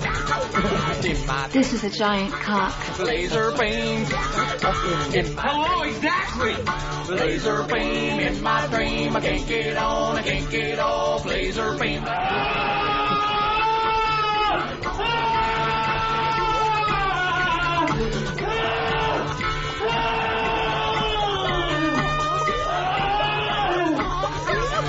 You can get a doggy style, you can get laying on your side. Those are your only choices. This is my house and I get to say.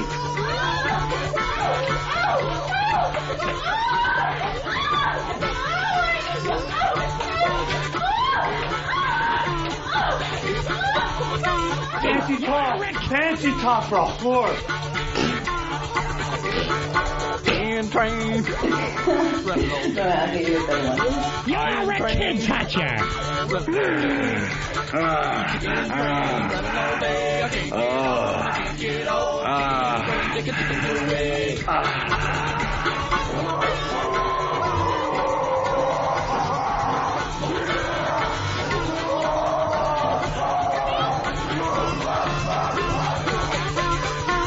She was very badly raped, you see. All right, well, there you go. That's not going anywhere. All right. I remember one time I was at Lancaster, Pennsylvania, and I had a hooker come over. I was getting blown by her, and the black and white TV was on, and she was fucking sucking my dick and looking and watching Ike Turner be interviewed. So I had to fucking get up and turn the TV off and put the kibosh on that. It was rather uncomfortable. Yeah. To see Ike being interviewed. You should have treated her like Ike treated Tina. Oh, just give me the old peekaboo over my cockhead. The old peekaboo. Huggy Bear. Yes, sir. What's up, man? Huggy Bear? Y'all was talking about that watermelon audio earlier on. Yeah. And I remember a couple months ago y'all were talking about saying racial jokes on the CB radio. Didn't know if y'all wanted me to give that a try or not. Okay. Well, we've heard that some truckers do like a racist joke over the CB, and then a bunch of people come back and start yelling at them. Yes, and I'm in Columbus, Ohio right now, so I'm in a good volume area for truckers. All right, let's see how this works. We got to... Any joke at all? Yeah. All right, here we go. A short one. A short one, yeah. All righty. Hold on. Anybody know why niggers lift spooks out? It's because when they was young, their mamas pinched them and they went ooze. Yeah, I got nothing. There you go. Well, I want to hear someone. No one coming back? No one came back. You stink. I fucking suck. All righty. Have a good day. Thanks. Couldn't even understand his joke. No, it was a joke. I'm sure it was awful. That's why no one responded. Wow. All right, we'll take a break. We'll continue with the rap songs or maybe the pedestrian story as well. We're probably done with the rap crap. You get the idea. You have the OJ thing, right? Yeah. There's some new OJ thing. Yeah, we could do that. Got a before we get out of here, website. too. Like the number one rap song in America right now is this song called Shoulder Lean. I don't know. The hell is that? I don't know. It's probably like Maybelline by Chuck Berry. Another song called It's Going Down on the list. Snap Yo Fingers. So What? You and Dat. Every Lil Jon song sounds exactly alike. I can't tell one from the other. Pull Me Back. That's because you're white. A song called Why You Wanna. We'll cut our losses. We'll continue in just a bit. It's the worst of the Opie and Anthony FU line. Fuck everyone. Fuck you. Fuck you. For you, motherfucker, in Point Pleasant Beach, my lovely fucking neighbor that has to keep calling the township on me and complaining about every little fucking thing. Fuck you. Get a life, get a wife, and fucking die. A big fuck you to the receiver at Cisco in Westbrook, Maine. You're a fucking asshole. You mumble like a fucking bitch. Fuck you, and the beard makes you look like a fucking cunt. Fuck you! Yeah, I'm gonna give a fuck you over to Con Ed. I got no electricity 6 days, and now there's still trucks in my fucking neighborhood. Fuck you, Con Ed. Yeah, this is for all the lapdogs I work with who treat the boss's ass like a watering hole in the middle of the desert. Fuck you! Fuck you! Call the Opie and Anthony FU line at 866-FU line 1. That's 866-FU line 1. Fuck you! Fuck you! Fuck you! Yeah, fuck him.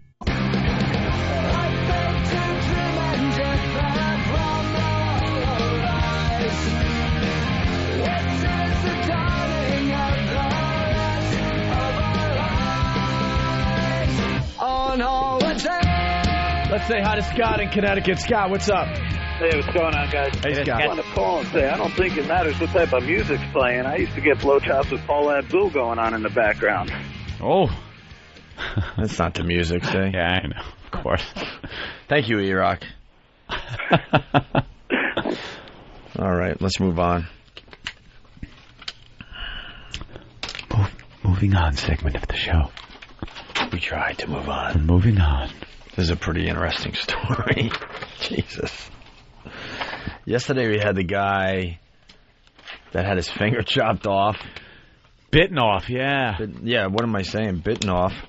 And then the guy who bit it off wouldn't give it back. His brother-in-law wouldn't give it back, ran into the car, rolled the window up, and chewed his finger up so it couldn't be reattached. All right. Well, here's today's crazy news story. Pedestrian run over and killed after being struck by 3 vehicles. And Orlando police say no one stopped to help. It happened at around midnight on Orange Blossom Trail near Silver Star Road. The driver was in a silver Dodge Durango. He drove away, but while the man's body was in the street, 2 more cars ran over him. Police were able to identify the victim, but are still searching for the driver of the Durango. That's so simple. No one wants to get involved. You just want to get home. Years ago, my mother was driving home from work. You know, she was a cocktail waitress for many years. And so her hours were ridiculous. So she's driving home like really late at night. and she sees somebody laying in the street, just like laying in the road. So she pulls off into the parking lot of this mall, little strip mall on the side of the road. And there's no cell phones back then. And she doesn't really quite know what to do. And a car comes racing down the road, just runs the guy right over. Oh, she saw that? And the guy stopped and was freaking out. Was like freaking out. And she was like, no, wait, he was already laying there. She's trying to calm the guy down. Don't worry, he was already laying in the street. Yeah, but was he just a drunk that fell asleep? I don't know. Was he dead? And then another car came and ran him over. It was really... What'd he say? What do you do? Mom. What do you do? Poor mom. Yeah, she didn't just care. Horrified on the side of the road. She's like me. She doesn't care. Well, no one cares. You don't want to. You don't want to stop and have to deal with that crap. No. What are you gonna do? She go, I'll wait. 20 years for the cell phone to be invented. One time I was driving home and on Route 130 and I ran over a dog that was dead. Oh. And I felt so bad. I pulled over and cried. It's dead. You did? Yeah. Oh, that's terrible. I figured it was somebody. I was already dead though. I didn't kill it. What was the biggest thing you ever hit? Was that it? Dead German Shepherd or whatever it was, yeah. A dog? I never hit an animal. I almost hit a deer, never hit an animal. Possum? Yeah. Over both tires, front and then back. We were starting our car in the driveway once, and then we heard a thud and lifted the hood up, and apparently a cat had crawled under the hood. They like to do that. And it had tried to walk through the fan, and it just like cracked its back right on the radiator fan. Wait, while the car was running, it tried to walk? Yeah, oh, wow. yeah. It must have gotten, it was laying on the engine because it's nice and warm or something, and my mom started it up, and that was it. Boom. Ladies and gentlemen, Twitchels. Twitchels. Yo. What's up? There he is. Who's this? It's Opie and Anthony. Oh, they put me through off tonight, guys. What's up? I just woke up. Well, we think you're unstable. Yeah.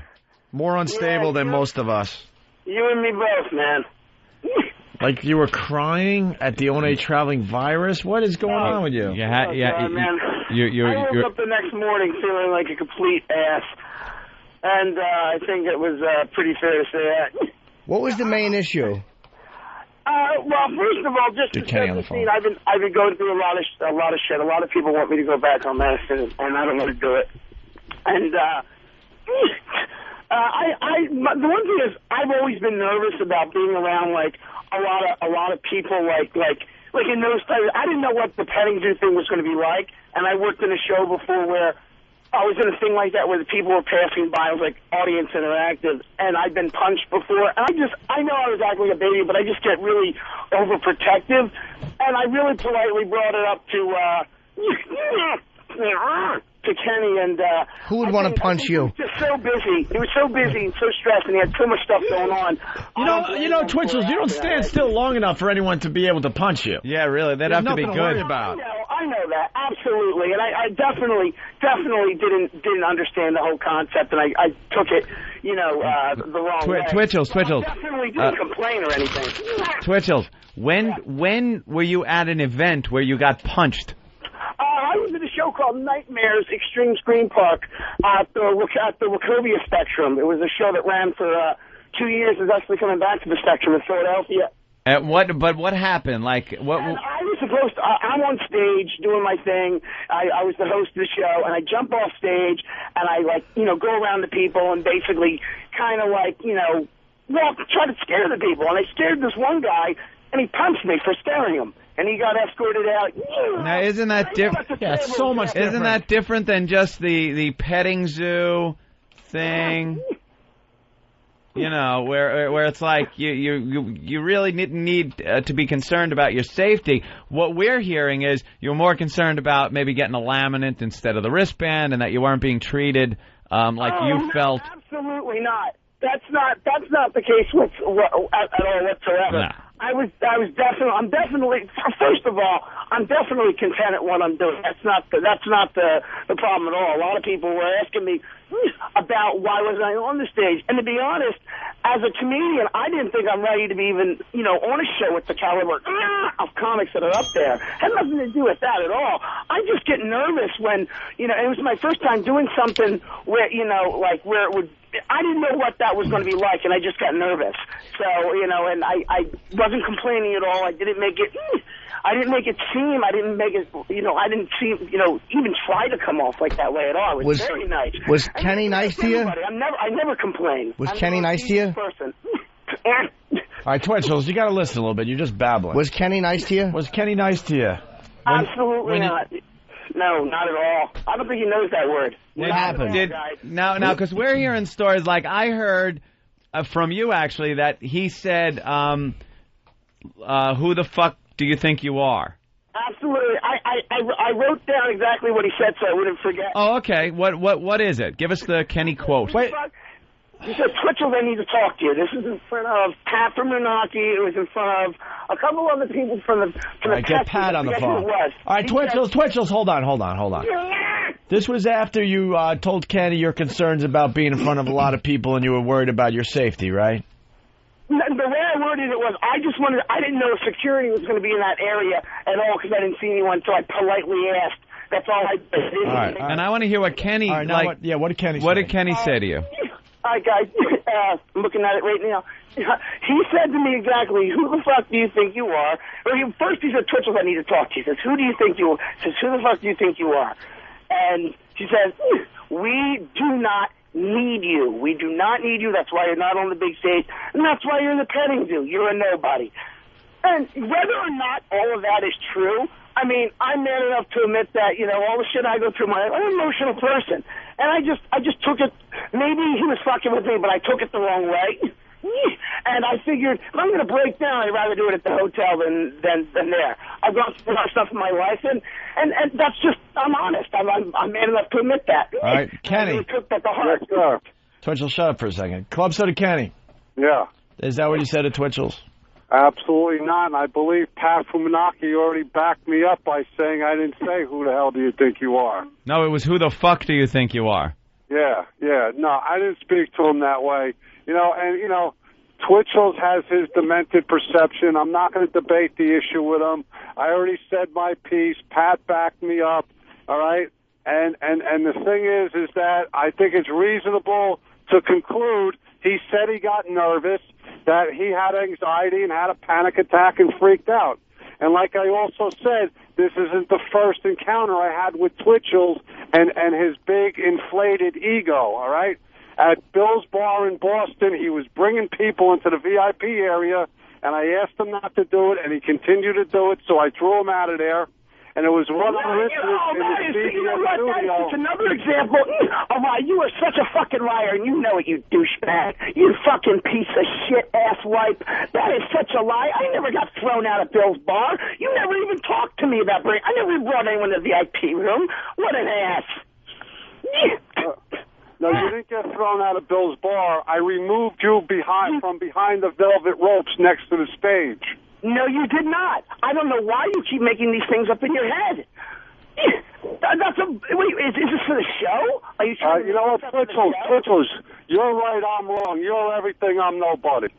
That is not the case at all. That is not the case at all. All right? I never said that. First of all, I'm the most egotistical person that I can think of. I'm so lucky to be a part of a show like this. And you know what, Kenny? I don't think you realize how fucking lucky you are. All right? You have no right to talk to people that way and to act like, oh my God, dude, you're making up blatant lies and you're sitting there and you know it. Why would Kenny make things up? I'm not taking any sides here. I'm just, you know, we're plowing through the testimony here, but why would Kenny lie about something like that? I have no idea. I would definitely not lie about that at all. I mean, that's just, first of all, talking about the Worcester, the virus tour, it just completely came out of left field. Everything he exactly said, exactly what I said is what he said to me. And I would have no reason to make that up. I'd have no reason to lie. All right? First of all, for the record, everybody says, okay, don't worry about it. Kenny seems like he acts like to everybody. That's just his persona. He's a dickhead to everybody, yada, yada, yada. Well, that's fine. If he has a reputation of being a dickhead, I understand that. But that doesn't mean that you have to take it out on people, and you have to, there's a certain professionalism you got to have, and he doesn't even know what that is. I'm getting communiques from people that saw the whole incident, and they're saying, Twitchels, that you're lying. Oh. I'm not lying. I'm not lying. Get Pat from Moonachie on the phone, too, please. Let's get Pat on the phone. Try to get him to testify. We're just trying to get to the bottom of this. So, Twitchels, you don't seem to like Kenny. When did that start? Oh, first of all, just, you know what? I never not liked Kenny. I would always try to be nice. I would always try to start a conversation. I know when that thing was going on with petition when he lost it, when he was going to lose his job. Or I don't know the whole story. Something about the thing, you know, the whole controversy that happened. Yeah, he's a pedophile, right. His job. I signed a petition. I even sent emails of support with to back him up. I was always trying to do everything I can to get on the guy's good side. He just never seemed like he liked me. All right, Kenny, hold on for 1 second. I got Pat on the line, but I can't get all three of you on. Hold on. Pat. Opie. Yeah, you're on with Twitchels. Hey, Twitchels. Yeah. Now, to be perfectly honest, I didn't hear every single word. It was a rather short conversation, and I did not hear Kenny say, "Who the fuck do you think you are?" I heard him say, "You're not for the main stage, and you're for the petting zoo," and he was pointing towards the stage, and then he was pointing towards the petting zoo, and that's basically what I heard. What now was... Hold on, Twitchels, Twitchels, hold on. Was one of them being confrontational, Pat? Well, Kenny, after he was asking about, he kind of kept going on about his concerns about the petting zoo. Kenny kind of assured him about there was a production manager, big guy. He said he was going to protect them, and everybody else in the petting zoo. And then he kept going on about the concerns. And then that's when Kenny knows how to shut somebody down verbally. I mean, Kenny can be intimidating. He intimidates me. That's his job. Well, that is his job. Yeah. That is his job. Of course. Yeah. But there's a difference between being intimidating and being professional and doing his job and saying, who the fuck do you think you are? And that's why I didn't hear. Twitchels is saying, like, I've tried to talk to Kenny and have some small talk or whatever. Kenny doesn't have time for chit-chat. No, yeah. You know how many phone calls Kenny got in Worcester on Saturday? Hundreds. What was it? Did Kenny get more calls than Twitchels made from his hotel room? Right. All right, hold on, Pat. Let's get back to Kenny. Hey, Kenny. Yes, hello. All right. Anything else you want to say to Twitchels? You know what? Just let him live and be well. God bless him. Twitchels, were you on something that might have made you think things that didn't really happen? And to be completely honest, I did smoke before the show because my tics were really bad. I was trying to calm down, and sometimes it does make me paranoid. Why would you calm down? The whole reason we had you part of the show at all was for you to twitch your ass off. No. So why are you trying to calm down the twitches?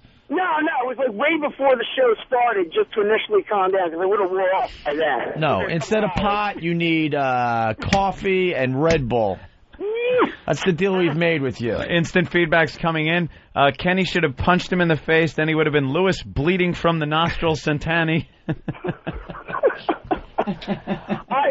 Just in my defense, I did not make up a lie, and it's no point to debate that. And I wish him all the best as well. You know what, though? You know what I'm seeing here? It's almost like that courtroom scene, where Kenny is being very calm, cool, and collected, and you pretty much you just exploded a few minutes ago on the phone, calling Kenny like piece of shit and awful things and a liar. Because just thinking about that, I know it happened to me, so I know it happened. And there was a few people around when it happened.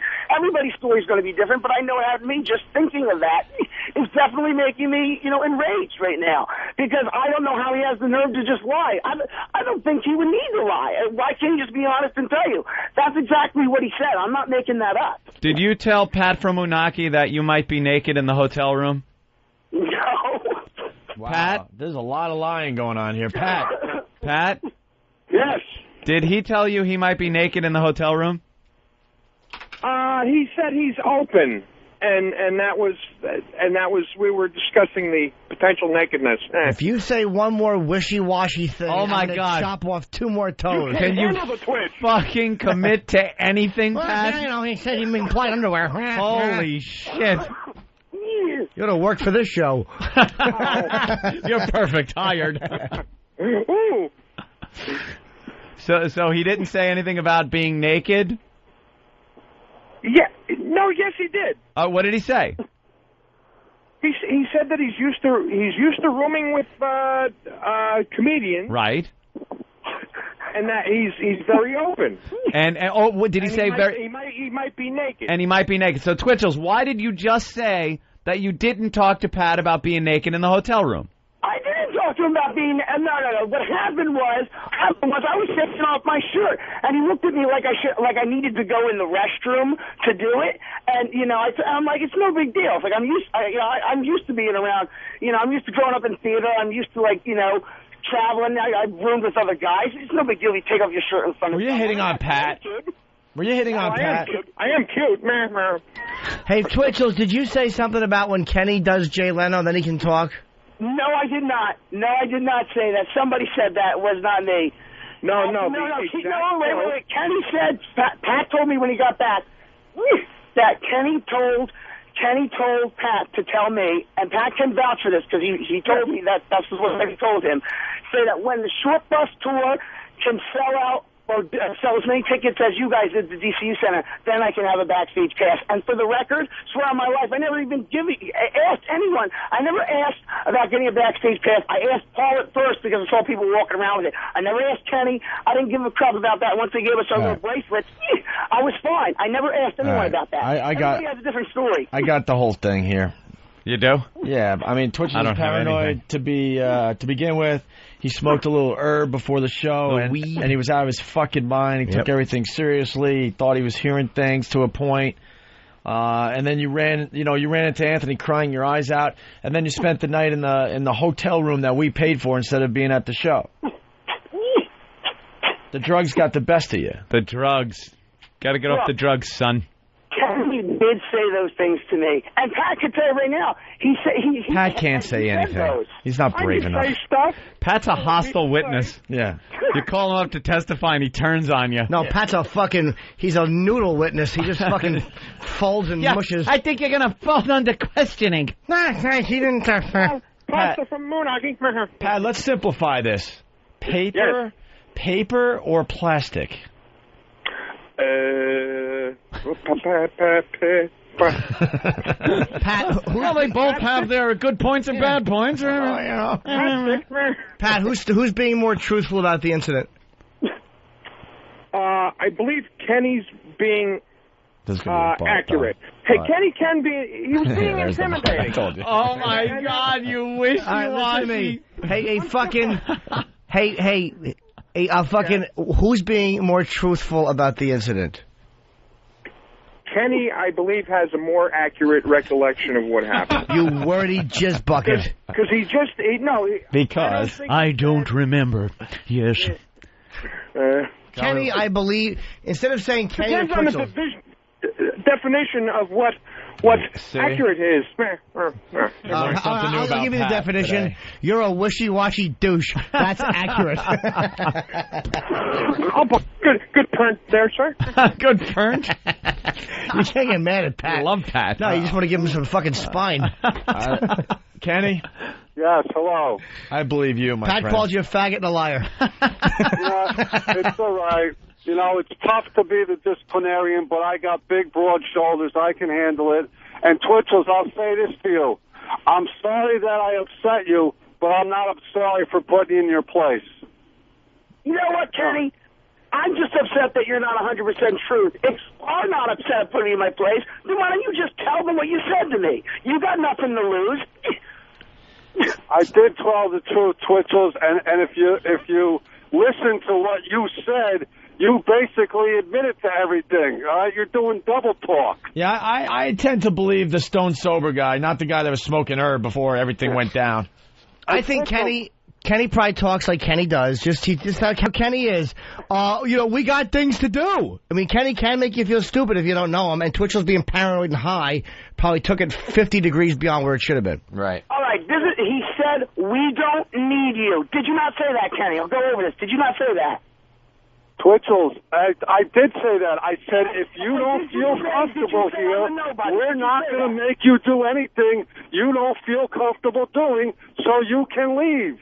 Absolutely, and I did, absolutely. But it wasn't because of that. I left because of you, because of what you said to me, man. And you just admitted it. You just said that.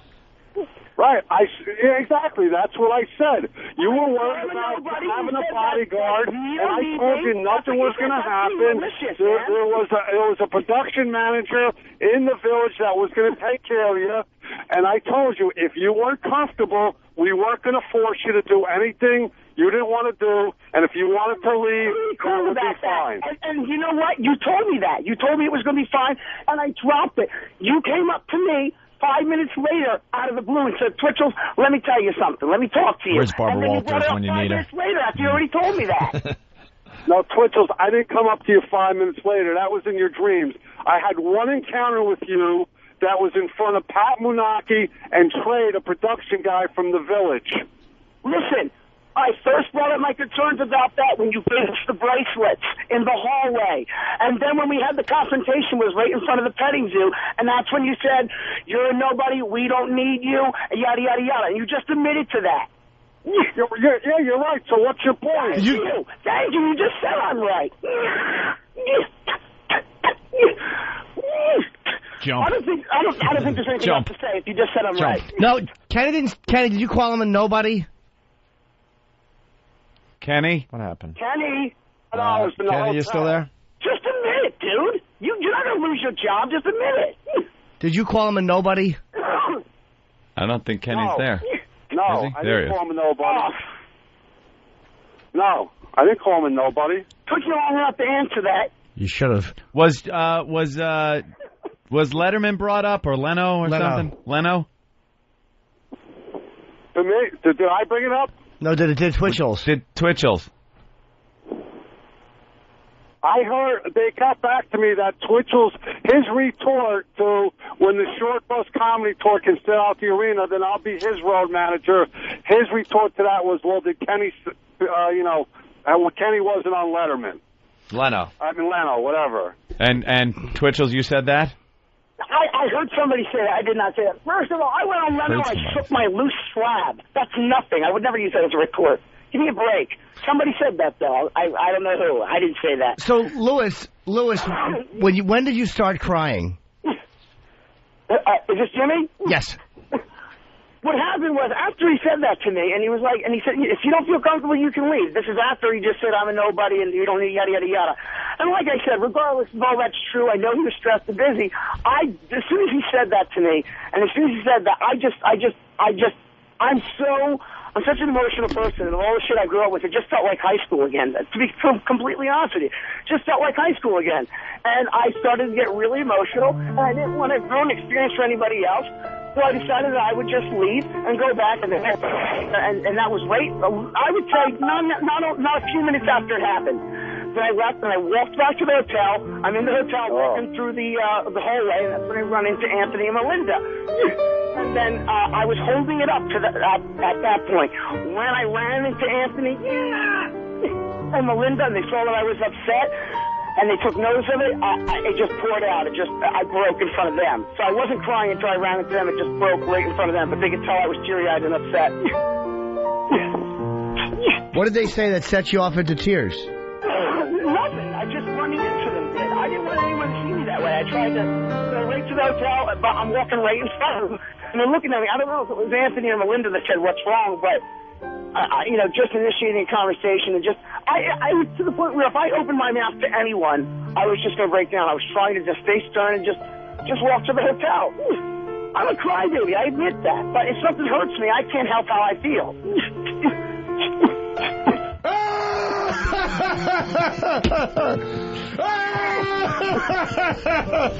Exactly.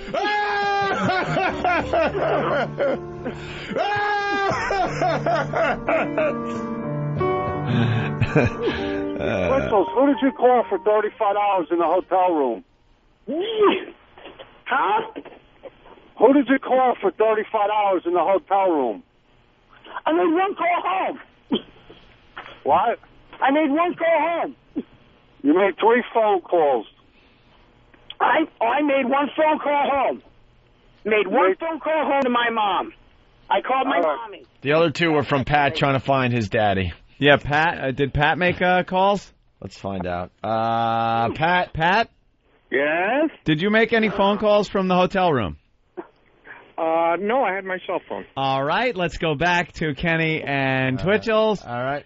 Okay, someone is lying here. Pat said he made no phone calls. He had his cell phone. There were 3 calls made from the room. Twitchels, did you make 3 calls? I called. My phone was dead. First of all, my phone ended up dying. So I made a phone call to my mom. I'm trying to think. I made one phone call to my mom. I think I have the phone numbers. It might have been like Pat or Paul, because I was calling them to find out where they were at one point. I think. I'm not sure. All I remember, the only conversation I remember is calling my mom. That's all I remember. Wait, Kenny, what's the prices on the calls? Are there 2 that are like $1 and then one that's like $33? One was $25 and the other one was like 4 something and 5 something. Of course Kenny knows this info. It's right in front of him. He's got his thumb on it. So we can call him tomorrow. All right. It was probably one. Maybe it was a call to Pat, whatever, and they charge you triple in a hotel. So Twitchels. Yeah. What'd you end up doing while everyone was having a good time at the DCU Center? I ended up chilling in the hotel room, just trying to calm down. Anthony told me I should just go back and try to calm down, and if I felt like going back, go back. If I didn't, and I just ended up falling asleep. What time what's the last time you looked at the clock? What time was it? I forget. Were you wondering what everybody was doing at that point? Like, would I be walking to the stage? I have no idea. I remember waking up when Pat came back after the show. All right. But I did leave the room for a little bit and went downstairs. All right, hold on a minute. People want to... Dave in Utah, what's up? This is Dave. Dave? Yeah. What's up? I'm calling in as a character witness for Kenny, man. I don't have anything to lose or anything to gain from this, but I went to a Norton show once with my girlfriend, and we met Kenny. He's the nicest fucking guy I've ever met, so whatever Twitchell is saying is bullshit. Character witness. There you go. Character witnesses coming forward here. Renee in Georgia. Hello. Hey. I'm Renee's Vengeance. I was on last week with my black underwear. Yes. Point of reference. I know you. Yes, and I spoke to Kenny. I inadvertently offended him, but he's very cool. And I was a cop, and I have to say that when you're doing security and the level of activities that he has to take care of and working with people, you don't have time to coddle prima donnas. And mince words with people. You don't have to be rude, and I don't think Kenny was. Hey, Renee, what was the thing you said that offended Kenny? Did you comment on his dry hair? Well, this other guy was talking about getting a Desert Eagle, and I said that was either to collect or for men with small penises, and he thought I was referring to carrying a 9mm, but I carry 9mm, so it was funny. Gun humor. It's always a pisser. That's what cops enjoy. Thank you. If it's not gun or racial, it's not funny. Yes. Double mint, whatever kind of gum you have. All right, let's get out of here. Let's get out of here. So, Twitchels, you're going to take a break from the show, I'm here? It's just, being on so much, my Tourette's is getting a lot worse, and I just think I just need a break from everything. Just try to calm down. Why did you spend everyone loving me? I'm sorry. Stop laughing at me! Stop laughing at me! You stop laughing at me! And that's Twitchels. Stop laughing at me! You're in a tough position. Your Tourette's is getting worse, but that's the whole reason you're on the show. Absolutely. I got to tell you something. I don't regret ever coming on the show. I love you guys. You've done so much for me. It's had nothing to do with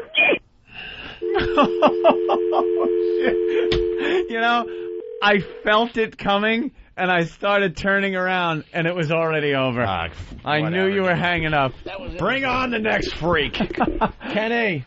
Yeah. We'll see you tomorrow. Thanks, buddy. All right, listen, I do the best I can for you guys, and I try to treat people like... It had to happen. Before another cliche tumbled out. Oh, boy. Here come the emails. You know, Kenny's mouth is a cliche factory. Here come the emails. Bird in the hand. Click. Oh, dude, that was too funny. Perfect. I didn't see that one coming. Pat Moonachie. Hey, Hey. Well, at least you told the truth. Oh, whatever that was. At least now Twitchels knows what the underside of that short bus looks like. Yeah, but the problem is, dude, how come why are you so wishy-washy? Yeah, really. Because I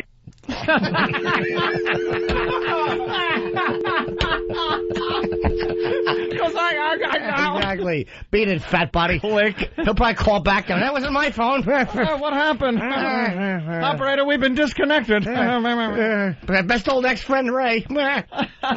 And that's how it ends today. It has nothing to do with if you like us or hate us as long as you're listening. We are so pathetic. It's a little dicey. I get on mic, I call people jerk off, and I look at the internet. I'll have a bikini teeny. I'm a feces consistency tester. We are pieces of shit. We spend all morning just smashing each other in the face. We need to remember that we are professionals in the entertainment industry. The Norton and Faggot Show.